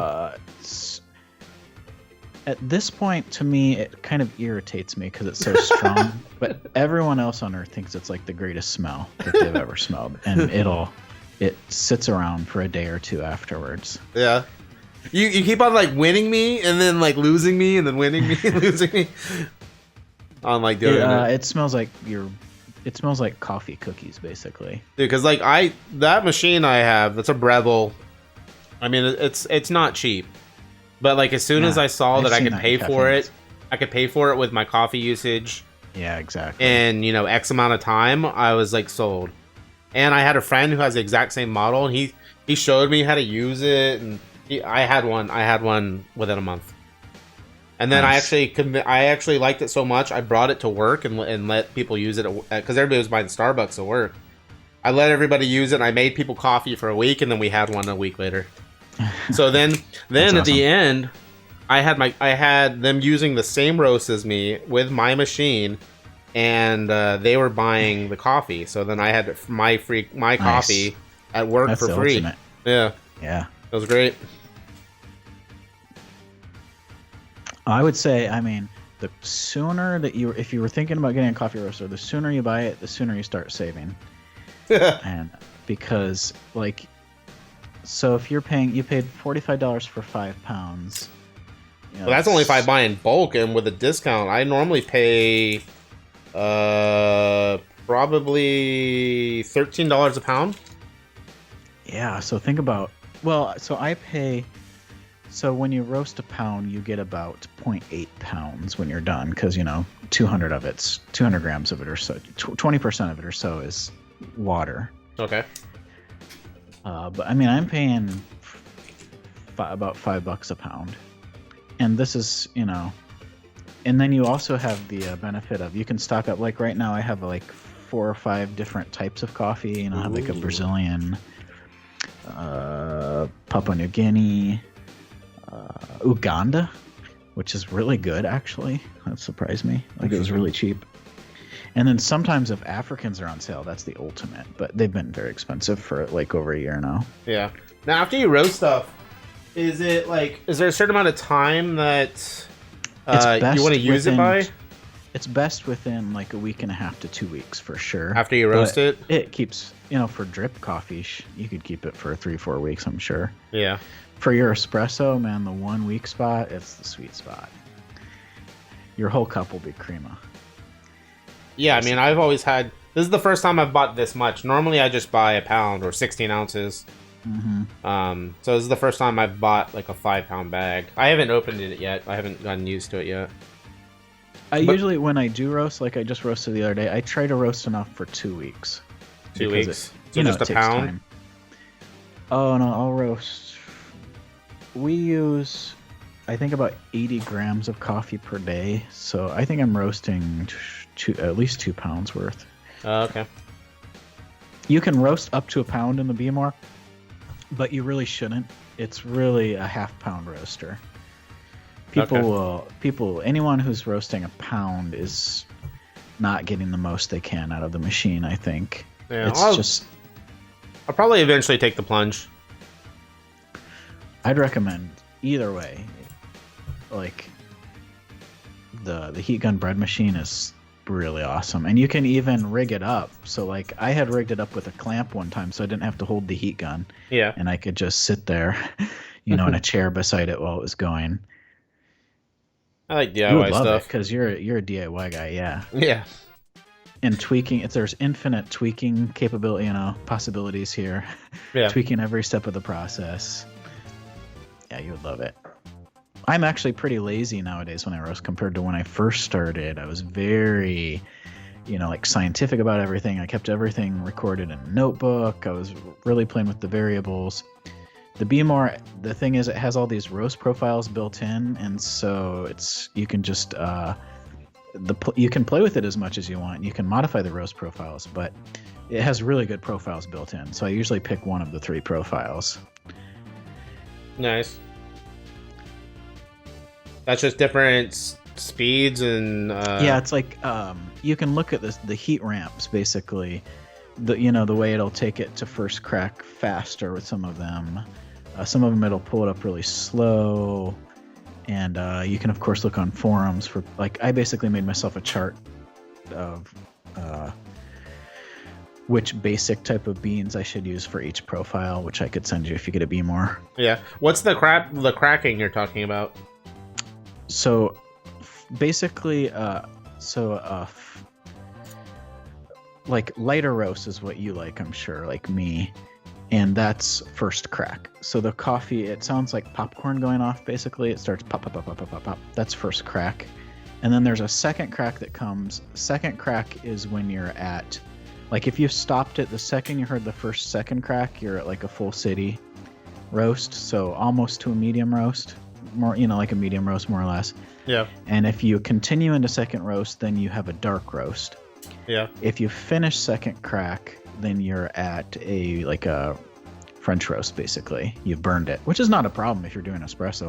I burn, if I'm not paying attention, I burn my coffee all the time. Yeah. And since I'm roasting 4 or 5 batches, it just means that batch of espresso is going to be a little bit darker, basically, when I'm done. Yeah, this is a medium roast. Yeah, so that's probably, I'm guessing, full city, and that's kind of where I like to take most coffees. Is right to the second I hear second crack is when I like to stop, or ideally if I stop just before second crack and I get second crack in the cooling, that's kind of the ultimate to me, because you're at that sweet spot. I wonder how many people may have made coffee now because of all the coffee talk. Did anybody at home make coffee? It'd be funny.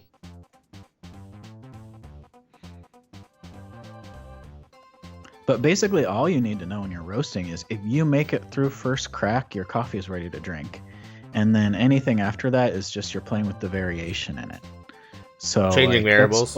Yeah, I had my wife roasting coffee. I've taught her how to do espresso and stuff. It's not hard at all. You can make it as hard or as easy as you want, really. And I'm perfectly happy making it through first crack with absolutely any coffee I've ever had. Okay. And even burning coffee, it doesn't really bother me that much. It just means that the results are going to taste different. Okay. Yo, Tayfala, thank you for the follow. Funny, we're streaming retro building. We're streaming under retro building FPGAs and talking about coffee. It's like we're really narrowing down our subset of nerds that want to watch. It's funny. I like your audience. You've got 85 people here for it too. Yeah, thank you, chat. Hanging out. Yeah, people like these streams. They always tell me.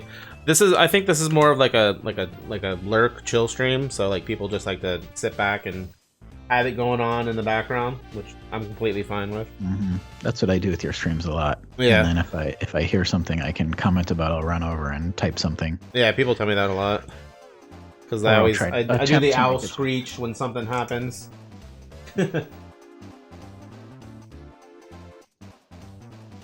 My espresso machine was a big project.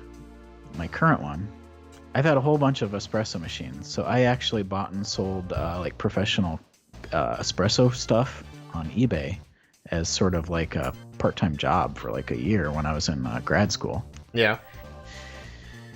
And the machine I have now is like it's like the end of the line of all the machines I played with. But I got it. I probably told you the story, but I got it locally when I moved to San Diego here. I actually bought it on eBay for $300, and then I got it and it didn't work. And I was going to return it to the guy, and he said, "Well, do you want to just keep it for $90?" And I said, "Yeah, I'll keep it." Because then I thought to myself, like, "Ooh, I can make a project out of it." Well, it was a huge, huge project. I totally had no idea. But in the end, it cost about, in all the parts and everything, about $300. And it's like a $1,500 machine. Oh wow. It's very nice. Very happy with it. But man, that was a month of my life. Like A working, month of your life. Yeah, working like every single night on something, and I would fix one thing and then realize other things were broken. And by the time I was done, like every sensor had to be replaced. The heating coils needed to be replaced, which was an insane job. Jeez, dude. That why, like- required actually buying an impact driver, like a giant, like 15-pound impact driver, like you would use to change the wheels on a semi or something. Yeah. And then getting a custom huge bit for it. Not custom, but it was like a 2-inch bit. For what? Just to get the heating coils off. Holy crap. Yeah. Do you have a picture of it? Yeah, oh yeah, I have some. I can. And then when I took it off, all of the liquid that was built up in the boiler just spilled out on the floor. Green liquid. It's crazy. Did it smell? Yeah, it smelled. It was all, it was all like coppery water, basically. Okay. And scale. Because before, up until that, I had been thinking, oh, I can just descale my way through it. Well, the scale just breaks down all that stuff into like a sludge, basically. Dang. But in the end, the cool thing is, like, because I've done all that, now I have like, it's like rebuilding a car, basically. Like, this thing's good to go. And it's so clean too that now if I do need to replace parts, like everything's loosened up, and I put it back in with lubricant on all the seals and stuff. Yeah. So Did you change the caps out though? It has no capacitors. Not a single freaking one in there. I couldn't believe He it. was like sad. There's no electronics. It's all, like just switches wired to dumb electronics, which I'm cool with. But yeah, no caps. If SmokeMonster can change caps on something, he's gonna. It's true. But don't ever get a pinball game. You'll be recapping the whole boards. I know. I've seen pictures of the insides of those. Yeah. It's all, 90s electronics, like the early ones. It's all very basic. All the new stuff's all surface mount, but the old ones are all very I through. think you posted pictures of one time, and I was like, wow, there's some nice big caps in there. Oh, yeah, yeah. Especially like Gottlieb stuff. There's big blue caps that you would drool at. Yeah. Alright, so this is a purple build. I like this. Yeah, the green buttons. I have purple buttons too. I like it with the green. I can't believe I didn't think of neon pink with green buttons. That one's gonna be sweet. Yeah. So you wanna wear in the buttons a little bit.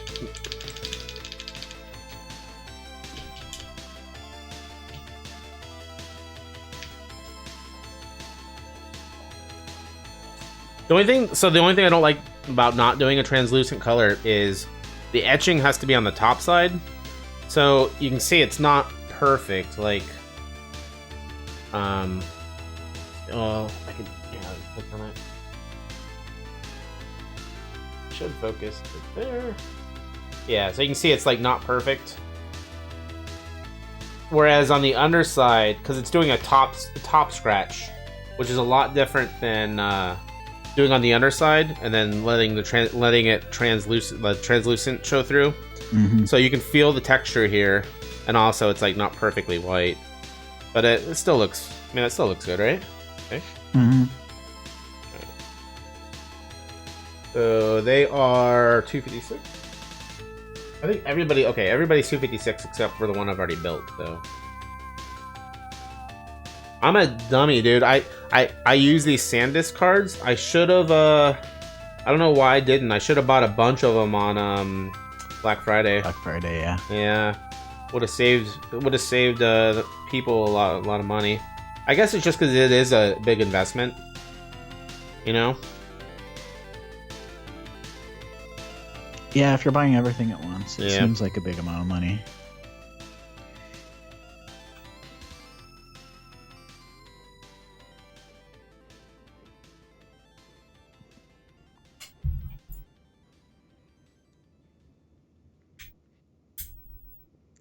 It is funny though, like if you piece something to like I pieced mine together slowly and I've never really thought about the full cost of it. Yeah. Yeah, so these are 360 with the bigger card. That's at my cost, and that's getting a discount by buying bulk. So it probably, if you did it yourself, it'd probably be without shipping and everything. You did it yourself, it'd probably be around 370, I think. All right, so let's see. I think we should have signal here. Gotta plug in the board. How much are they if you buy the Ultimate MiSTer set up from Mr. Ultimate MiSTer? What does he charge? I think we'd have to look. We'd have to look him up. He does offer a good value, though. Mm-hmm. Okay, I have it over here. So, I think he does 300 assembled, 300 euros assembled. Let's see. I don't know if he offers the kit to. Okay, let me see. 159 pounds for everything. And then that's add your own DE10. Yeah.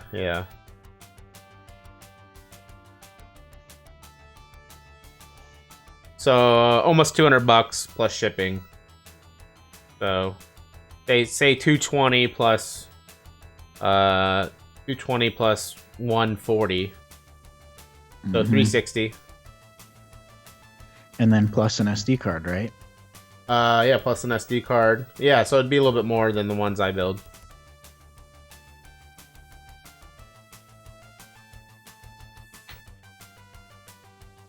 But I mean, those PCB cases are really nice. I mean, that's still my main driver is one of those. But I think I'm gonna switch over to an aluminum to black for here, and then an aluminum out in the living room. And then I'll sell my blister, and I'll sell this one. Dang it. The thing to remember, Retro Gaming Denmark said that's way too expensive in their opinion. The thing to remember is that this is a choice that people are making to buy all the extra stuff. Like you can, if you think it's too expensive, you don't then you can choose the cheap option, like which is what my setup is right now, where instead of the USB board, you use a cheap USB hub, which works perfectly fine. It's just turns your desk into a little bit of a squid situation, and it disconnects sometimes. And most people don't need the I/O board either. I mean, Yeah. If you're just talking about the majority of people just want HDMI, I think. So you could even skip that. Of course, then you lose your snack option as well. Which gives you a direct hookup to use retro controllers. Yeah. So there's different routes, and you can, if you jump in at the ultimate spot, then you're sort of set for life. If you go in the other way, then you're sort of like me, and like you'll probably upgrade these things through time. Like I'm replacing my cheap USB hub with the USB board now. I definitely need the I/O board. Most people wouldn't even need the 128, really. I mean, if you're talking about like just trying to save as much money as possible. Yeah, and it looks like the 128 might actually need to be upgraded to run at the faster speed that the 32 can run at. At least what Jotega is trying to do. So the 128 might actually get an update. Oh, interesting. Yeah. Yeah, so like Retro Gaming Denmark, I did a budget build about 2 weeks ago, I think. Whereas I tried to make it as cheaply as possible.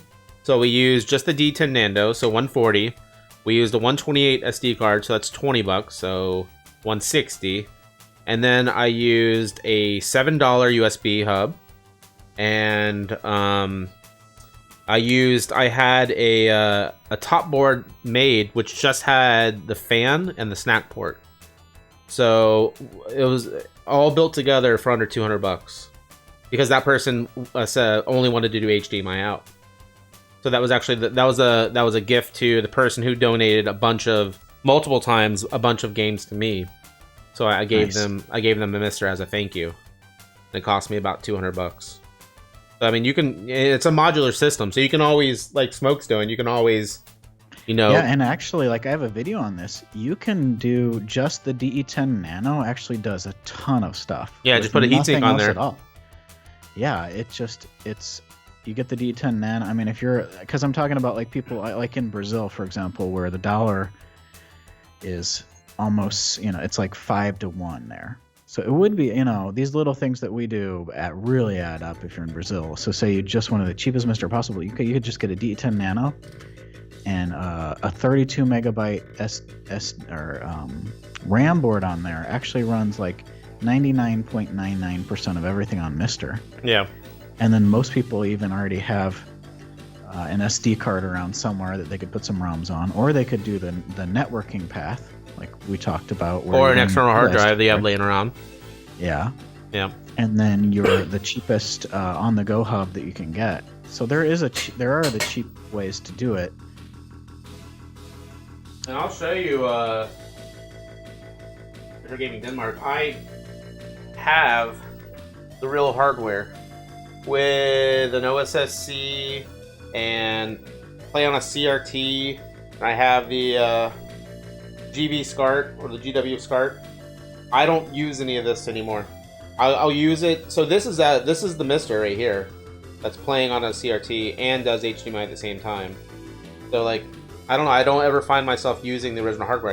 I updated the Super CD system, SD system, and it's great. But I mean, I'm still gonna play stuff on the MiSTer. Yeah, I'm the same way. Birdie Bro TV thinks my shirt came from Target. I don't think it did. This is a custom shirt someone made. I got on eBay. I actually don't shop for clothes in stores, weirdly enough. Like, I haven't bought clothing in stores forever. I bought all my clothes at Goodwill, and then lately all of my like t-shirts and stuff are coming from eBay. A lot of them are, I think, from Target, like the gaming stuff. Or somebody said that my which shirt was it? My Rampage shirt or something? They said it's from Walmart. Like, I don't know. Must be.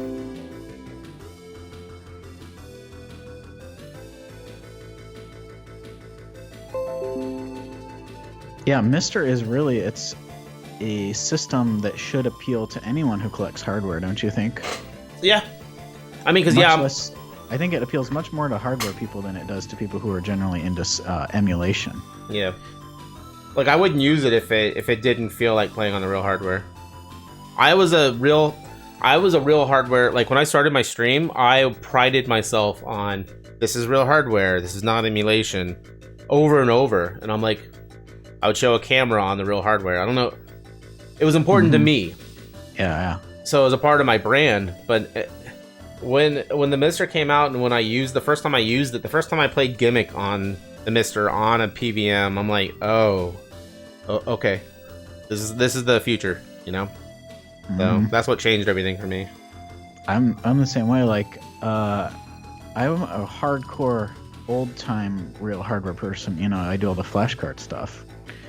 And that was always the alternative to emulation. And I got into MiSTer because somebody said it had Burger Time. And I was like, well, Burger Time was on my list of arcade PCBs to buy, and it was getting up to like $300. And I'm like, this is a way better deal. Yeah. And so that was all it took. And then I, went down the hole. I still think it's funny that you got roped in from Burger Time. I have a pin. I pinned the message in my Discord where I first heard about MiSTer. We're talking about Burger Time. Yeah. It was with Risha. That was an awesome background you had there. Oh, the Neo Geo one? Yeah, I love that one. I'm not sure if that's Ronnie or not.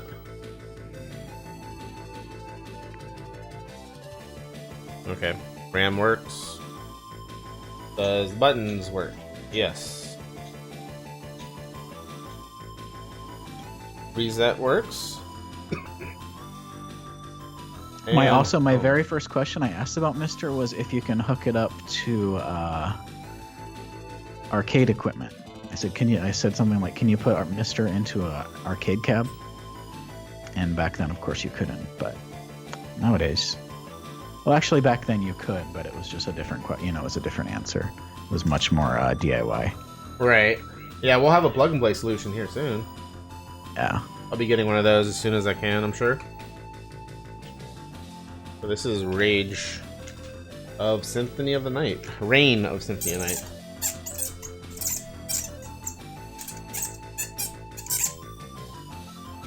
Yeah. Retro Gaming Denmark. I'm not planning on selling any real hardware. I mean, I'm just selling a few arcade boards that I'm not attached to. Owl, Yeah. I think, is the same way. Yeah, I actually haven't sold anything because of the MiSTer. I just,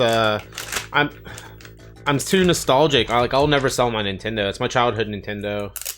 Like, I would consider selling the core graphics. I just I can't make myself do it because it's not costing me any money to have it. I don't know. I think laziness is a huge part of why I don't sell things. Yeah. Too. Yeah. Yeah, I can understand Like, it's a that. lot of work to sell stuff, and you have to deal with people, and Bag of Schmidt said, the only thing that I can see people not liking on MiSTer is the lack of cartridge support. Yeah, Maybe I agree. somebody could make it work with a retrode that would just dump the ROM instead of reading it in real time. I mean, this has been talked about a bunch, but the MiSTer it doesn't have enough input ports, right, to support a real cart? To do real-time cart access, they said that it doesn't have enough I/O ports. Yeah. But I did. I even talked when people were talking about it on, I think, Classic Gaming Discord. I jumped in and I said, "Well, you could do exactly what Bag of Schmidt said and just automate a retrode. To just have MiSTer automatically boot whatever it's dumping. Just dump the ROM.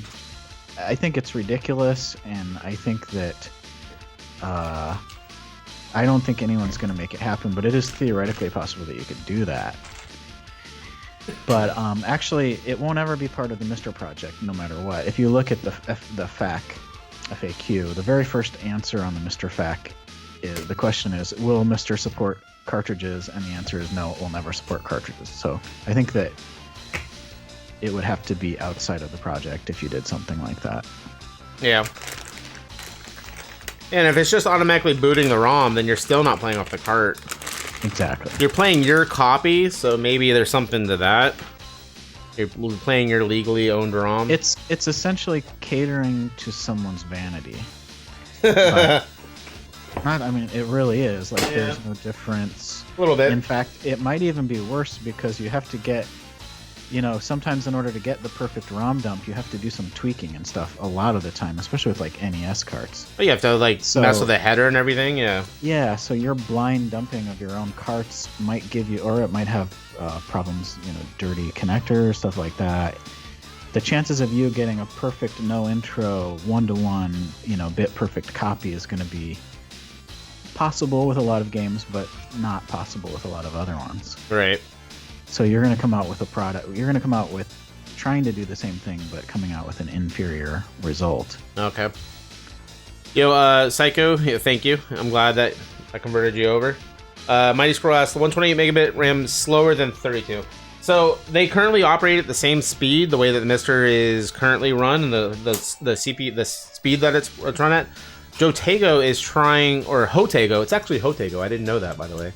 Hotego. Oh, is it? Yeah, I from never really thought about Retro that RGB's interview with him. Hotego, like Yeah. Jose. I don't know why I never thought about that.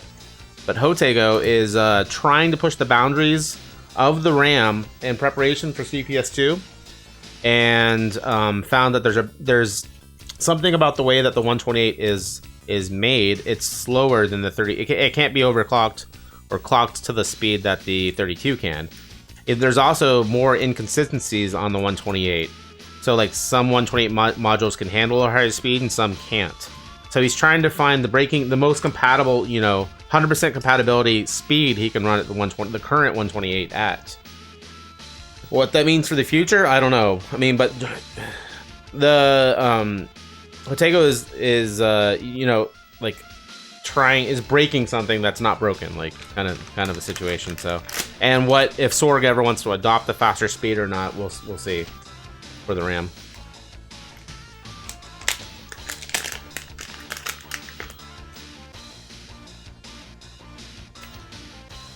What's up, Ed Horse? What's up, Birdie? The MiSTer got you back into... So I've heard that too. MiSTer got Birdie back into collecting real hardware and soldering and restoring. I've heard that as well. So like,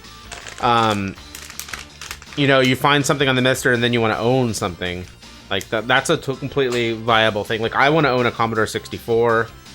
I have a lot of interest in the MSX, but if Vampire MSX is playing on the MiSTer, then I should probably just play on that.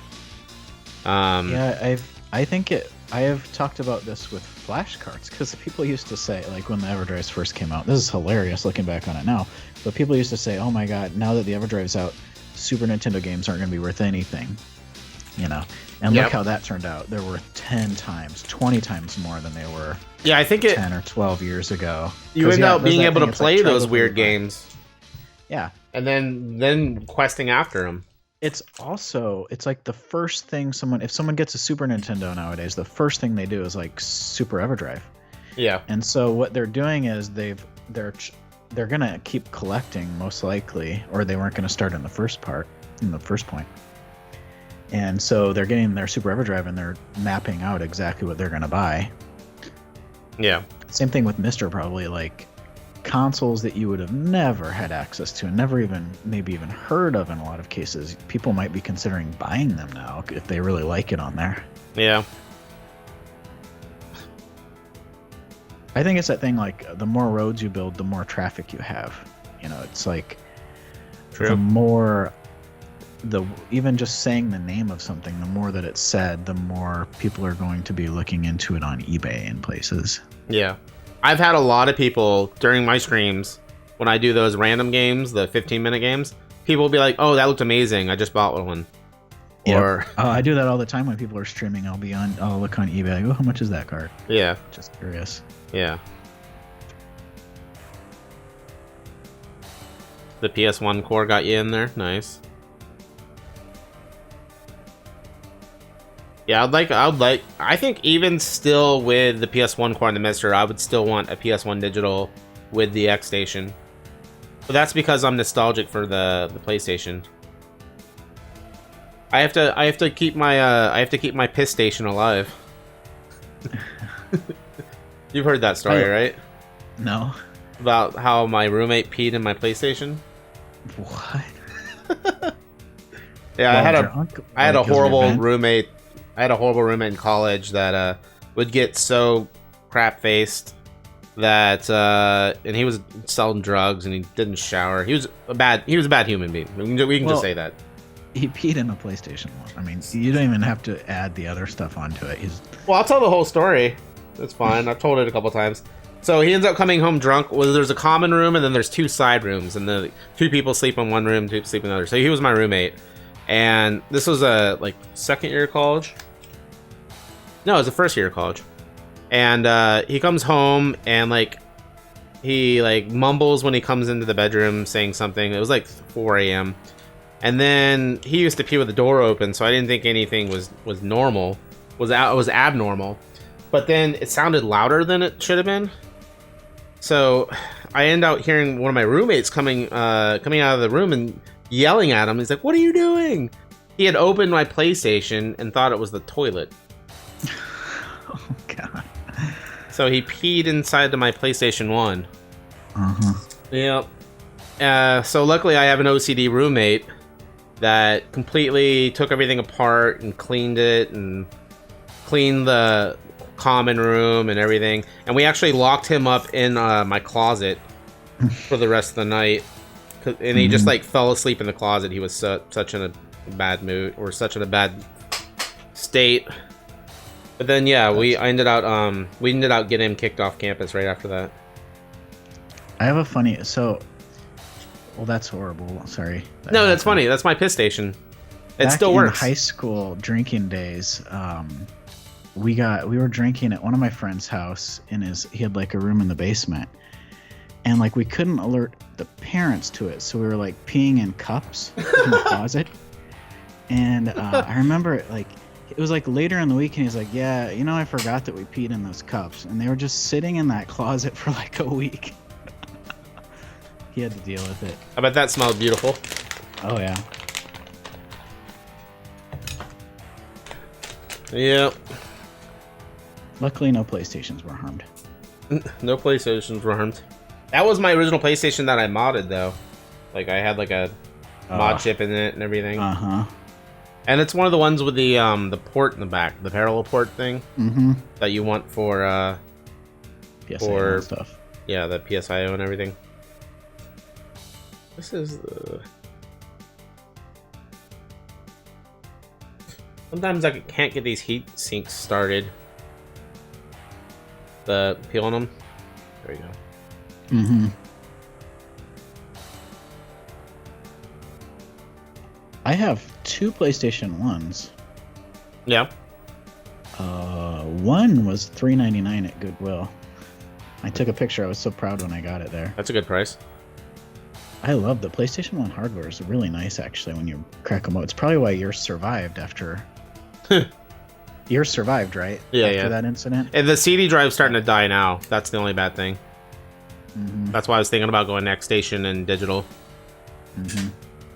Oh, I'm not going to find that. Hold on. I dropped them. Oh, the search for the little screws now. On Terrazzo. Oh, man. I think I have another... I'm trying to match another one.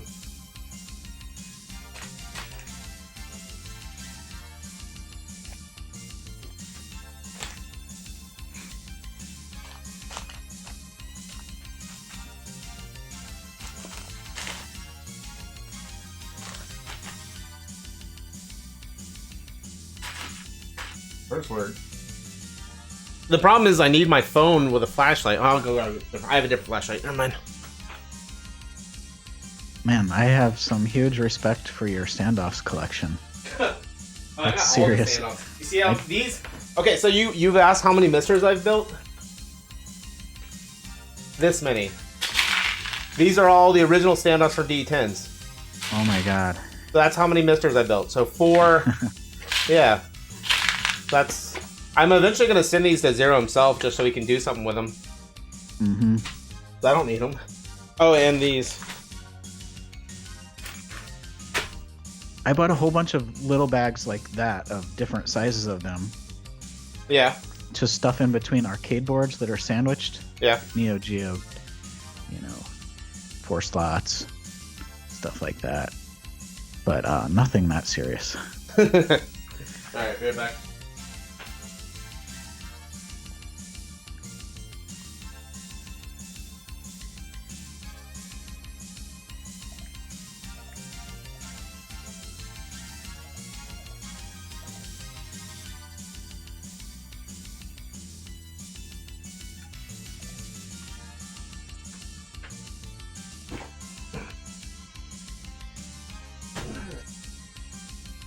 Where did it go?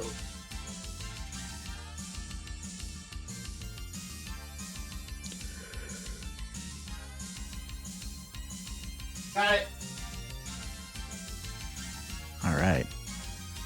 They usually bounce off into oblivion, never to be seen again. Luckily, it's pretty clean down there.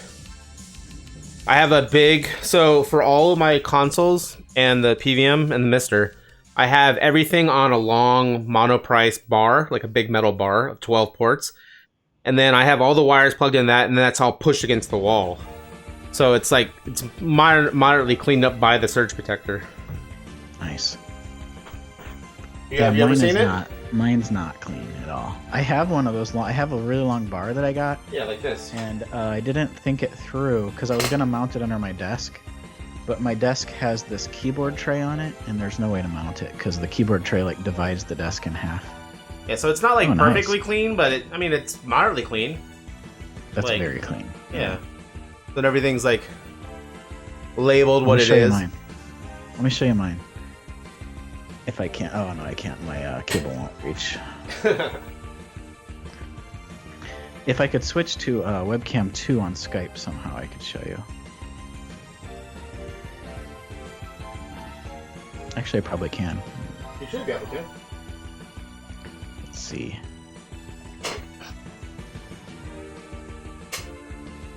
The Wii Mini. Too bad it sucks. I think people modify the Wii Mini to be like a badass, right? Wii Mini? Oh my god. Hey, it's all pushed up against the wall though. Yeah. Yeah. And my that's not MIDI bad. Setup, my switcher fell out. It was attached to the desk. Up there, I had it attached, but it tore off in the middle of the night when I heard it come crashing down. Not MIDI units, but like all the switching that I do. Yeah. Okay, so me just not thinking, I just threw 2 of the things that were on here on top of here. Oh. Yeah. Crap. Yeah.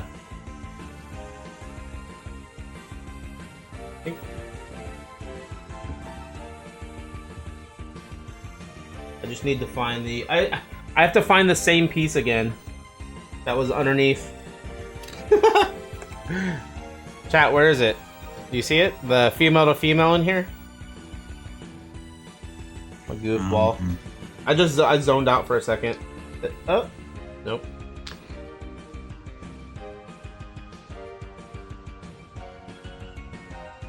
You should have a competition where people guess how many standoffs you have. Ooh. Like, guess how many standoffs are in the box.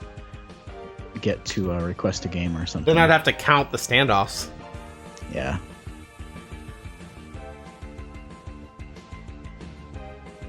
I can't believe that I did this. The What's problem a is... Wii Mini? Is that it's the red Wii?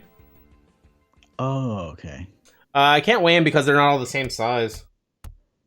So, like, a lot of them look like this. So I'm seeing this from the underside, and I'm like, oh, that's it. But then it has the male standoff. Did I really just do that? 1, 2, 3, 4.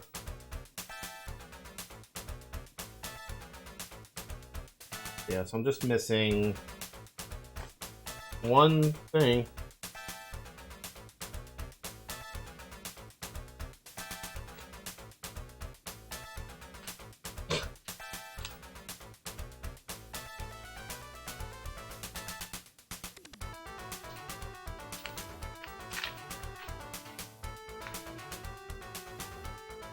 I like the. I have my Wii modded.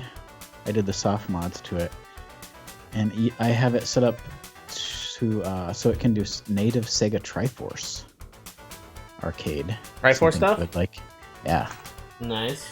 So Mario Kart DX or whatever it is, and F-Zero DX, and a soccer game. What is the? Oh, so that's all Wii based hardware? It's GameCube based, yeah. GameCube? And then when you mod your Wii, you can load up that stuff in it. Also, basically, all you need to do is boot the BIOS for the Triforce on a Wii, and it's just a native Triforce. That's amazing. So what? Somebody's trying to add STV BIOS to the Saturn? Oh, yeah, the Fenrir guy. Yeah. Mm-hmm. But somebody broke that down, a Saturn person. They said that the BIOS is the easy part, but that it's I guess from the limitations of the Saturn, there's no real way to feed it the cart data fast enough of the STV. So they think that that's as far as they could get with it. Is the But BIOS. I thought with a ODE, you'd be able to read it as fast as... They said it's not fast enough. Not fast enough? Through the, it's not fast enough through the CD, or even, I think they said the cartridge port wouldn't be fast enough. Or the video port. But, I mean, they could be wrong. I don't really know. The Fenrir guy probably knows more than us mortal humans, and he seems to be pursuing it, so... Has anybody gotten one of the statiators? I don't know. That's the plug and Are play they one, shipping right? now? Yeah.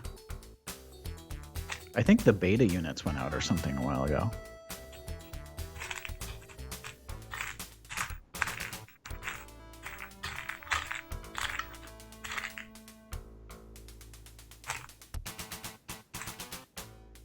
I have a mode here. And what? I have one for Dreamcast and one for Saturn. Ooh, nice. Yeah, I couldn't pull the trigger because of the price, but it looks amazing.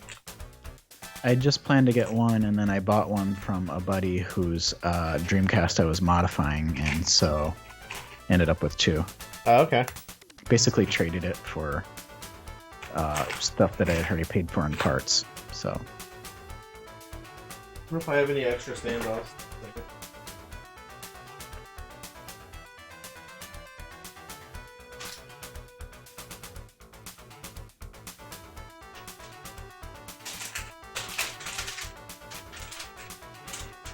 oh, is mode cheaper than a satiator? I haven't looked at the price of the satiator.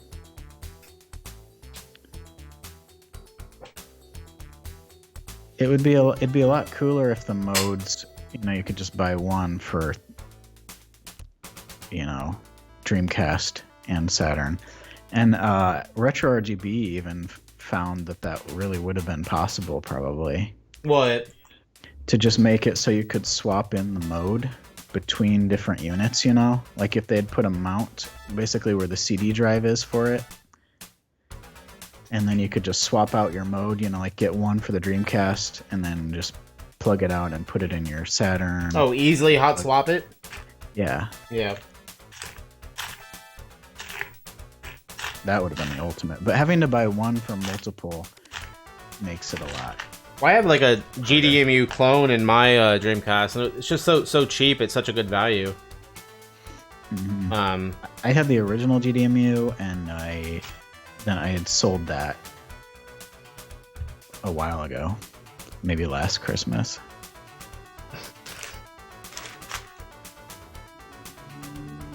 Wow, the satiator is $260. Jeez. Well, how much is the mode? Mode is like 200. Yeah. But I'm more inclined to get the satiator because it's plug and play. Yeah. Yeah, satiator would be cool to just plug it into a different Saturn and be on the way. And then you can still play discs, which is some people want for some reason.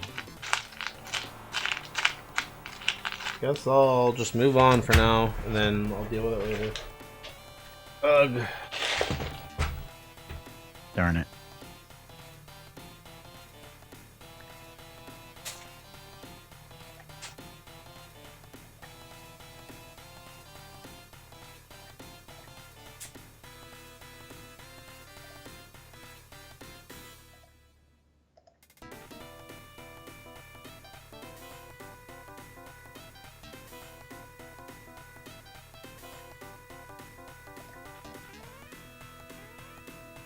Well, I'll probably wrap up here so that I can go eat lunch Okay. and take care of some things before I've got my next stream later. Awesome. Yeah, well, thank you so much for Yeah, hanging thanks for out. It's having been fun. You helped 5 hours fly by. Yeah. Wow, 5 hours? Crazy. Well, you're doing God's work here, so thanks for doing that for people. And always thank you for what you do. I'll talk to you soon. Thanks for stopping in. All right, later. All right, bye.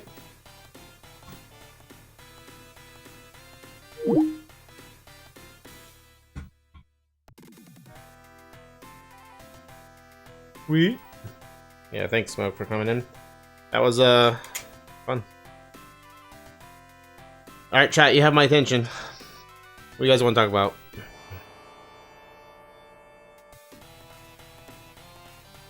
Yeah, I can't believe I threw that standoff in there. I'll find it eventually. I think I have one extra case in this run. I think I ordered one extra one for myself. How are babies made? Well, I can show you. Smoke got you into the MiSTer and me.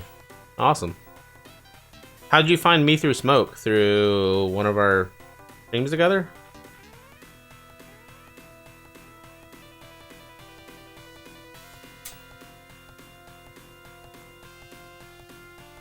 Yeah, no OnlyFans.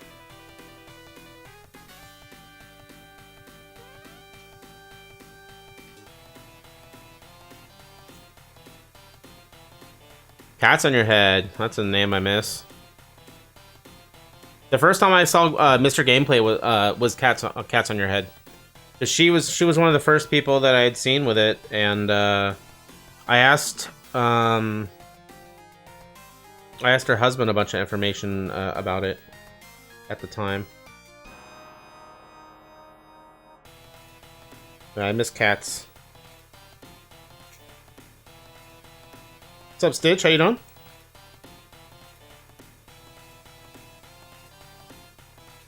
You started the Punisher last night on CPS 1.5 core, dude. So like, I don't know if you guys saw when I streamed it last, but the Punisher I think is one of the best feeling beat 'em ups like ever made. Like it just feels so solid.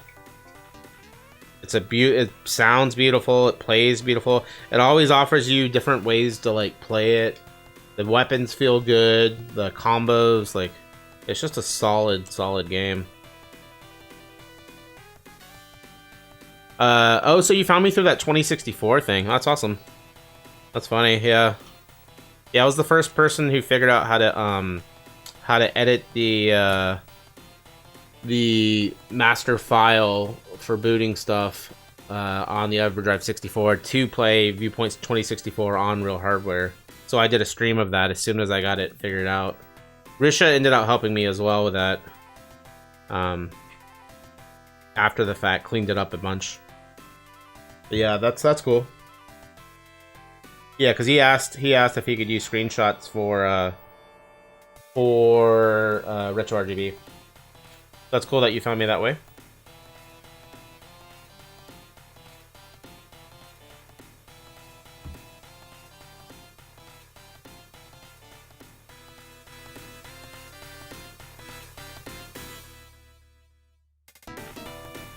Cats and Dinosaurs is awesome. Yeah. Beautiful game. You can play that game passively too and not hurt the dinosaurs. I don't know if you realize that.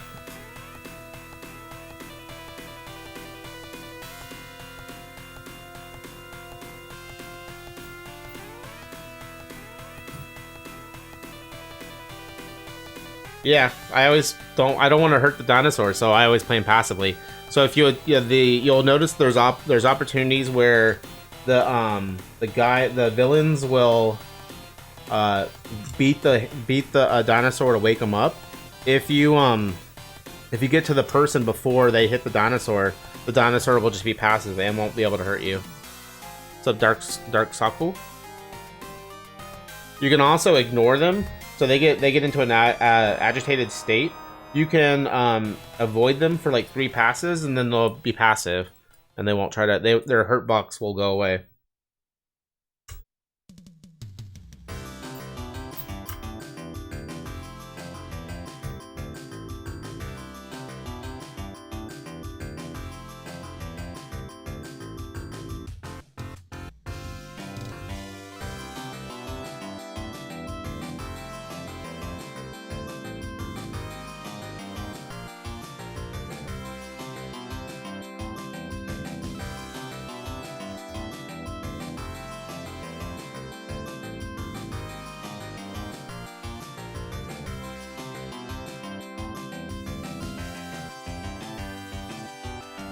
Is there an ammo system in it, or it'll be pistol always out? So there's only certain parts where you can use. There's only certain parts where they let you use the pistol, and when they do let you use the pistol, you have unlimited ammo.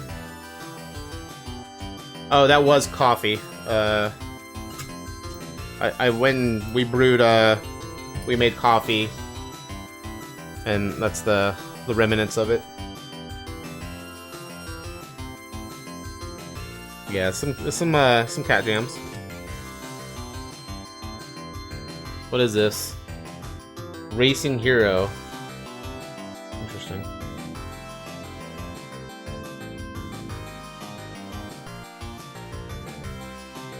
Oh, I got you. Yeah, I have a light bar right here, so it might have illuminated it all weird.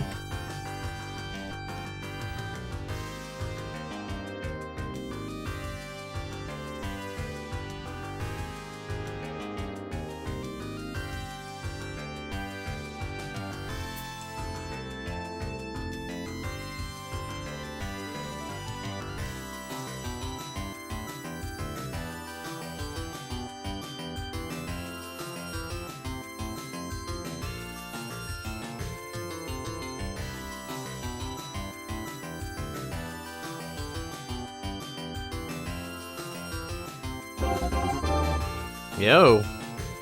Because of coffee? Zakaizu, thank you so much for the 25 bits. Much appreciated. We did. We unboxed it and hooked it up via HDMI. We'll do a full stream of that though. We'll do a full look at the whole system this week coming up. If you want to look at that. The overall impression is I'm impressed. The controller feels nice and clicky. The menu system's beautiful. It looks really solid, and I'm happy with my purchase.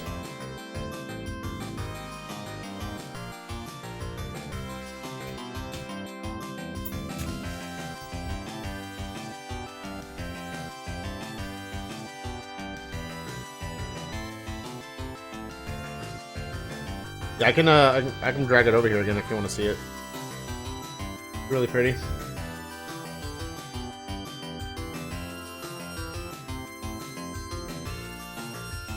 So the this little strip right here lights up green. It's got clicky micro switch joysticks. Buttons. The buttons are micro switched as well. These are two little buttons as well. The mold is super nice. Has HDMI out, 2 USB ports. It seems to be 720p. Power runs off USB. It has audio, analog audio out. Power switch is back here.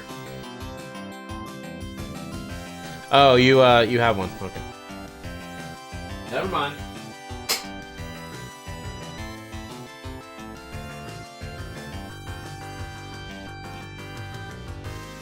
That's what she said.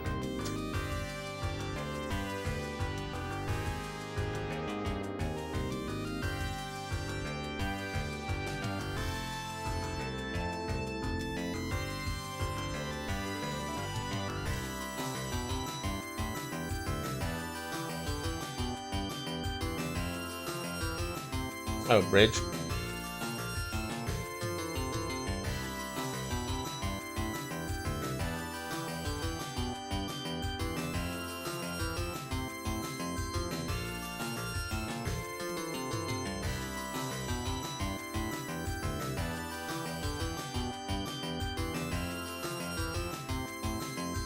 Oh, Stitch, are you still here?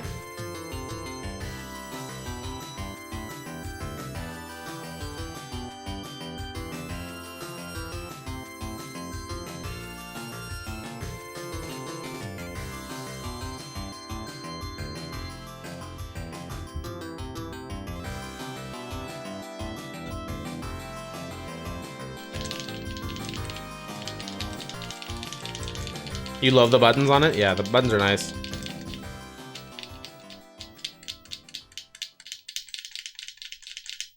It is a beautiful sandwich.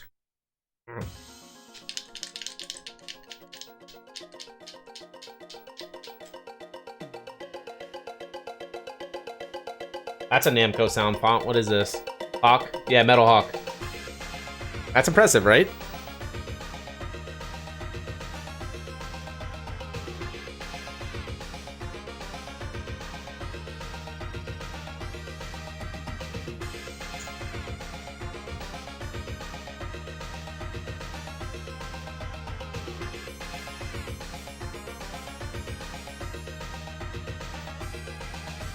Do you work the buttons like that after building cases to make sure they're not getting stuck? So the buttons are really like strong. So they don't always register if you don't do that. So I just try to like wear them in so that they're making a good active connection.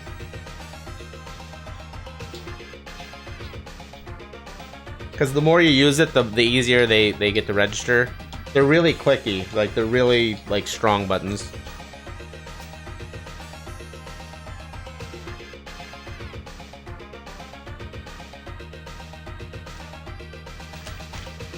Can't believe I lost the standoff.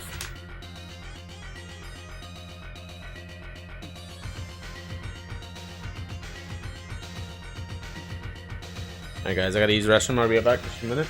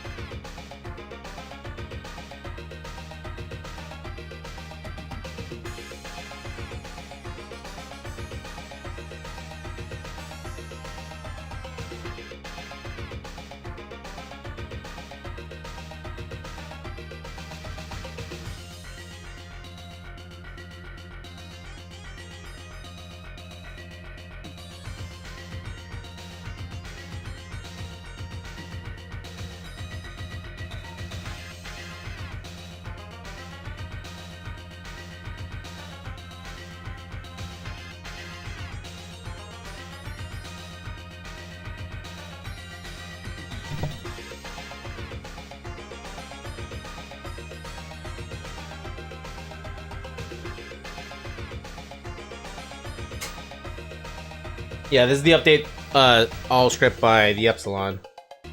I'll link it in chat here.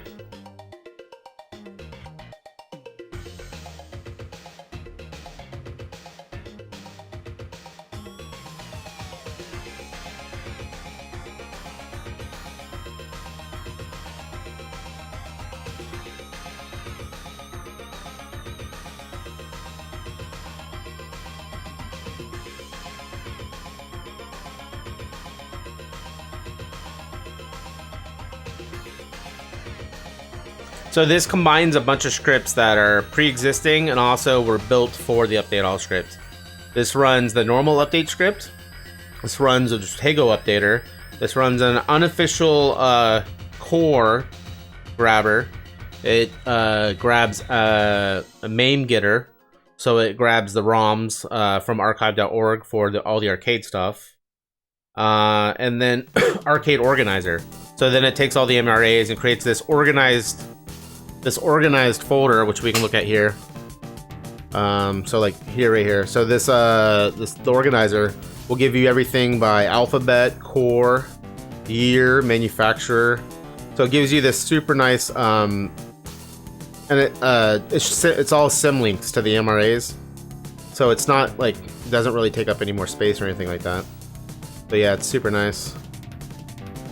It just makes sure everything, and also the core, what it does can be configured. You just hit, when you run the update all script, you hit up to configure what you want. So like for these people that I'm doing builds of, I'm not downloading any of the alt MRAs. So the alts are like, if you wanted to play the Japanese version of 1942, or the US version, or the bootleg version.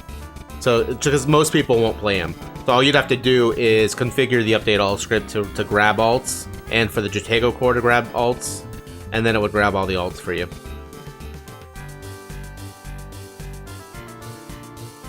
Yeah, like my job would be a lot harder to build these without the update all script. So I've been around for the MiSTer project before all we had was the normal update script, and like everything's so much easier now. Yeah, and retro driven. So there was a competing script, and the original script was called retro driven. They're actually discontinuing their script here, or it's currently discontinued. And now this is the one script to rule them all. Alright, so gotta make sure all the buttons work. Yeah, family life. But retro driven, I mean, I used the retro driven script for a long time. It was definitely a great service that they provided that helped a lot of people out for a long time.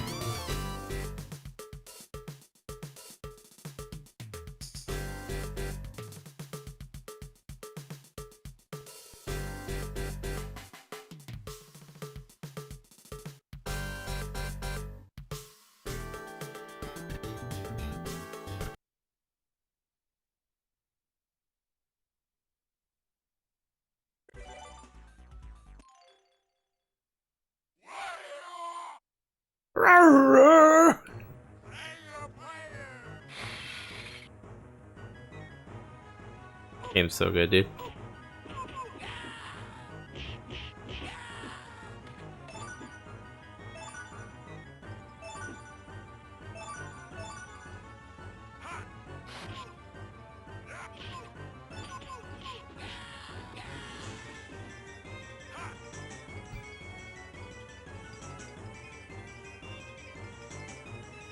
Magic the opponent. Magic.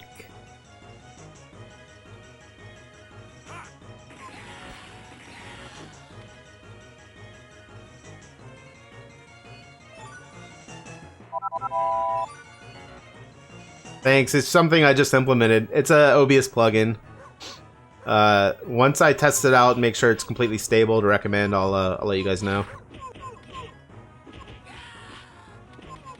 I'm glad it was noticed. I've been working on improving my setup here. So this is me just playing with a keyboard.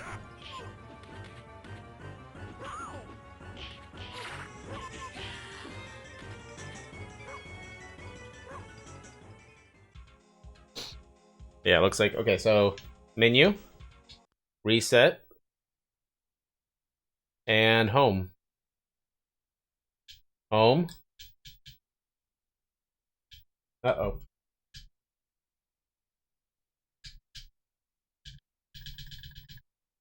Alright, let me jam on this button.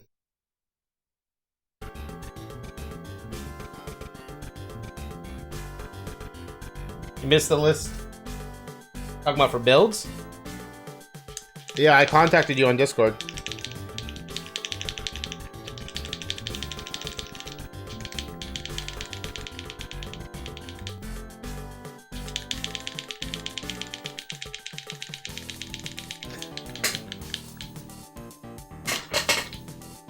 I'll be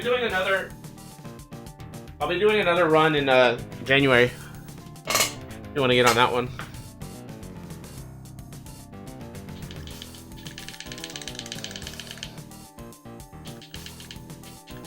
Oh, is this the composer? Is this the same guy who did Metal Hawk?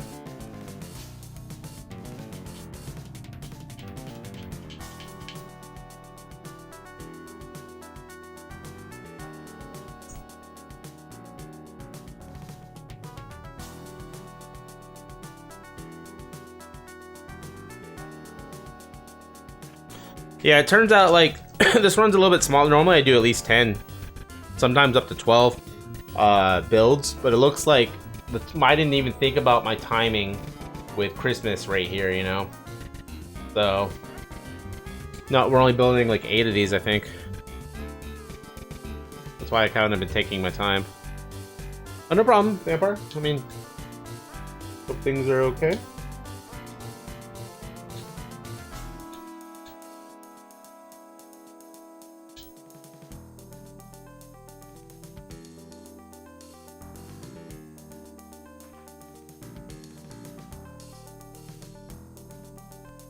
What's up, Aquis?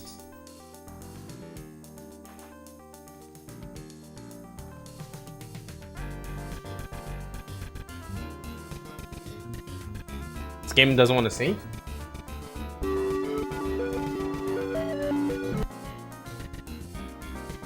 Alright, let's play a different game than that.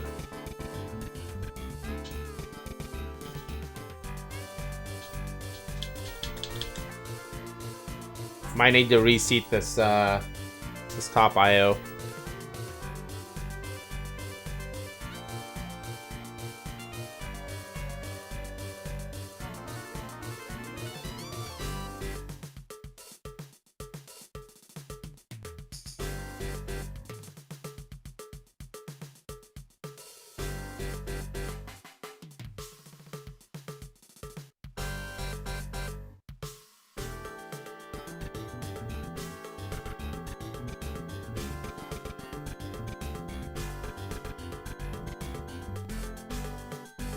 That's a cool attract mode.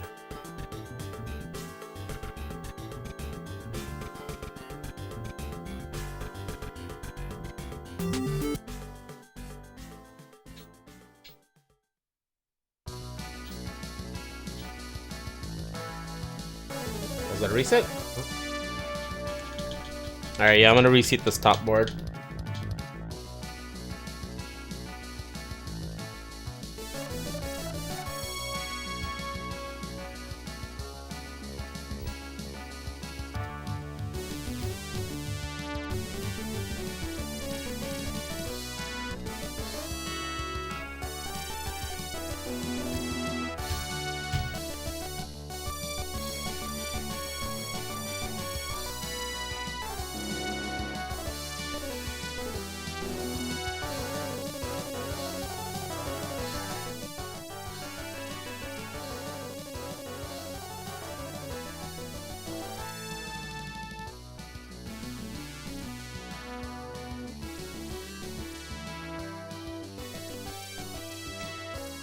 Did you respond to yourself? I don't think I've seen that somebody do that. That's funny.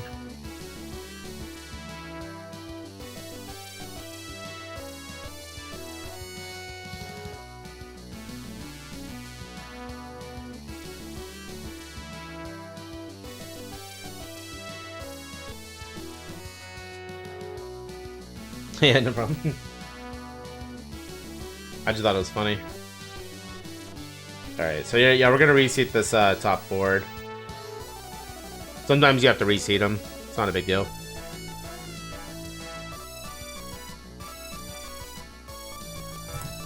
Somebody Swan P bricked their MiSTer. Most likely it's the SD card. So if you talk to them before I do, tell them to download the SD card prep tool, and then run repair, or the update boot and files, and that will normally fix the SD card. You can brick the SD card. It's happened to me a handful of times. And then you run that, it reinstalls the main MiSTer and Linux and stuff like that, and then you just run update again.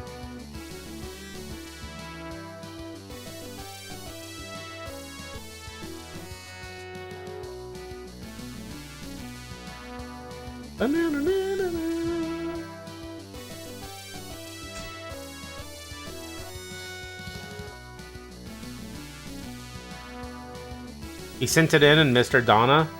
Mr.'s Donna. Thought it was Fubar. MisterAddons. Oh, so he completely effed it, huh? He probably shorted something then.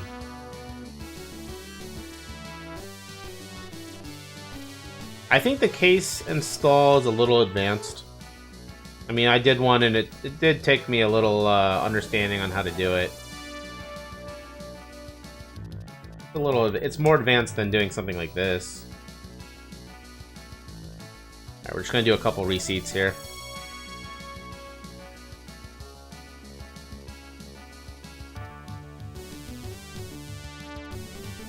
I want to check the button.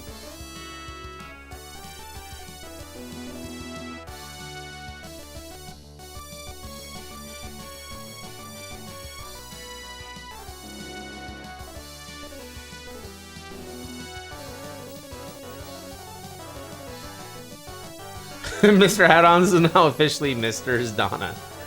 Oh man. I'm gonna message them, see if they're around. They wanna...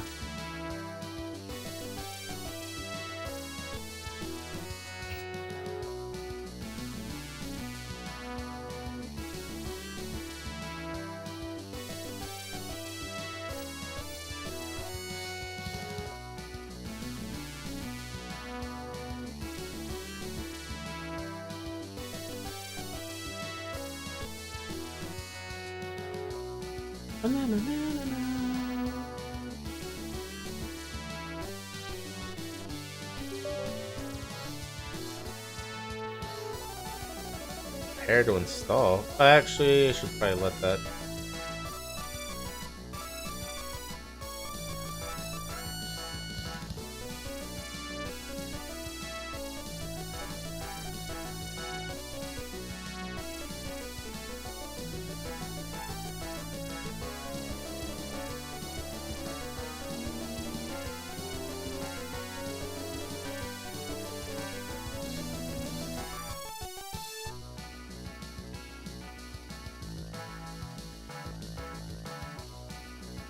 Alright, I just invited them to join if they wanted to.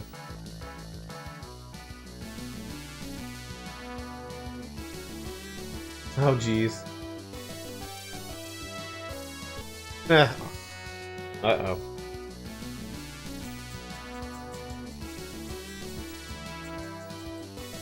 You're not even using your blister functionality yet. Do you like having the option? Alright, let's try that now.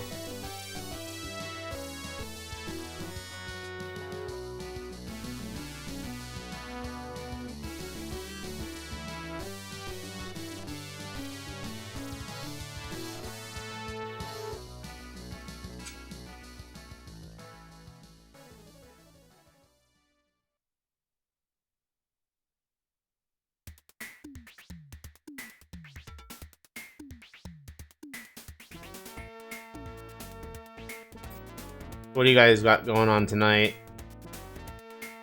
Or tomorrow? Christmas is coming up here soon. I'm gonna go have a Christmas Eve with my dad and Christmas Day with my mom. Means I get to have 2 giant dinners. Mind if I call you Donna? Hey, I don't want to be responsible for this. MiSTer's Donna. What is this, Jam?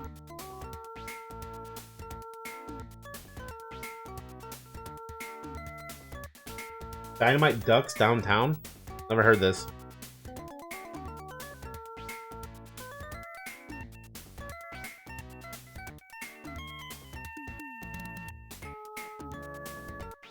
The potato sack. You're waiting on parts to make your own Damon bit adapters? Nice. What adapters are you making?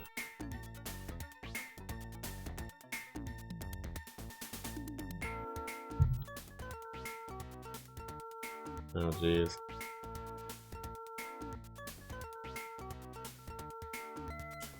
Now he's not gonna like me. Because I helped create MiSter's Donna.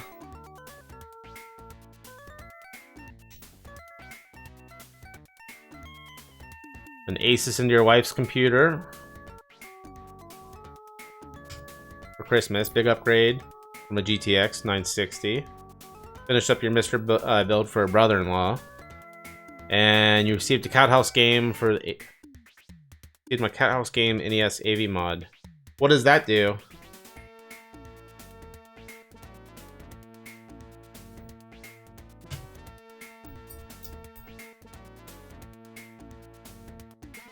You're gonna play some SNES and Genesis Dark. Alright, nice.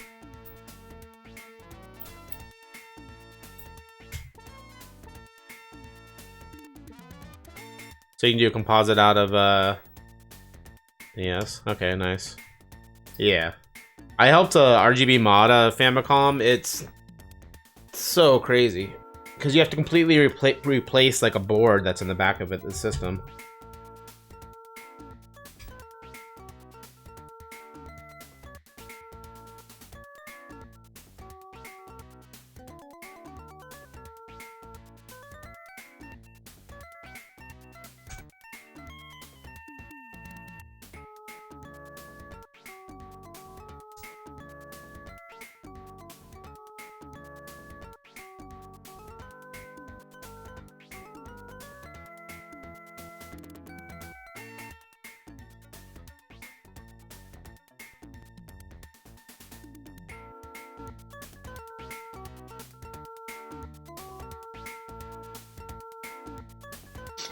Yeah, just get a Raspberry Pi, bro.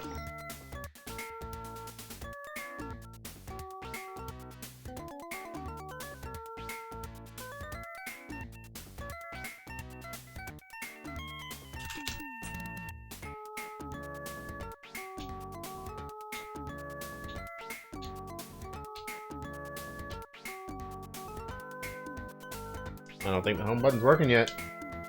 Dang it. Oh, there we go. Alright. Good enough for me.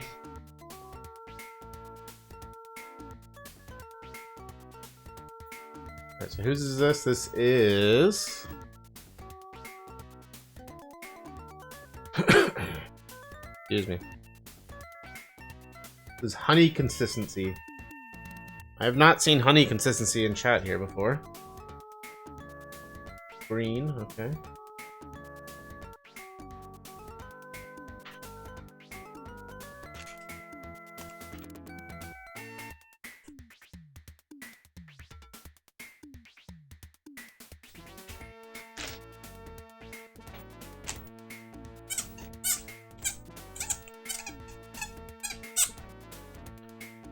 Tony.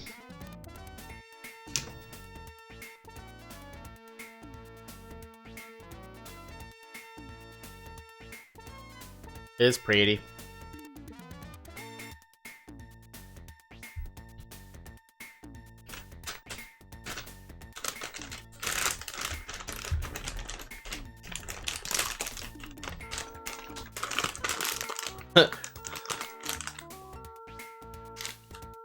Tony. Unloved Tony.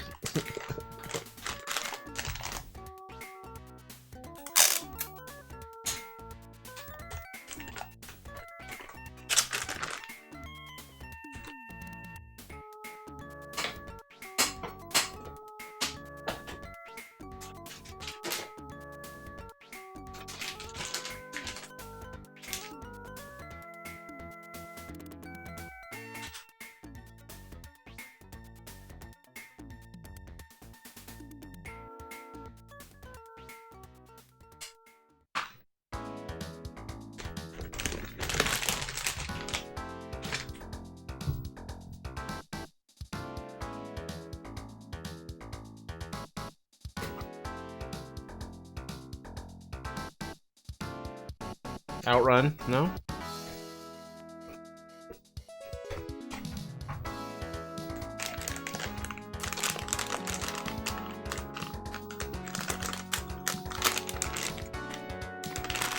Oh, is that what Scott stands for? I never knew that. Funny.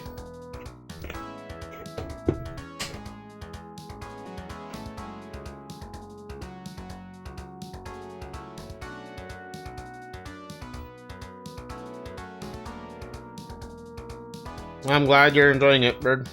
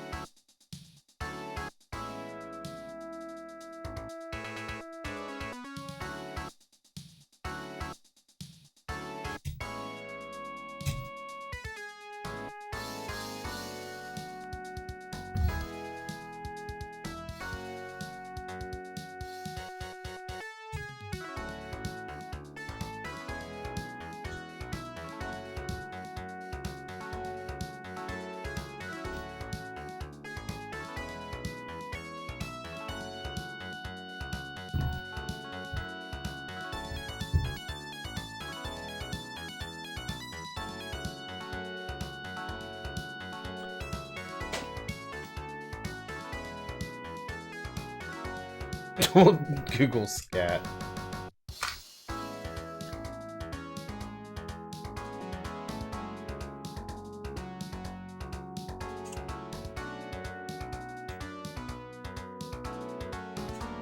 I'm glad I can always depend on you, chat, to go there.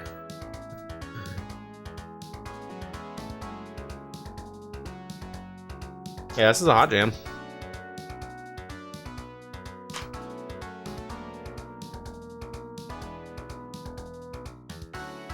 Some might even say a cat jam.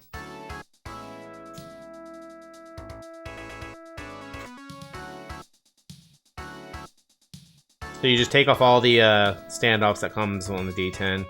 You get it completely naked. And then you put on the heatsink.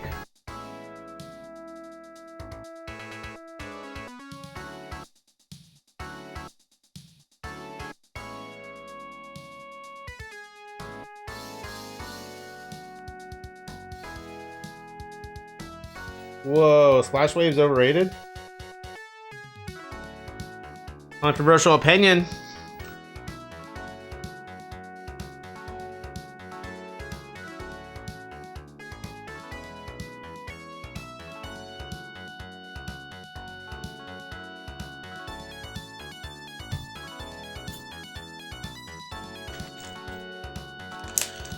Nothing in Outruns overrated. You guys see the you see the arcade 1-ups Outrun cabs?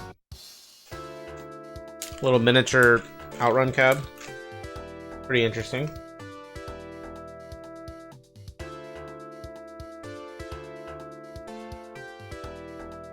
He went there.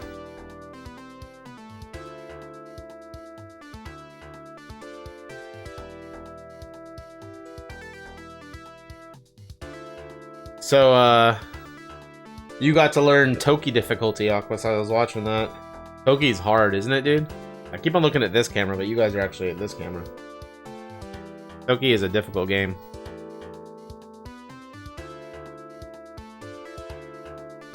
I had a Toki PCB board. I bought one from a friend, Pass Blaster, and first time I fired it up, I saw smoke come from the sound section. And I guess that's a common area for that board to fail. For some reason, the voltage must have been weird on my cabinet, and it fried the sound section. So I ended up selling it broken. Oh, PCB boards, yeah. PCBs.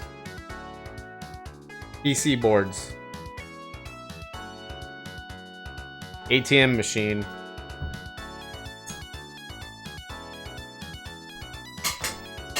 Drop the screw.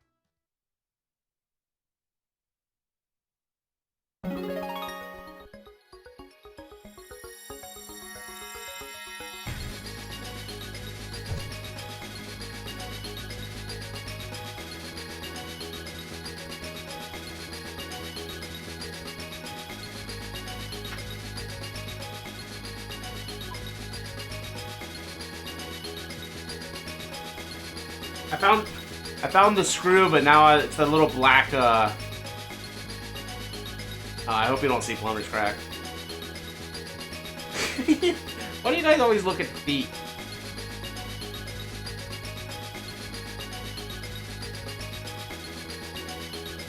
I can't trust you guys for anything.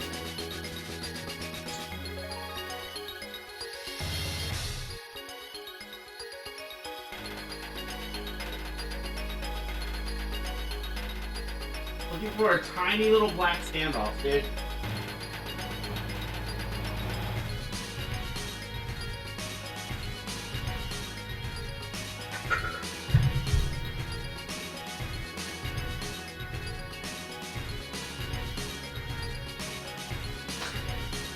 I don't think I'm gonna find that.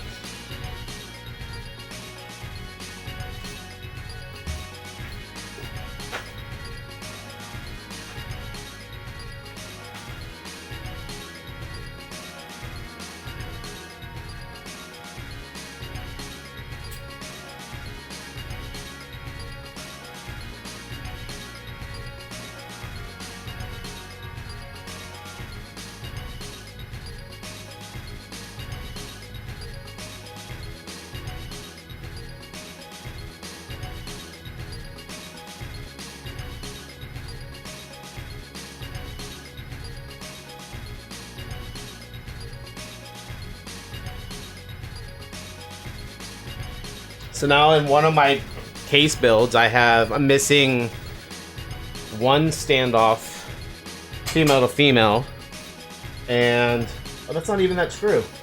Is it? Yeah, it is. And one little black washer thing.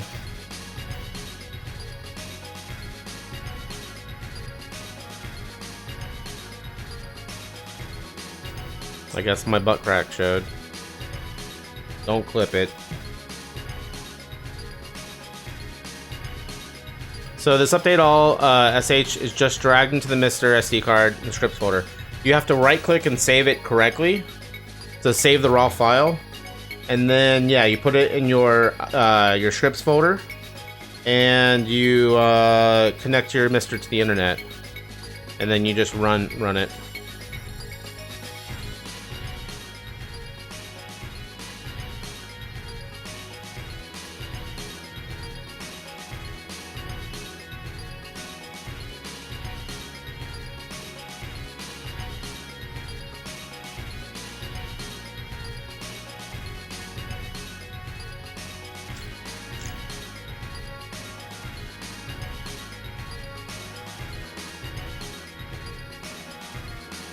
Yo, Molly, how you doing, bud?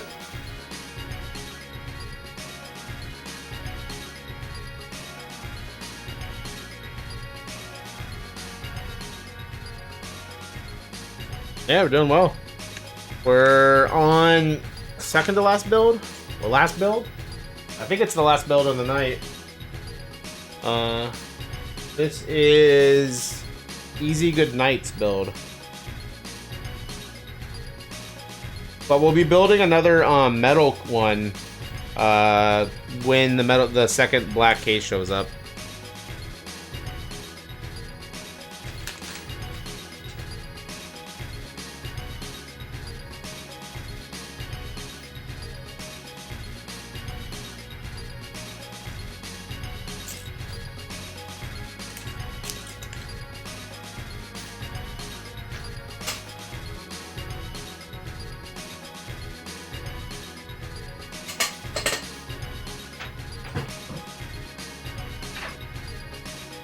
Yeah.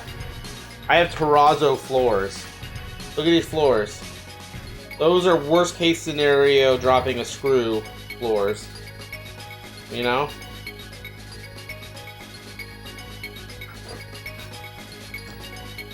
What do you think of the Zeppelin gameplay? I only got to see like 10 minutes of it. From what I did see, I think the shots all looked really nice. I'm not sure if I like the spinner or not. I definitely like the dynamic lighting on the premium and LE. Yeah, I got shut down in 32 minutes. I guess they didn't have it cleared with Led Zeppelin. It's up now. It's up now though on the Stern Insiders though. If you want to look at the footage, but it looks fun. I like the art package of the Pro the most.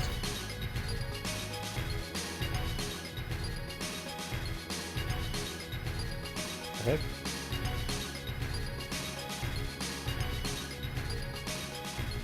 More importantly, what did you think?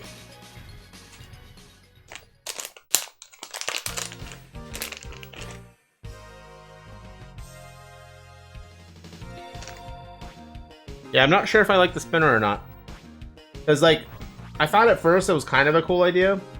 But then I thought, then people kept on saying the spinner to nowhere. And I'm like, oh, yeah. It kind of does just throw it up there. And makes, like, a super risky shot.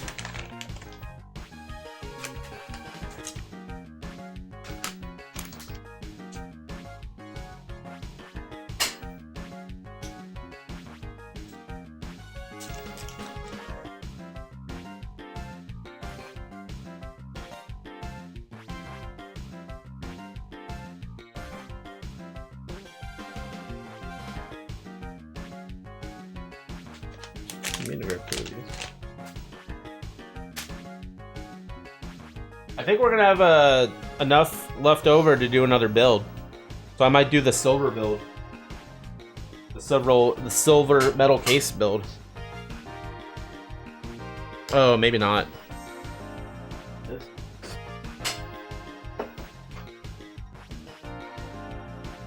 So I ordered a kit through AliExpress, which I didn't know if it was genuine or not, and yeah, I ended up not coming. Anybody have experience using a USB spinner in the Arkanoid core? I don't, but I've read about it. You can just manually, you know who does the arcade action is Pass Blaster. They made an arcade spinner for it, and it's literally wiring up a spinner to a USB cable and then plugging it in for the analog spinner, if that's what you're talking about. A digital spinner I do not have experience with.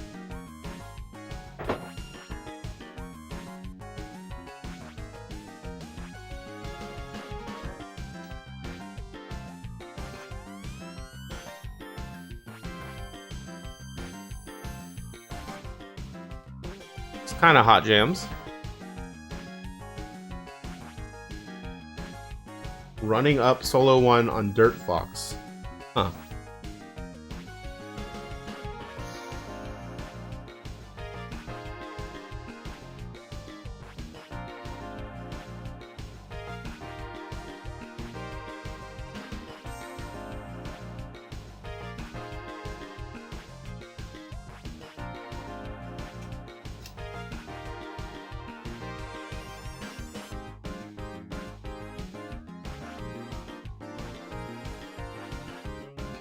Yeah, I mean, analog control is super nice when available. For sure.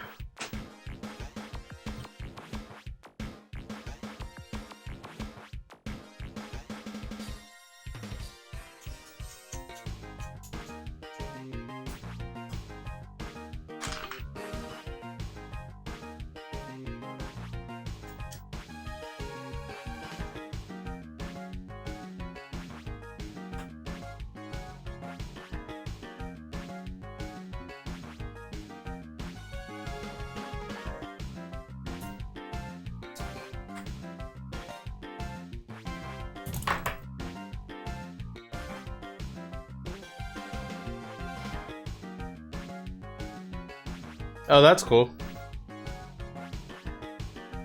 Yeah, I had chat die, so I ended up, because I was moderating, I ended up refreshing, and then I lost it.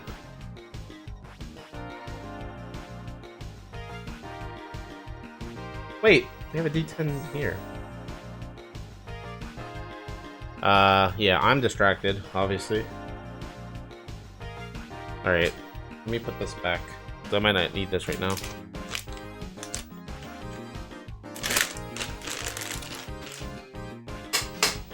So we will have enough for another build after this.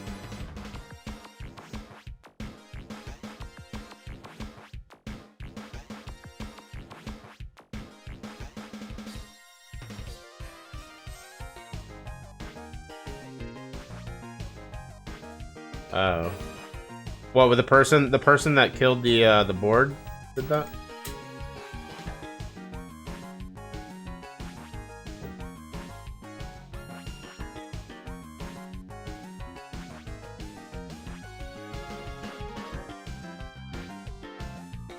Oh, okay.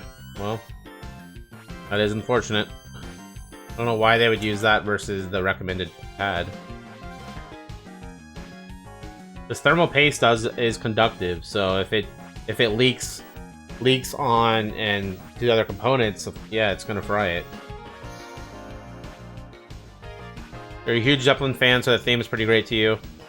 I'm with you. You like the pro art at the best. The LE and the blue accents, they're very strong. It's a very bold choice. The LE. I would definitely go premium. If I were to go, I think I would go pro to begin with. Yeah. But for me as a streamer, I'm not even considering the game because of, I couldn't stream it with music. You know? Those days are over. Until a proper system of monetization gets put in place, I can't stream anything with copyrighted music.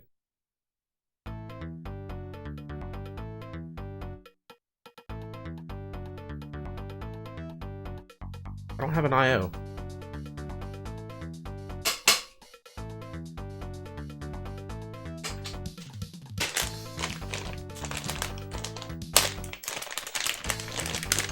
I mean, it sucks, but also I understand their point of view too. Like, I understand. They want to get paid for and monetized. YouTube is properly monetized.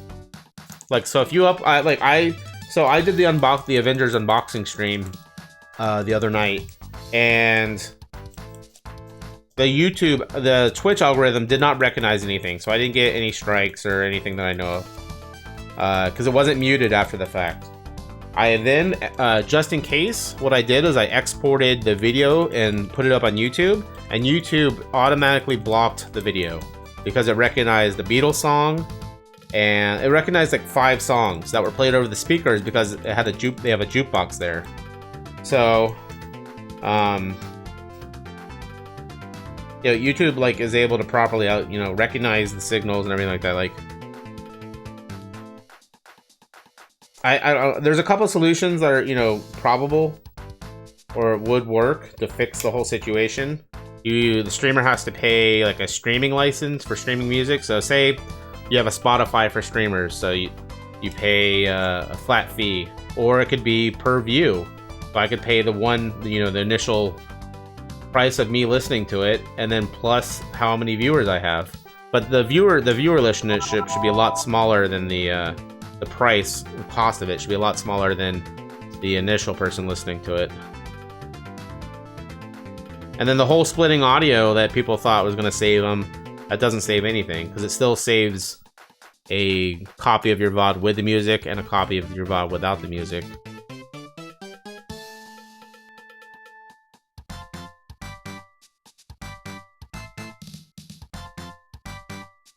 Yeah.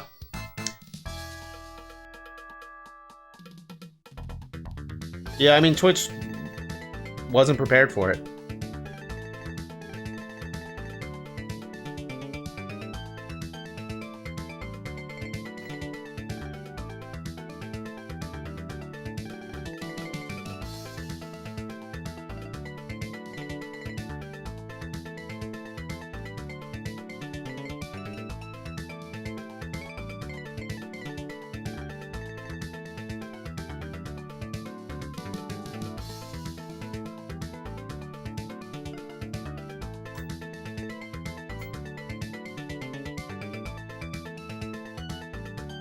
Screwdriver.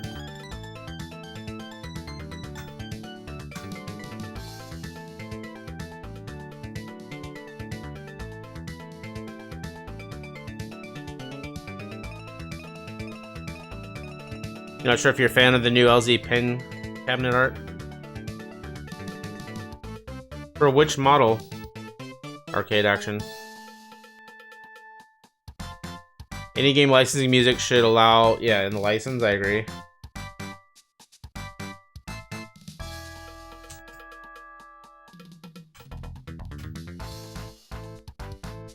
Yeah, if like the music's in the game, you shouldn't get a strike. If you're playing additional music in the background that is copyright material, I mean, that's questionable.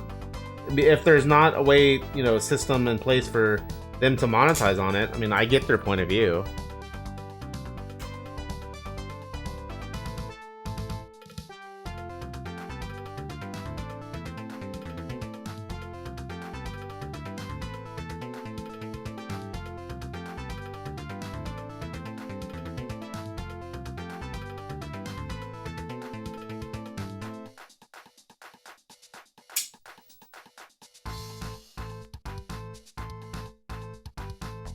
See, I've heard other people say that, and it looks, I mean, I probably have that Led Zeppelin album, the vinyl. That's what the vinyl looks like. I think I'm really attracted to the Pro model. Like, I think it looks great. But I hear a lot of people saying that. I actually think it's one of the better. It's one of the better curated art packages, the cabinet-wise, for the Pro.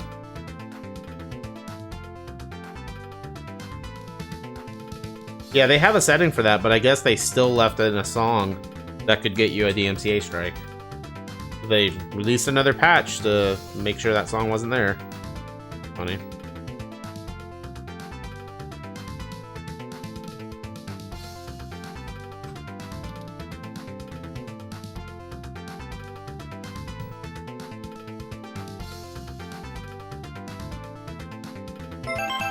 Rubber. We big boy streamer now. 90 viewers owl non-tissue time. Thank you so much for 42 months. Probably my first subscriber. Thank you, Rubber Ducks. Appreciate you, buddy. Hope you're doing well. Yeah, people like PCB sandwiches. Looking good so far.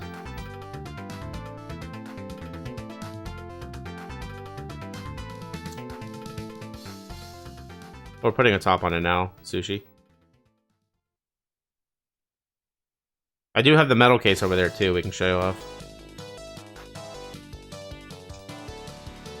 Oops.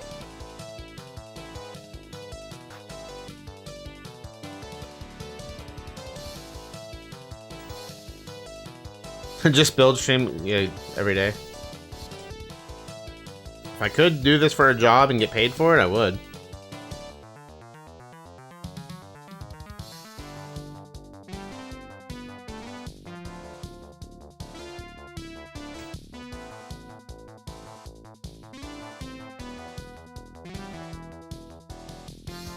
Purchase link to the viewer. Yeah, that makes sense too.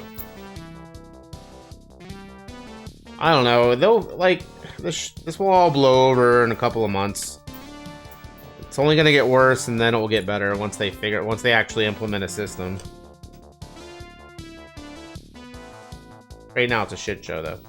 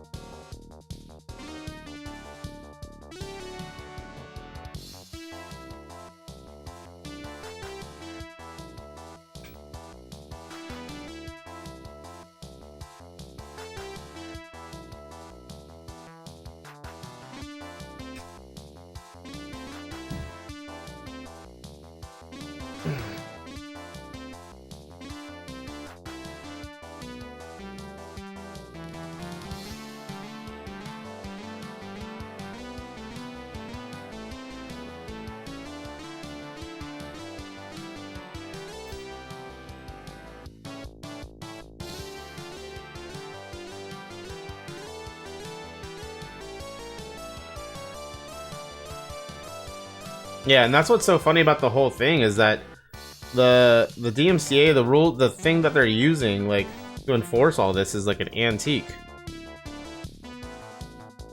Yo, Evil Ace, thank you so much for the raid there. Hope you had a good stream.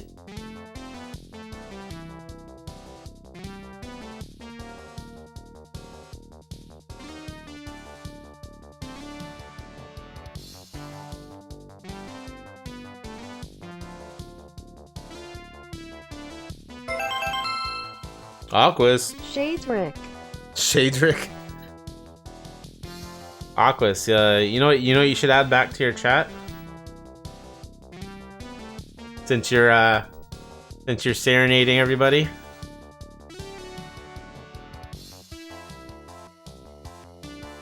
I made this for you, and you know it.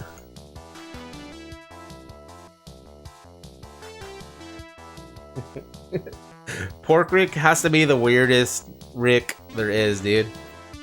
Frickin' just hover over that emote, chat.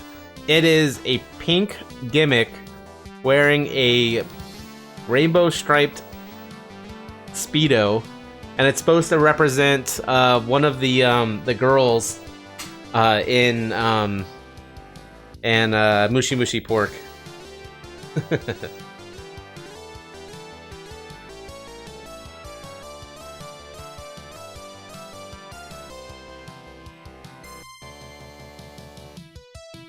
Oh, you probably don't have Franker Face Z installed. Look in chat. Look on the overlay. Yo, you boys, thanks for the raid again. Excuse me 1 second.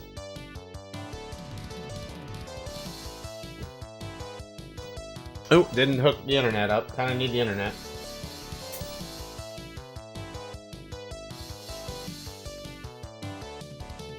Yeah, thank you again for 7 months, Aquas.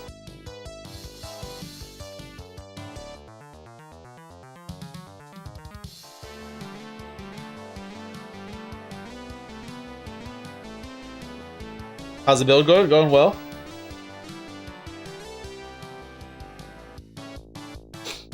Either ways, I want to get you in touch with SmokeMonster about helping him build a wooden enclosure for his He wants to build a boombox kind of layout. I think you definitely would have the skill set if you had the time to help him with that.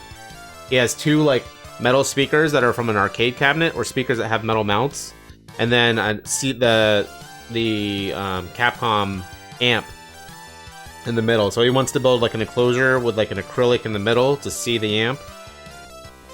So if that's something that you would be interested in helping him do, you should reach out to him on my Discord. Tuxedo Mask, thank you so much for the Prime sub, much appreciated. Are you here to save? You're here to save the day.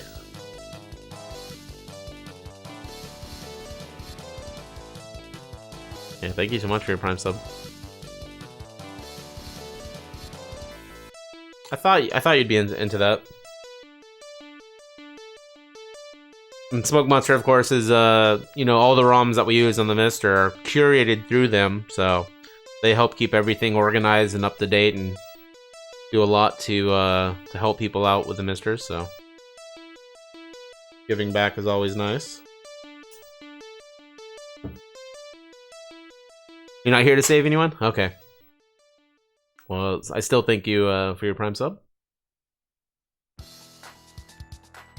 We're running the update all script here. Okay, we'll do Evil Ways. I'll tag you. I'll tag you in the tech thread.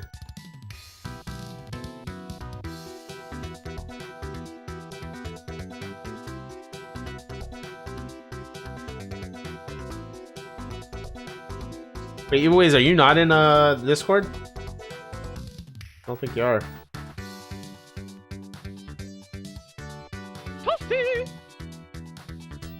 Skank Core, thanks for the follow. Which ska core do you like? Now I've heard ska core. I haven't heard of Skank Core yet. Yeah, I was just asking if you were signed up for my Discord, because that's where I was gonna tag you at. Grindcore, what's up, Snake? I wanted to have I had an imaginary like polka grindcore band that I wanted to start in high school. Oh, E-Ways, there we go. Yeah, I was like, why am I not finding him? I knew you were on there.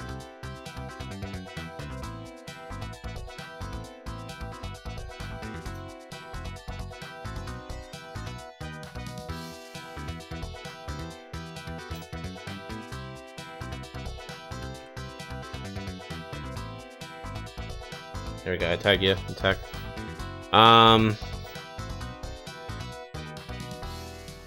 First people. Yeah, I mean, I used to have in college. I had a ska and punk radio show. I still have hundreds of CDs from that. Yeah, so I wanted to start a polka grindcore band, have like distortion on like on an organ, and I was gonna. The best thing is the name though. The name is called Meetus Greetus Fetus Fetus Fajitas. Meet us, greet us, feed us, fetus fajitas. And it was gonna be in like the corpse font, you know, going down like a black shirt. The name sells it alone, right?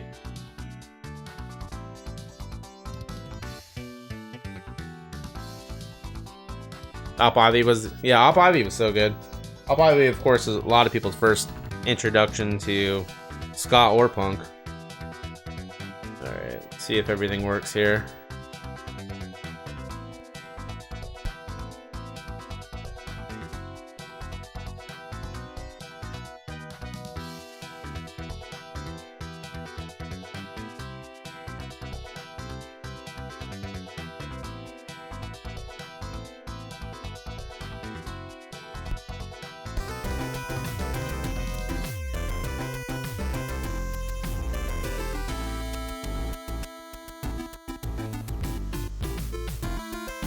You just bought everything off Amazon with a bunch of credit. Awesome. Congratulations.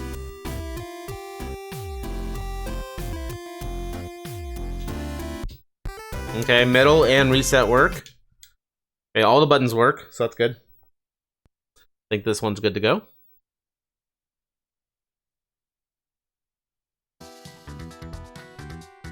Gimmick has great music.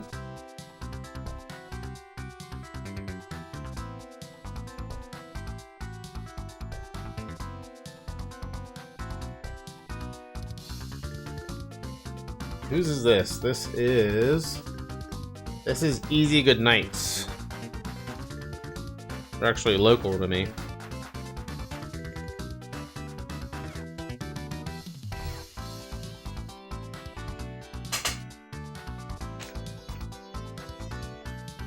And they make rad art.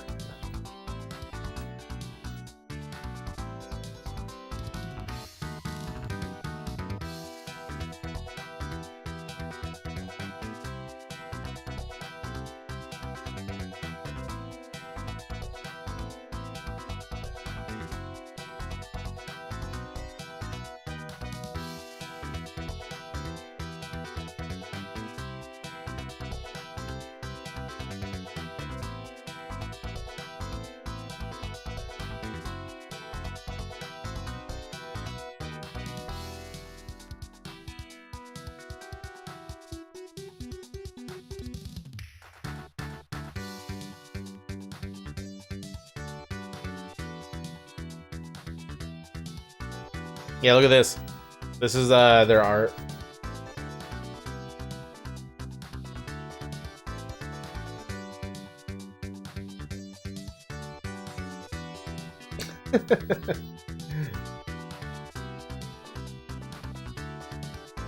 I love me some Bride of Pembot.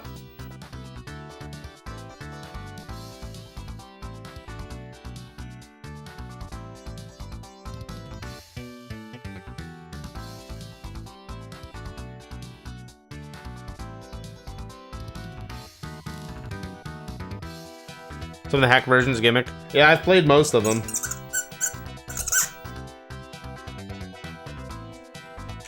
Alright, let me make sure I have everybody's built. And if so, then we'll build a metal one. Another metal one.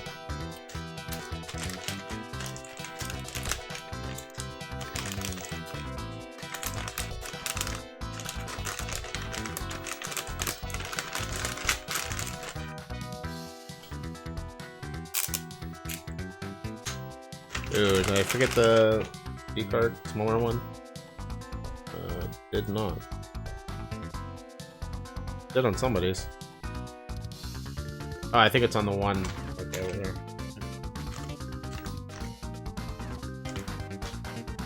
It's a hot jam, dude.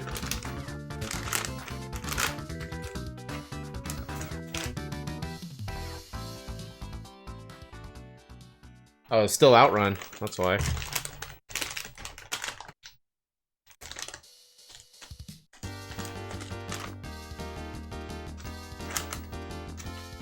Alright, that's easies. Hey, let's make sure we have everybody's.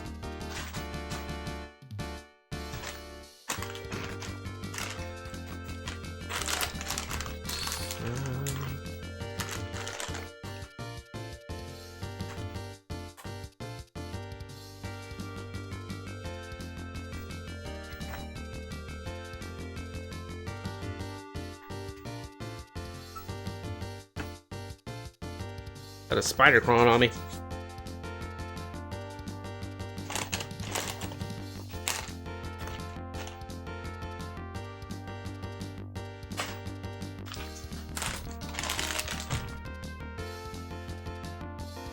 Oh man, this thing is cool to touch.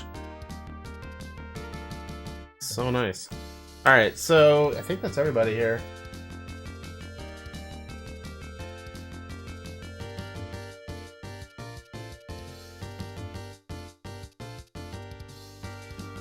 Sav.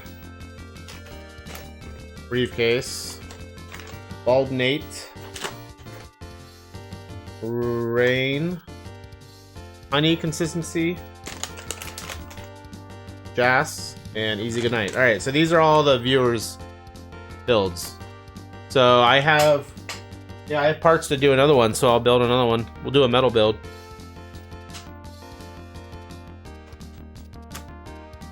I'll do a screen cap here real quick. Oh crap.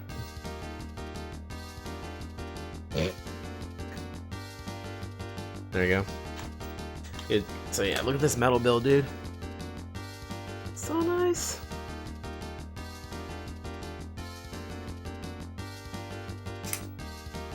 The only thing I don't like is something that's going to be fixed.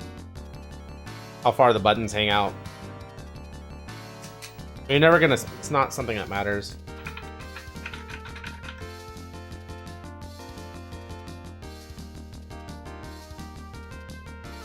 What's up, Whirlin' the Mage? These are MiSTer FPGAs. They're FPGA open source consoles. They. Here, oops. There's a little word on it. It's a hardware emulation instead of software emulation. So it reflashes the main FPGA to become the system on a chip. So you get more accurate emulation. You're able to do native output to a CRT and HDMI at the same time. You can load everything from an SD card. You can play using a USB controller, and it spits out the original resolution to the like a CRT, and then it upscales HDMI as well. The big difference is accuracy and no input lag, and the ability to easily spit out to a CRT, like an old TV.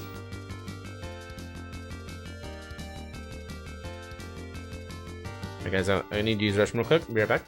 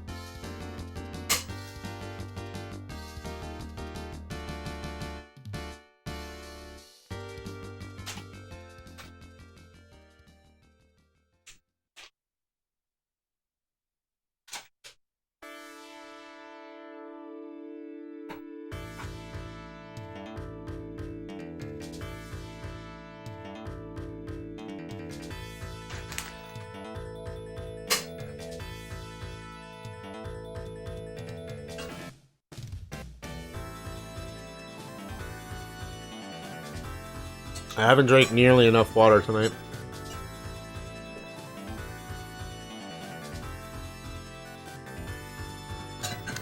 Okay.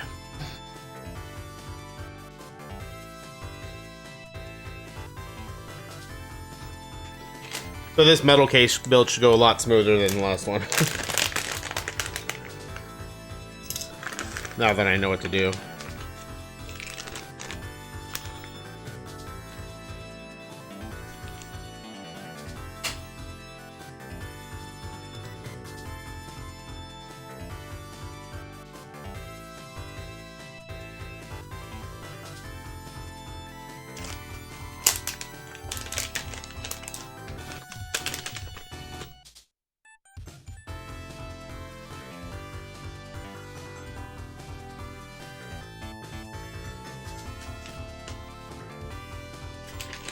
Yeah, if you guys have any questions about the MiSTer FPGA, feel free to ask them in chat.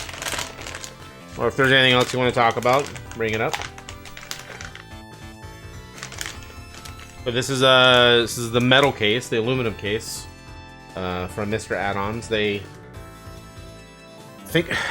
think they might, some of the pre-assembled builds still might be available, but I think this initial batch is sold out. But I believe that they're having another run, or the rest of the run through Slowboat is going to be appearing here shortly. I need to put these somewhere. Let me.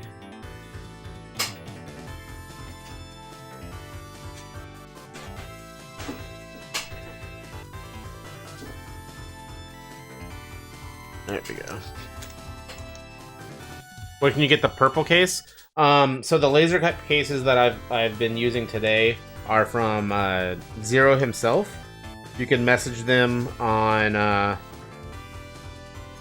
Etsy. I think they're $25 for all the standoffs and plates and everything that you need. Yeah, I have a discount. So exclamation point support. I'll type it in. Those are all the people I support on MiSTer FPGA via Patreon. But there's also links there to the stores I recommend. And if you use Zero himself, I do have a coupon. You can get 10% off, I think.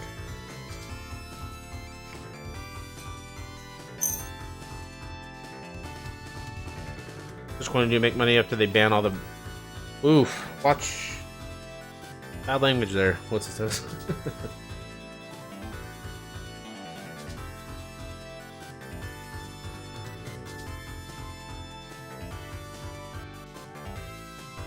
Alright.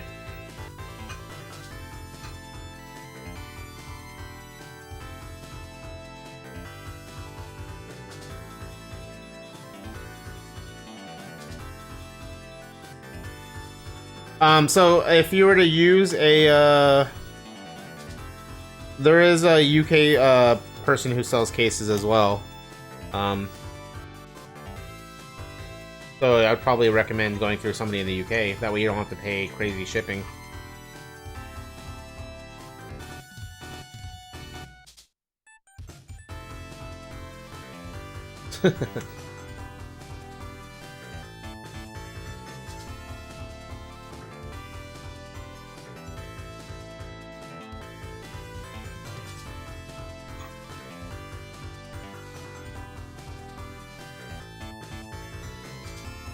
First word.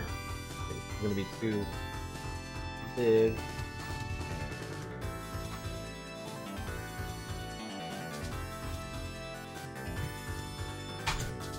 Dang it.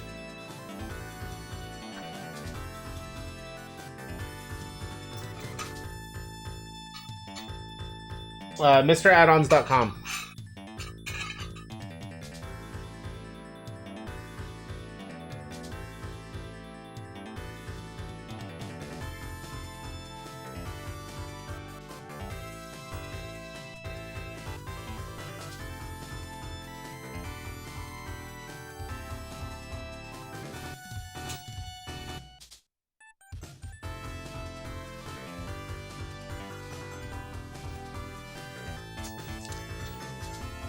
What's up, Lord Grimmer?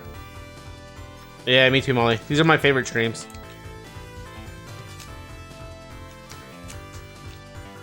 Yeah, sometimes you shock me, what's his toes.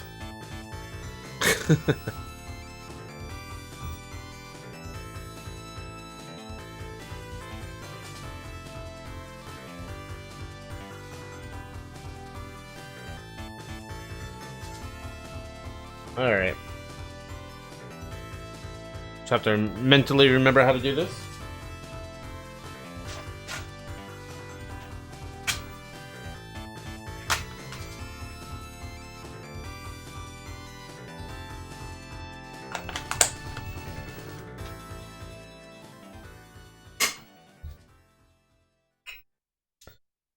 Alright, it was... Crap, do I already not remember again? Oh yeah, I need to take the fan off. Right?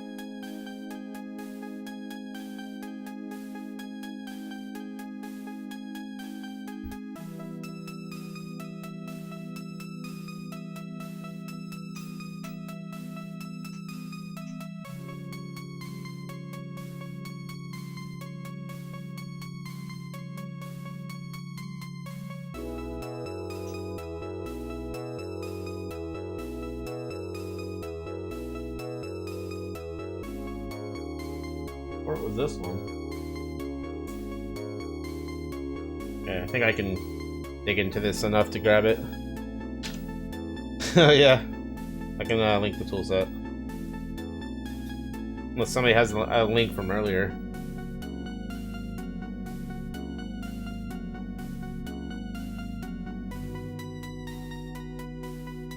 I'll link it right after I get this fan out.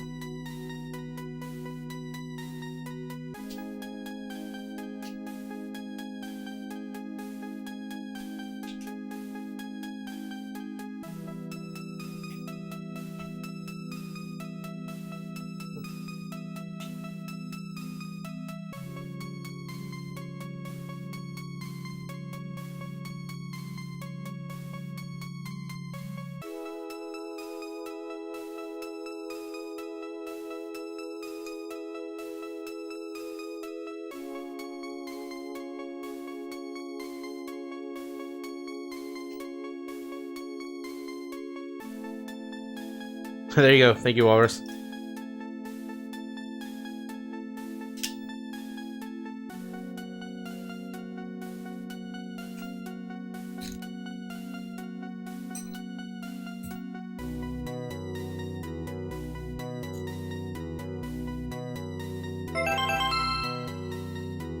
Ollie, thank you so much for the tier 1 gift to Walrus FPGA. Much appreciated.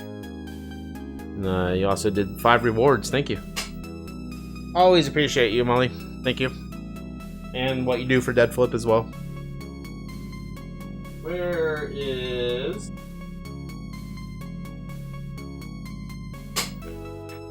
Where is the thing I'm looking for? Oh, it's over here. Hidden by my coffee cup.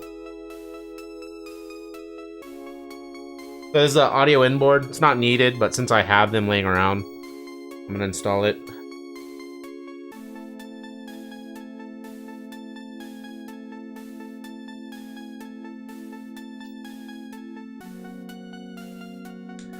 Oh yeah, I can use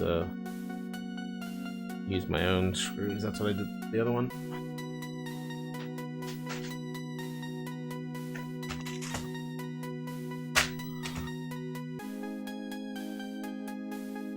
Do you want a reward? No, they get they shared rewards with chat, so like emotes, I think, is what it is. If that's what you're asking.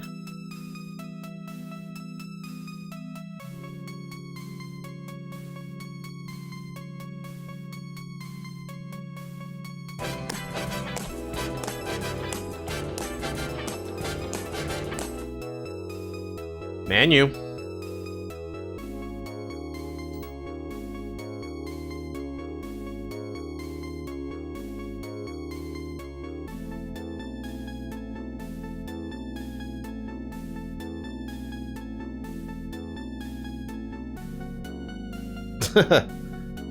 Yeah, calm down, guys.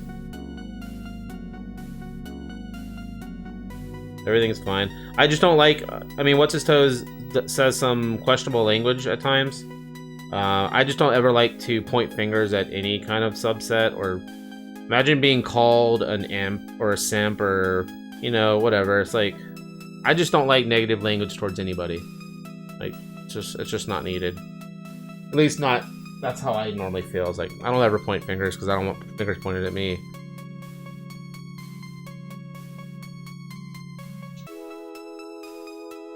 I grew up, I mean, like any kid did in high school, getting called fat, or, you know, or neckbeard, or any of that stuff. So I don't like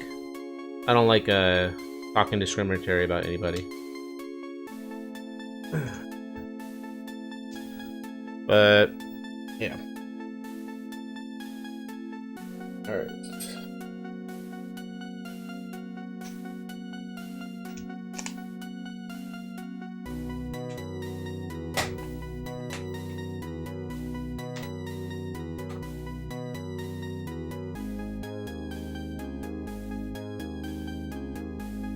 Oh, really, Walrus? That's funny.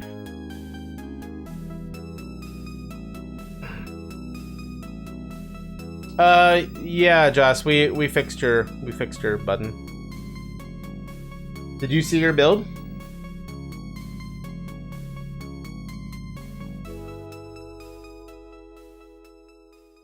So I have the replacement one coming on Monday, so I'll just ship you this one now.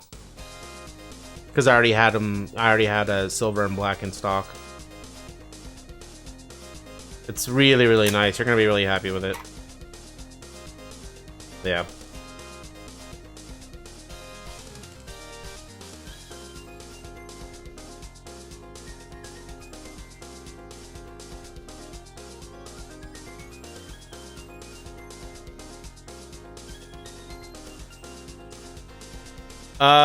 No, I built it. I mean, I ordered black and silver to test out, and I was gonna keep one of them, but I actually think I'm gonna keep both of them. And then Jas ended up having a black case, and they're shipping it here. So I'll just that's Jas's. So they'll get that one, and then I'll build one for myself. But I'll sell. I have a green case build with a blister, and I have a ultimate MiSTer is my main. I'll probably replace my two FPGA, my two setups with two metal build case builds.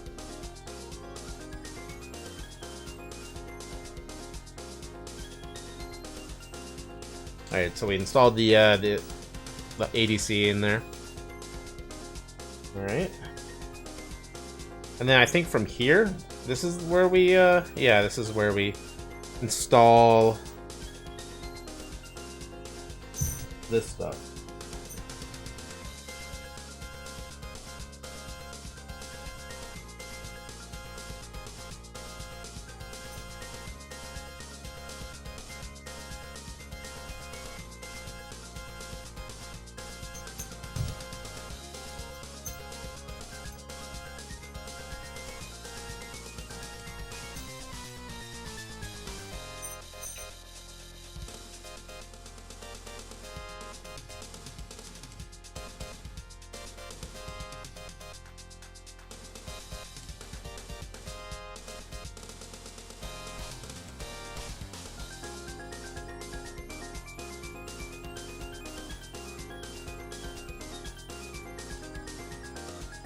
Yeah. I just don't like risk. I don't like pointing fingers at anybody, like I said. What's his toes? So yeah, please refrain from using such language.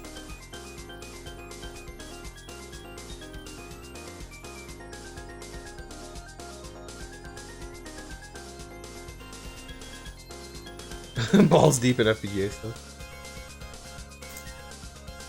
Gross.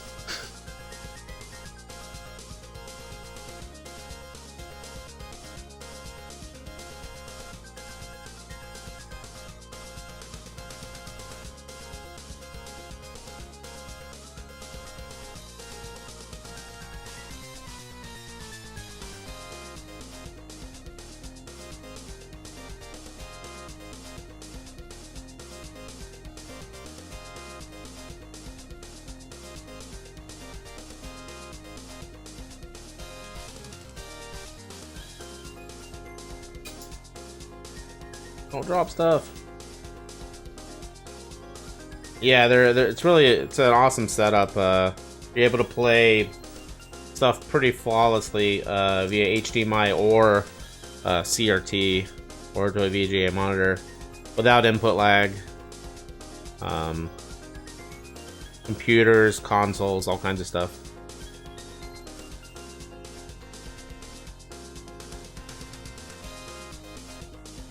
Is that the bracket? Yes, that's the heatsink reaching down. And then it uses the top of the case for the heat dispersion.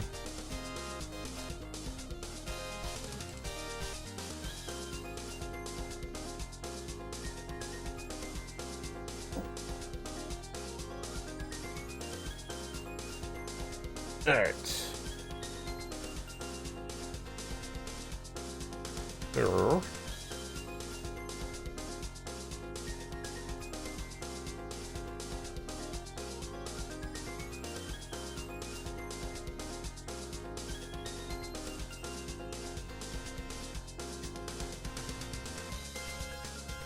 I'm gonna reseat because we had to do it on the last board. I actually had to take the other one apart. I'm gonna seat this a couple of times to make sure making a good connection.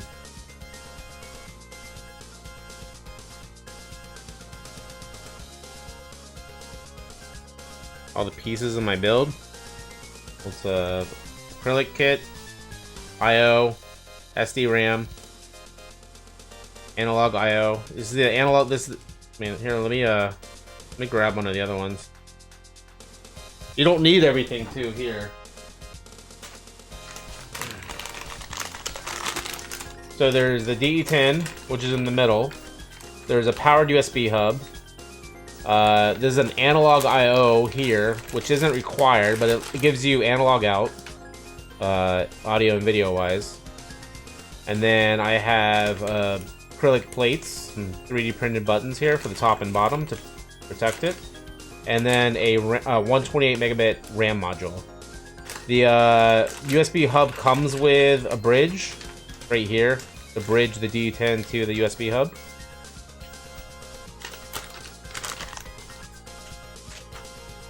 And then this one's a passive cooling, so you actually remove the fan. So remove the fan here. Yeah, I think that's probably fine.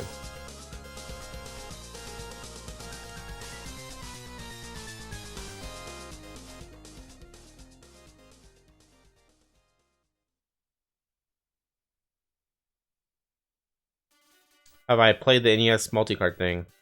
Yeah, I have an EverDrive. I have an NES with an EverDrive right in front of me. The bridge draws power. No, you use a with the USB hub comes a splitter for the power supply. This is actually one that has a power switch and a splitter, which you can get through MisterAddons. But the one that comes from Zero himself is just the splitter. And then I normally use like an inline switch.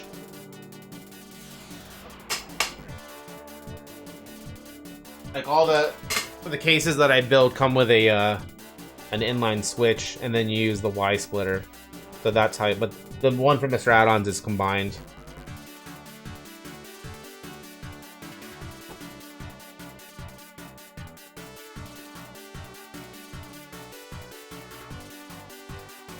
How's this better than EverDrive? It's like having EverDrives for every single computer and console, as well as perfect RGB out and HDMI out.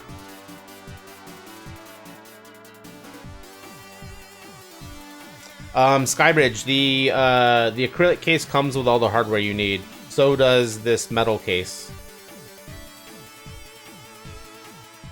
They're all M3 standoffs.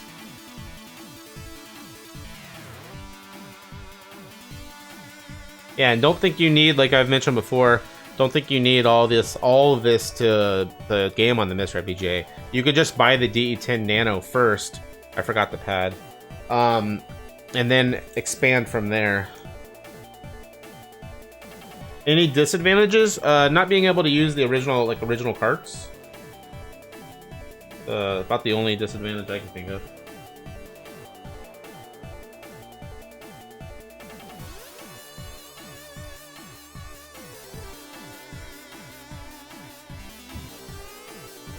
Hold on, why am I doing this improperly? Let me do it properly.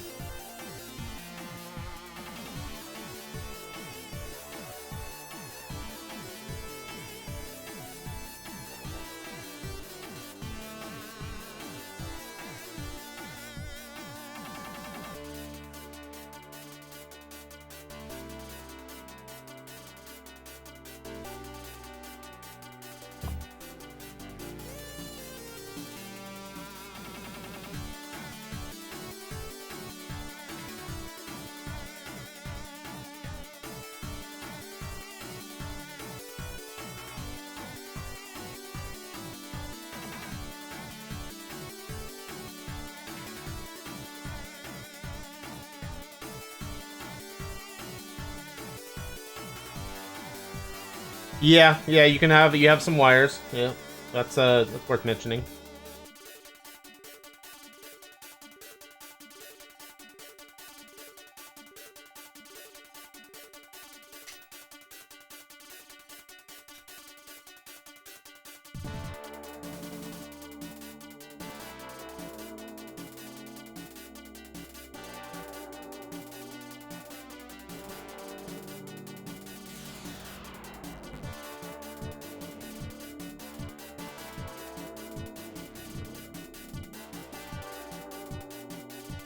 Okay.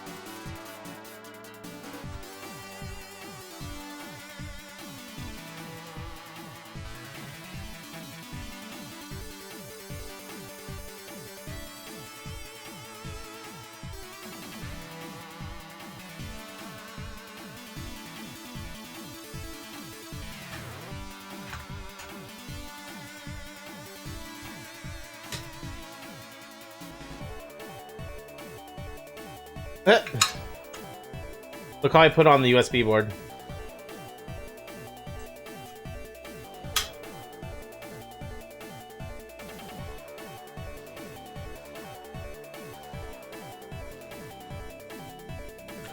You got a Sony ZV-1? I'll have one. I'll have one next week. How is it, buddy?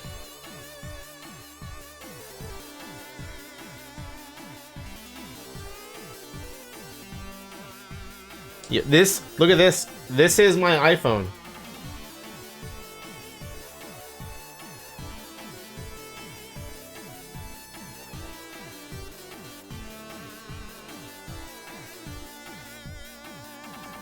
Epoch Cam app. You can also, I can take it off and walk around the house on Wi-Fi. You know, and shout out to MPT3K for making me step my game up.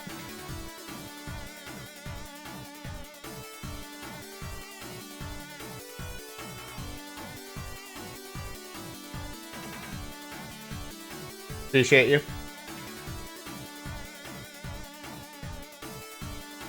Inspired by their stream. They have the best looking pinball stream on Twitch. By far. Them and Don't Panic Flip have the best looking pinball streams. Alright.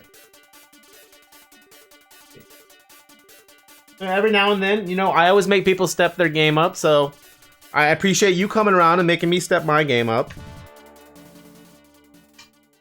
You know, sometimes you need to be reminded.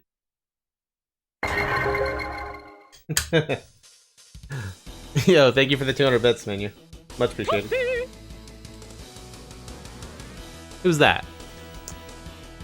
Ollie's. Thank you for the follow there. Alright.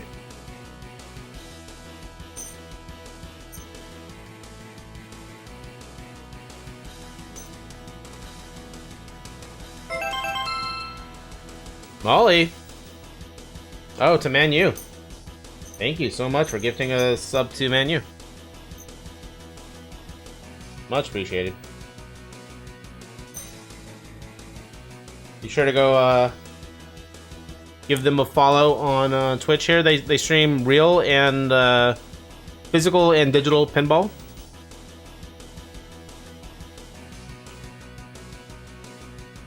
As well as a host of other stuff.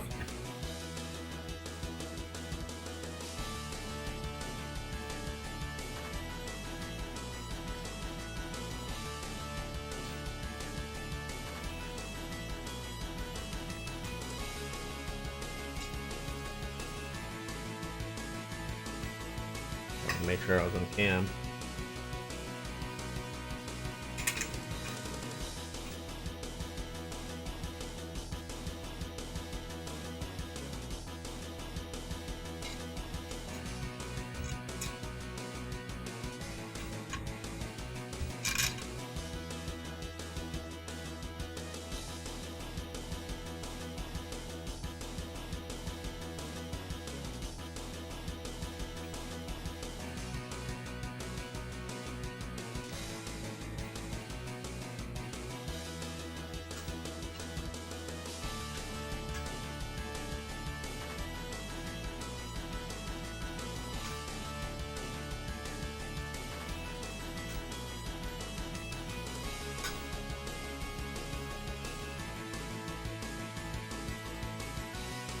Awesome.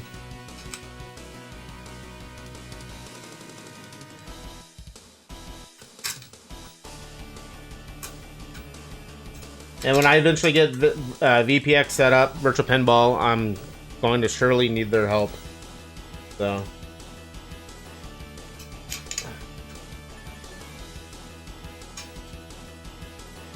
Quick question, all. If I were to get one of these cases from my existing MiSTer, would I have to remove the heatsink? Yes, you remove the heatsink. I've heard it's not hard. I haven't personally done it, but it somebody in my tech in Discord said it was super easy. You just want, after you clean it, after you take it off, you want to clean the top of the chip with isopropyl alcohol, get it nice and clean.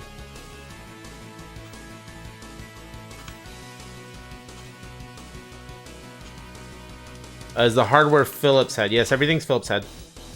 Removing the fan, it's a it's a hex. That's the only, at least for this one, was a hex. I've seen other fans though that the Eternal Grimmy, thank you for the follow. I've seen other ones where it's a screw though.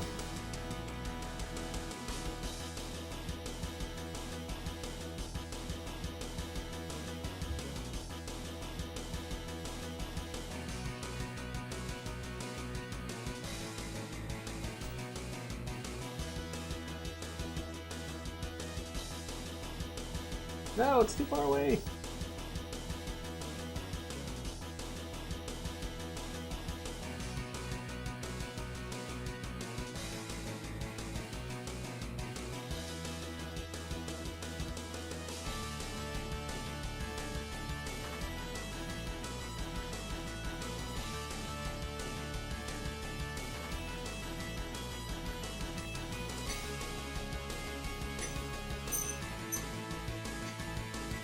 Yeah, I'll probably, when MisterAddons gets more stock of these metal cases, I'll probably do a full run of these metal cases. It's just, they're going to be more expensive. It's going to be almost a $400 build. Yeah, probably about 400.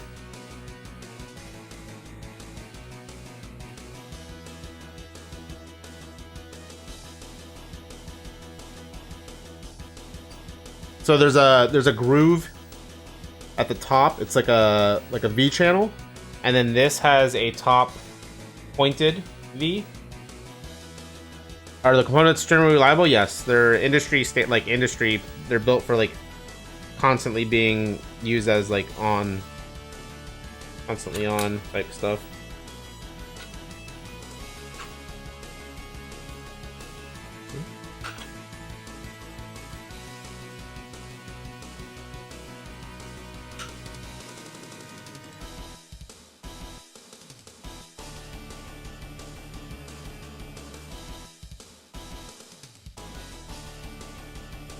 Oh yeah, I gotta remove this too.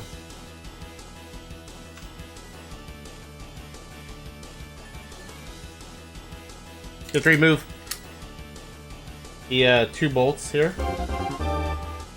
Unknown Machine. Thank you. Tips the DJ. Much appreciated, Unknown Machine. Thank you. Glad you're enjoying the stream.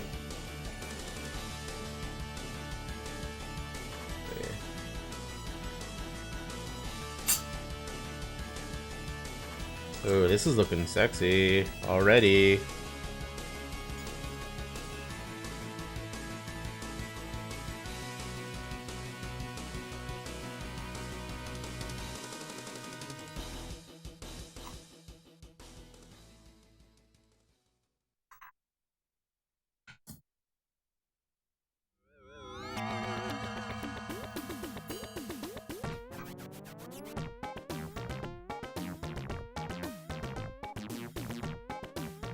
Shadowland. Nice.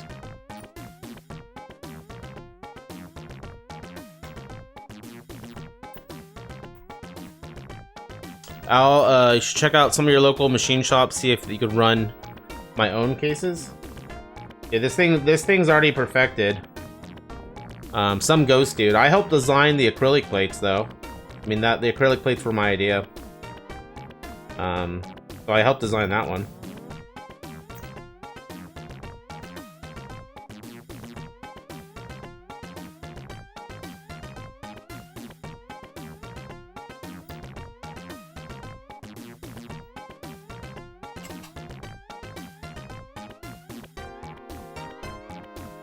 And yeah. They're gonna do custom button colors here soon. Oh shit.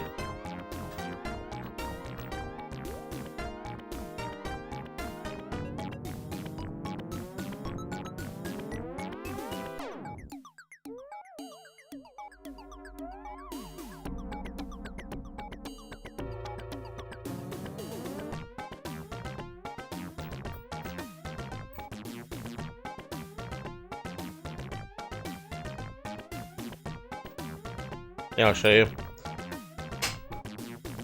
So I designed these. So this was the original first acrylic plate. This is the same neon green as the other ones, but it had a cutout for the buttons. And then Zero himself went on to redesign it to have 3D printed buttons, and we ended up with this case. I mean, essentially, I helped design this case.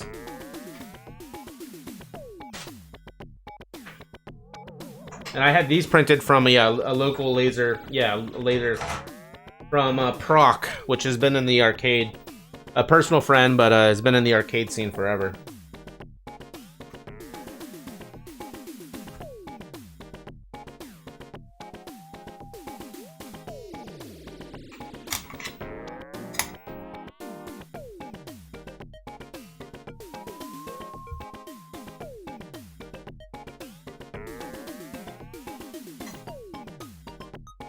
First word.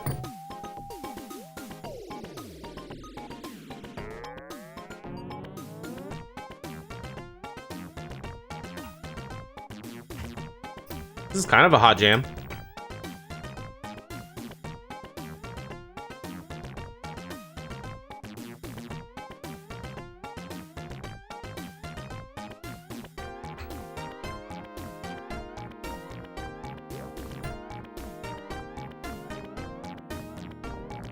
Yeah, it's like a neon green. It's like UV reactive too.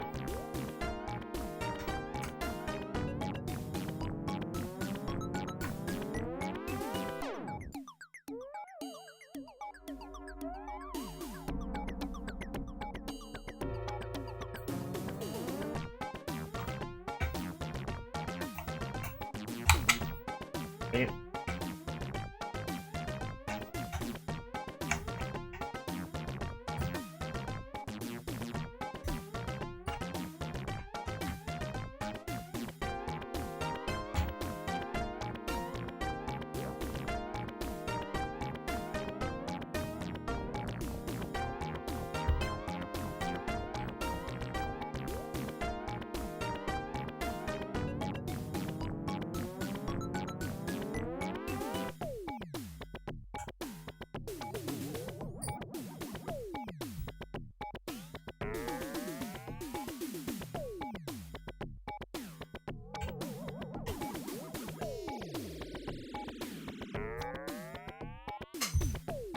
Now we have the light pipes push in.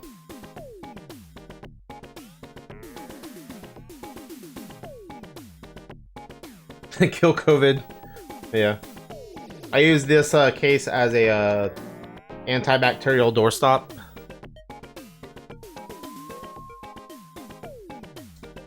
What's on your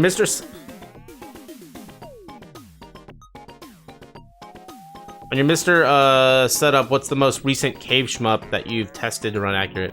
Alright, so there's only one, there's a cave core that's been in development, still in beta, and the only game that is supported currently is Donopachi, and it seems like it's pretty accurate. I guess it crashes around stage 5, but that's being worked on. And then the sound is sound was added recently to the beta, but it's a little wonky. So it's still in development. But once that core is finished, it should support a bunch of shmups. So like Hot Dog Storm, Donpachi, as well as Donopachi. Yeah, there's a few shmups that use that hardware.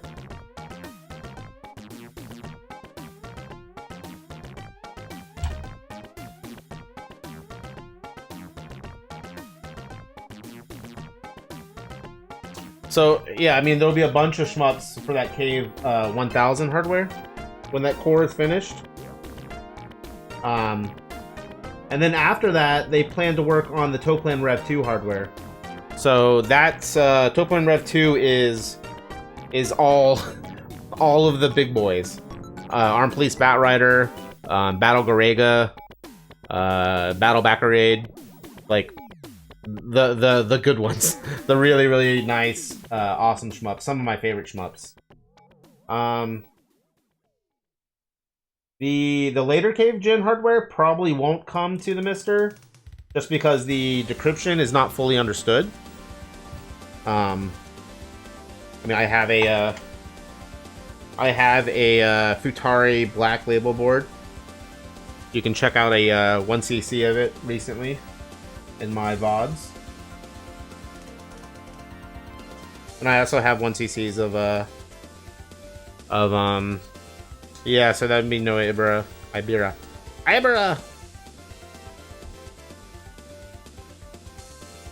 But I mean, honestly, the best way to play a lot of Cave shmups is on an Xbox 360.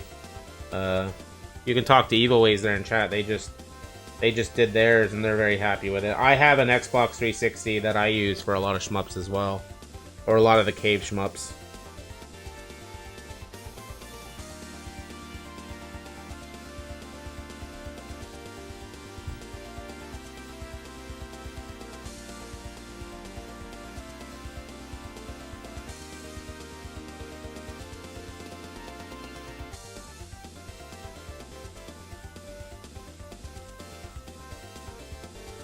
GP Rider, Perfect Power. Huh.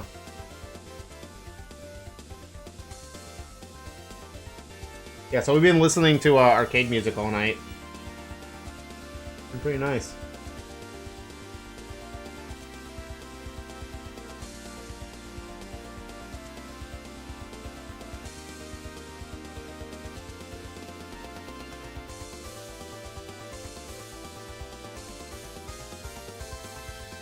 Go in your hole!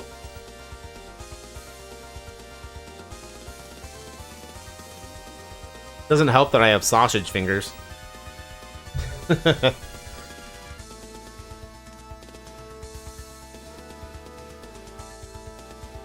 Yeah, all song titles are right here. Oh, it's a fun game. I've played it.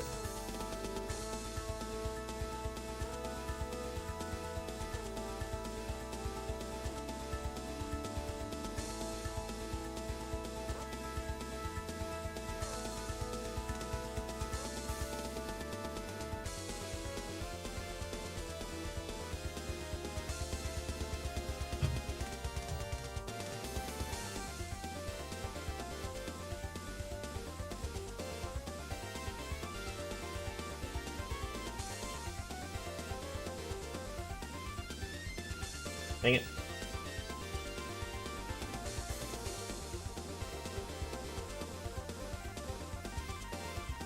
So is anybody going to be upgrading their case to this metal case? Anybody that has a current case, are they going to swap over? I would probably recommend it. Like, it's really nice. The acrylic cases are really nice. But for like a luxury, like, to make it feel like a real retail, like, luxurious experience, kind of like analog, this does the trick. Okay, these light pipes are kind of a pain in the ass.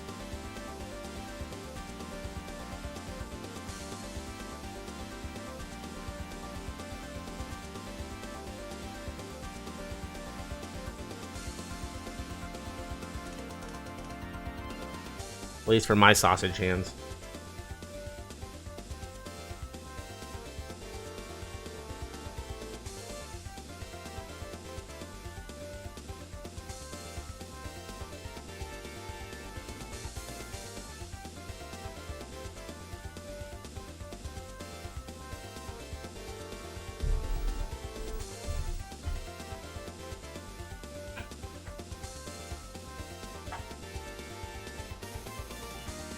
You're still liking your other? Yeah. See, I have the ultimate MiSTer,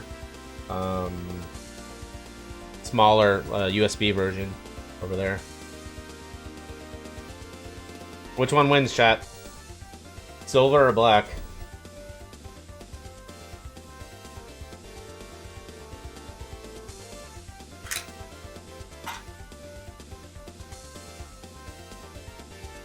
Man, they both look really nice. Like, I thought the black would be hands down, but the silver's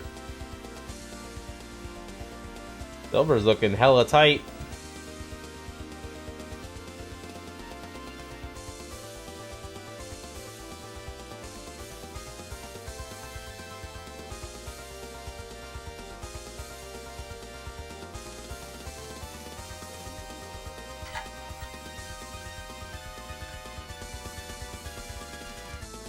Black with silver buttons. Yeah, you could probably do that.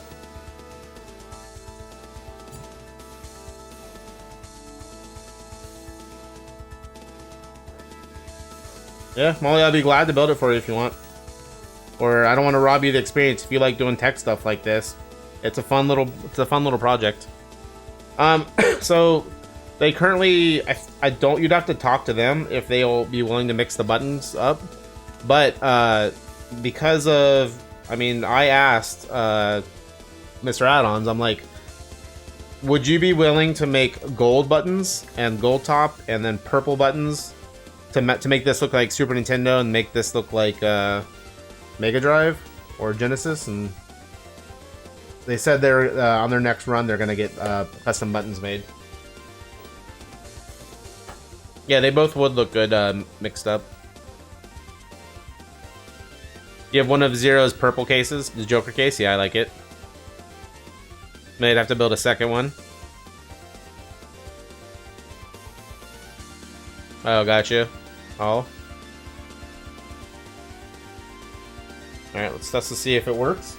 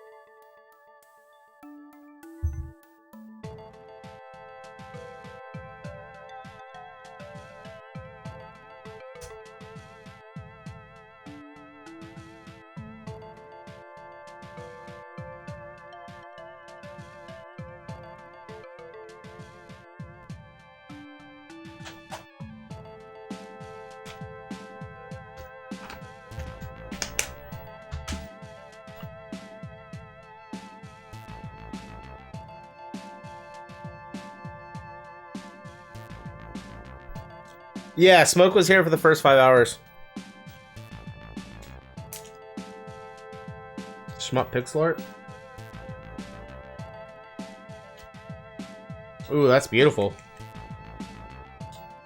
Oh, I didn't hook up the internet. Damn it.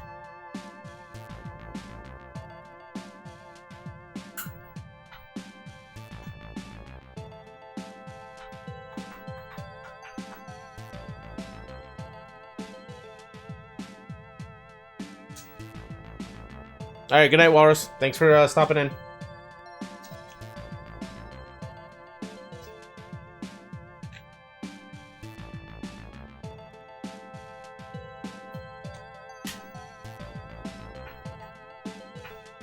Oh no. Okay, there's the middle button.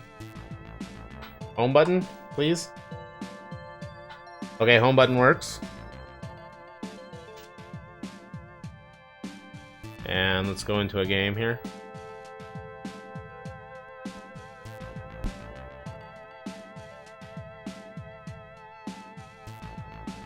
What can you try without any memory installed? TurboGrafx.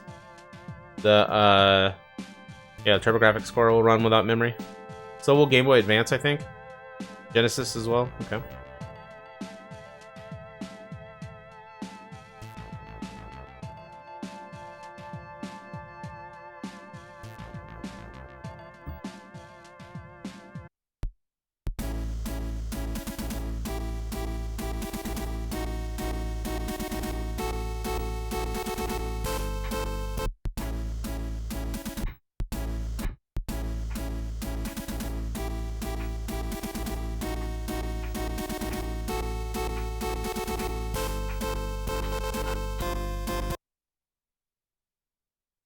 Alright, all the buttons work.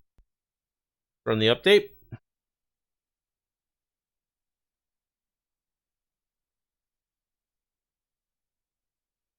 soon as the internet kicks in, there we go. Yeah, it's Kirby.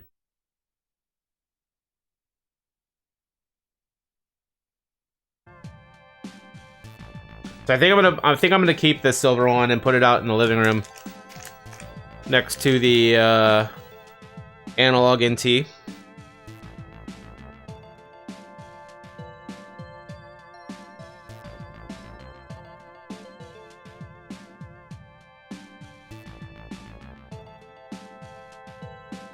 Most computer cores work without memory. Okay, thank you, Matrix. There is a map sheet. MisterAddons has a sheet of compatibility out there. Oh, this is cut off a little bit. There we go.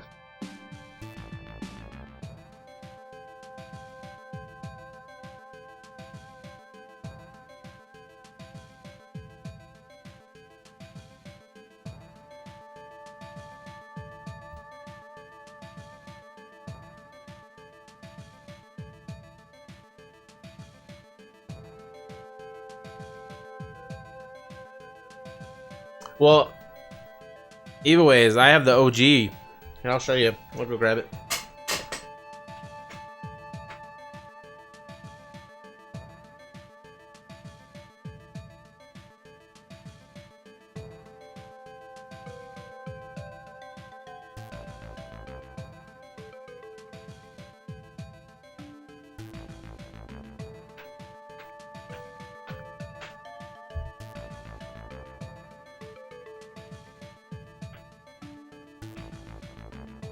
So this is the original first NT with the real Famicom Harvest PPU and CPU. And this is cool to touch as well. I thought about selling this thing. This thing, I got it through Josh AD. He had bought it and didn't like it for some reason. And I ended up trading him a bunch of NES stuff and a little bit of cash. So I got this for around $300, and it didn't have a case. And then I have a friend that's friends with the owner, so they ended up shipping me a complete box, manual and case. So I have a complete I have a complete analog NT. This is the original first edition here. So yeah, this has a whole circuit board and PPU and CPU of the Famicom, and an HDMI out. But yeah, look at this next to the MiSTer.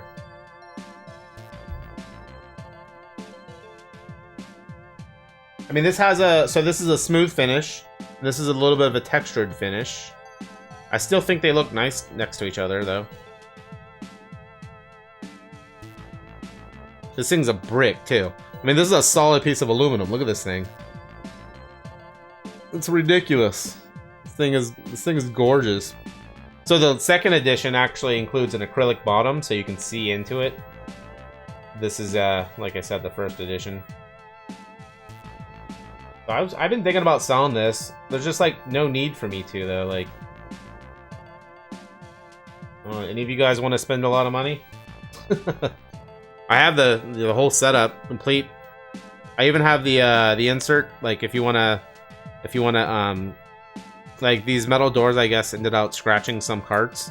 So there's these inserts you can have that open them. Plastic shrouds that keeps the carts open. Oh yeah, and this is my other build. This is my build that I normally have out there. So this is a blister build. So the only difference here is the bottom.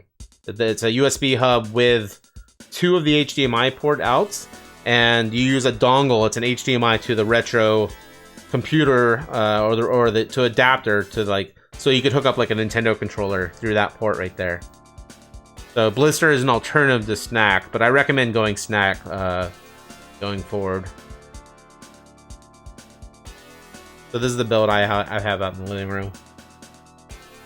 Do I have a 128 in there? I do. Okay.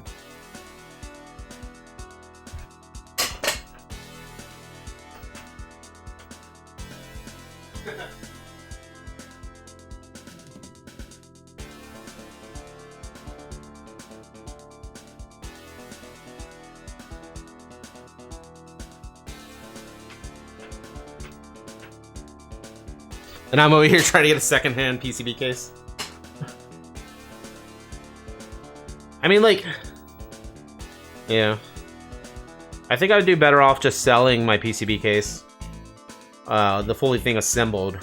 And the problem with my PCB case, EvoWays, is that it has a USB hub that's not compatible with other builds because it uses the method of shorting out or getting the power from the DE10 directly. You could get... Wait, what?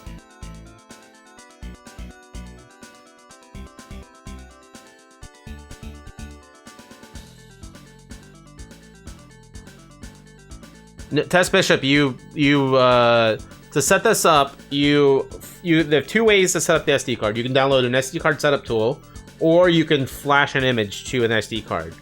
From there, you hook it up to the internet, like physically, or through Wi-Fi, through a dongle, and then you run a script. And then that sets up all the directory structure, downloads all the arcade stuff, and then you just drag over zipped packs for most things into the folders. It's a really easy setup.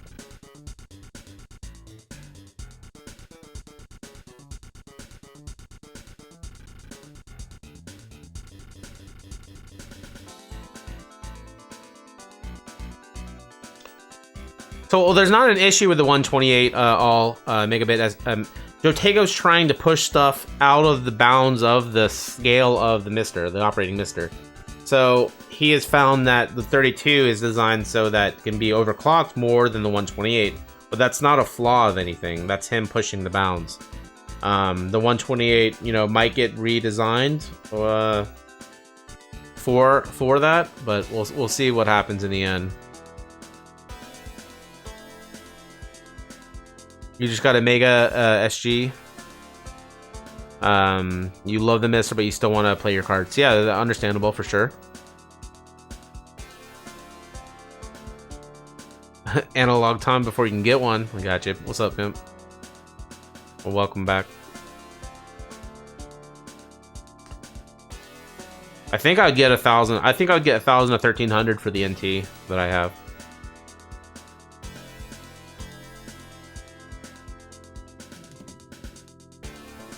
So you only the 32 is all you really need. The 128 for 100% Neo Geo compatibility, and then faster Amiga performance. And there's quite a big price difference, so you could always start with the 32. You like the PCB KC voice? Gotcha.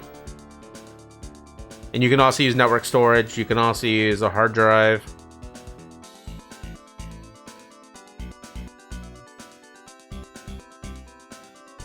You want to get one of your Saturns going? Gotcha. Yo, Calico, thanks for the follow. Yes, you can set up with the Windows. Test Bishop, go on my YouTube. I have setup videos. I have full tutorials about setting up the SD card, as well as, I mean, we're building them now, but I have old build videos as well. You don't play Amiga, not yet, because you haven't been exposed to the beautiful world of Amiga. All right, where is this at? I think this should be done. It looks like it is.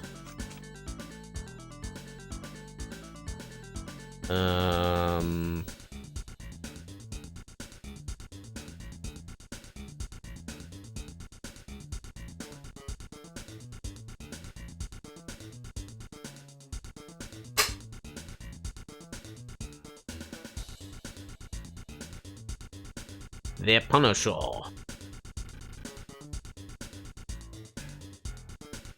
That works. Good.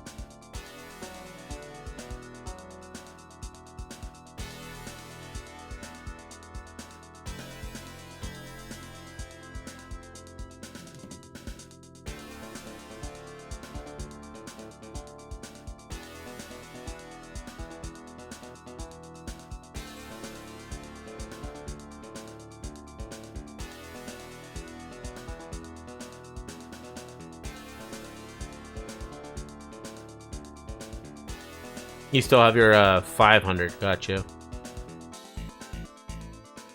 Yeah, so like, it's just you don't think you like Amiga or Commodore 64 or something like that. I do these deep dives into computers and systems I've never touched, and there's so much good. There's so many good games out there that like you wouldn't have found unless you like were able to explore here. What's up, Gas? Yeah, you gotta get one, man. Converting the world to MiSTer FPGA is one person at a time. Well, guys, today was awesome. I appreciate you guys hanging out. These are my favorite streams. Like, if I could do this every day, I would. Thank you for the support. Lots of bits, lots of follows, lots of subs, resubs, and Molly with the gift subs. This is why I stream. I love doing this stuff. I love talking to you guys. Thank you again for SmokeMonster for being a part of the stream and hanging out for a bunch of time, talking coffee and all kinds of fun stuff. If you are watching this on YouTube, be sure to subscribe and thumbs up. And remember, most of my stuff doesn't get pushed to YouTube, so come over to Twitch and come follow me over there. I stream pinball every Wednesday, but I also stream almost every day now. Mostly Monday through Thursday. So come hang out. I'm going to send you guys over to Bizarre 2K. He's playing some Ghosts and Demons. He is a beast at the game. You've seen that. If you've seen that game on my channel, I've been inspired by Aquas and Bizarre to learn the game. So go give them a follow. And yeah, thank you just mostly for hanging out. I'll be streaming, I think Monday. Let's look at that the mini Astro City. Let's look at that Monday. And then Wednesday I can do a stream as well. I'll do a pinball stream. I got Rudy Soup got me an unlock code. Let me make sure to get the person's name correctly. Rudy Soup got me an unlock code for Zachariah Pinball. So big shout out to Rudy and Mart. Thank you, Mart and Rudy, and I'll thank them again that day. But we have most of the tables from Zachariah unlocked, so we'll be streaming that on Wednesday most likely, or we might do physical pinball. We'll see. Thanks, guys. I will see you soon. Appreciate you. Have a good night.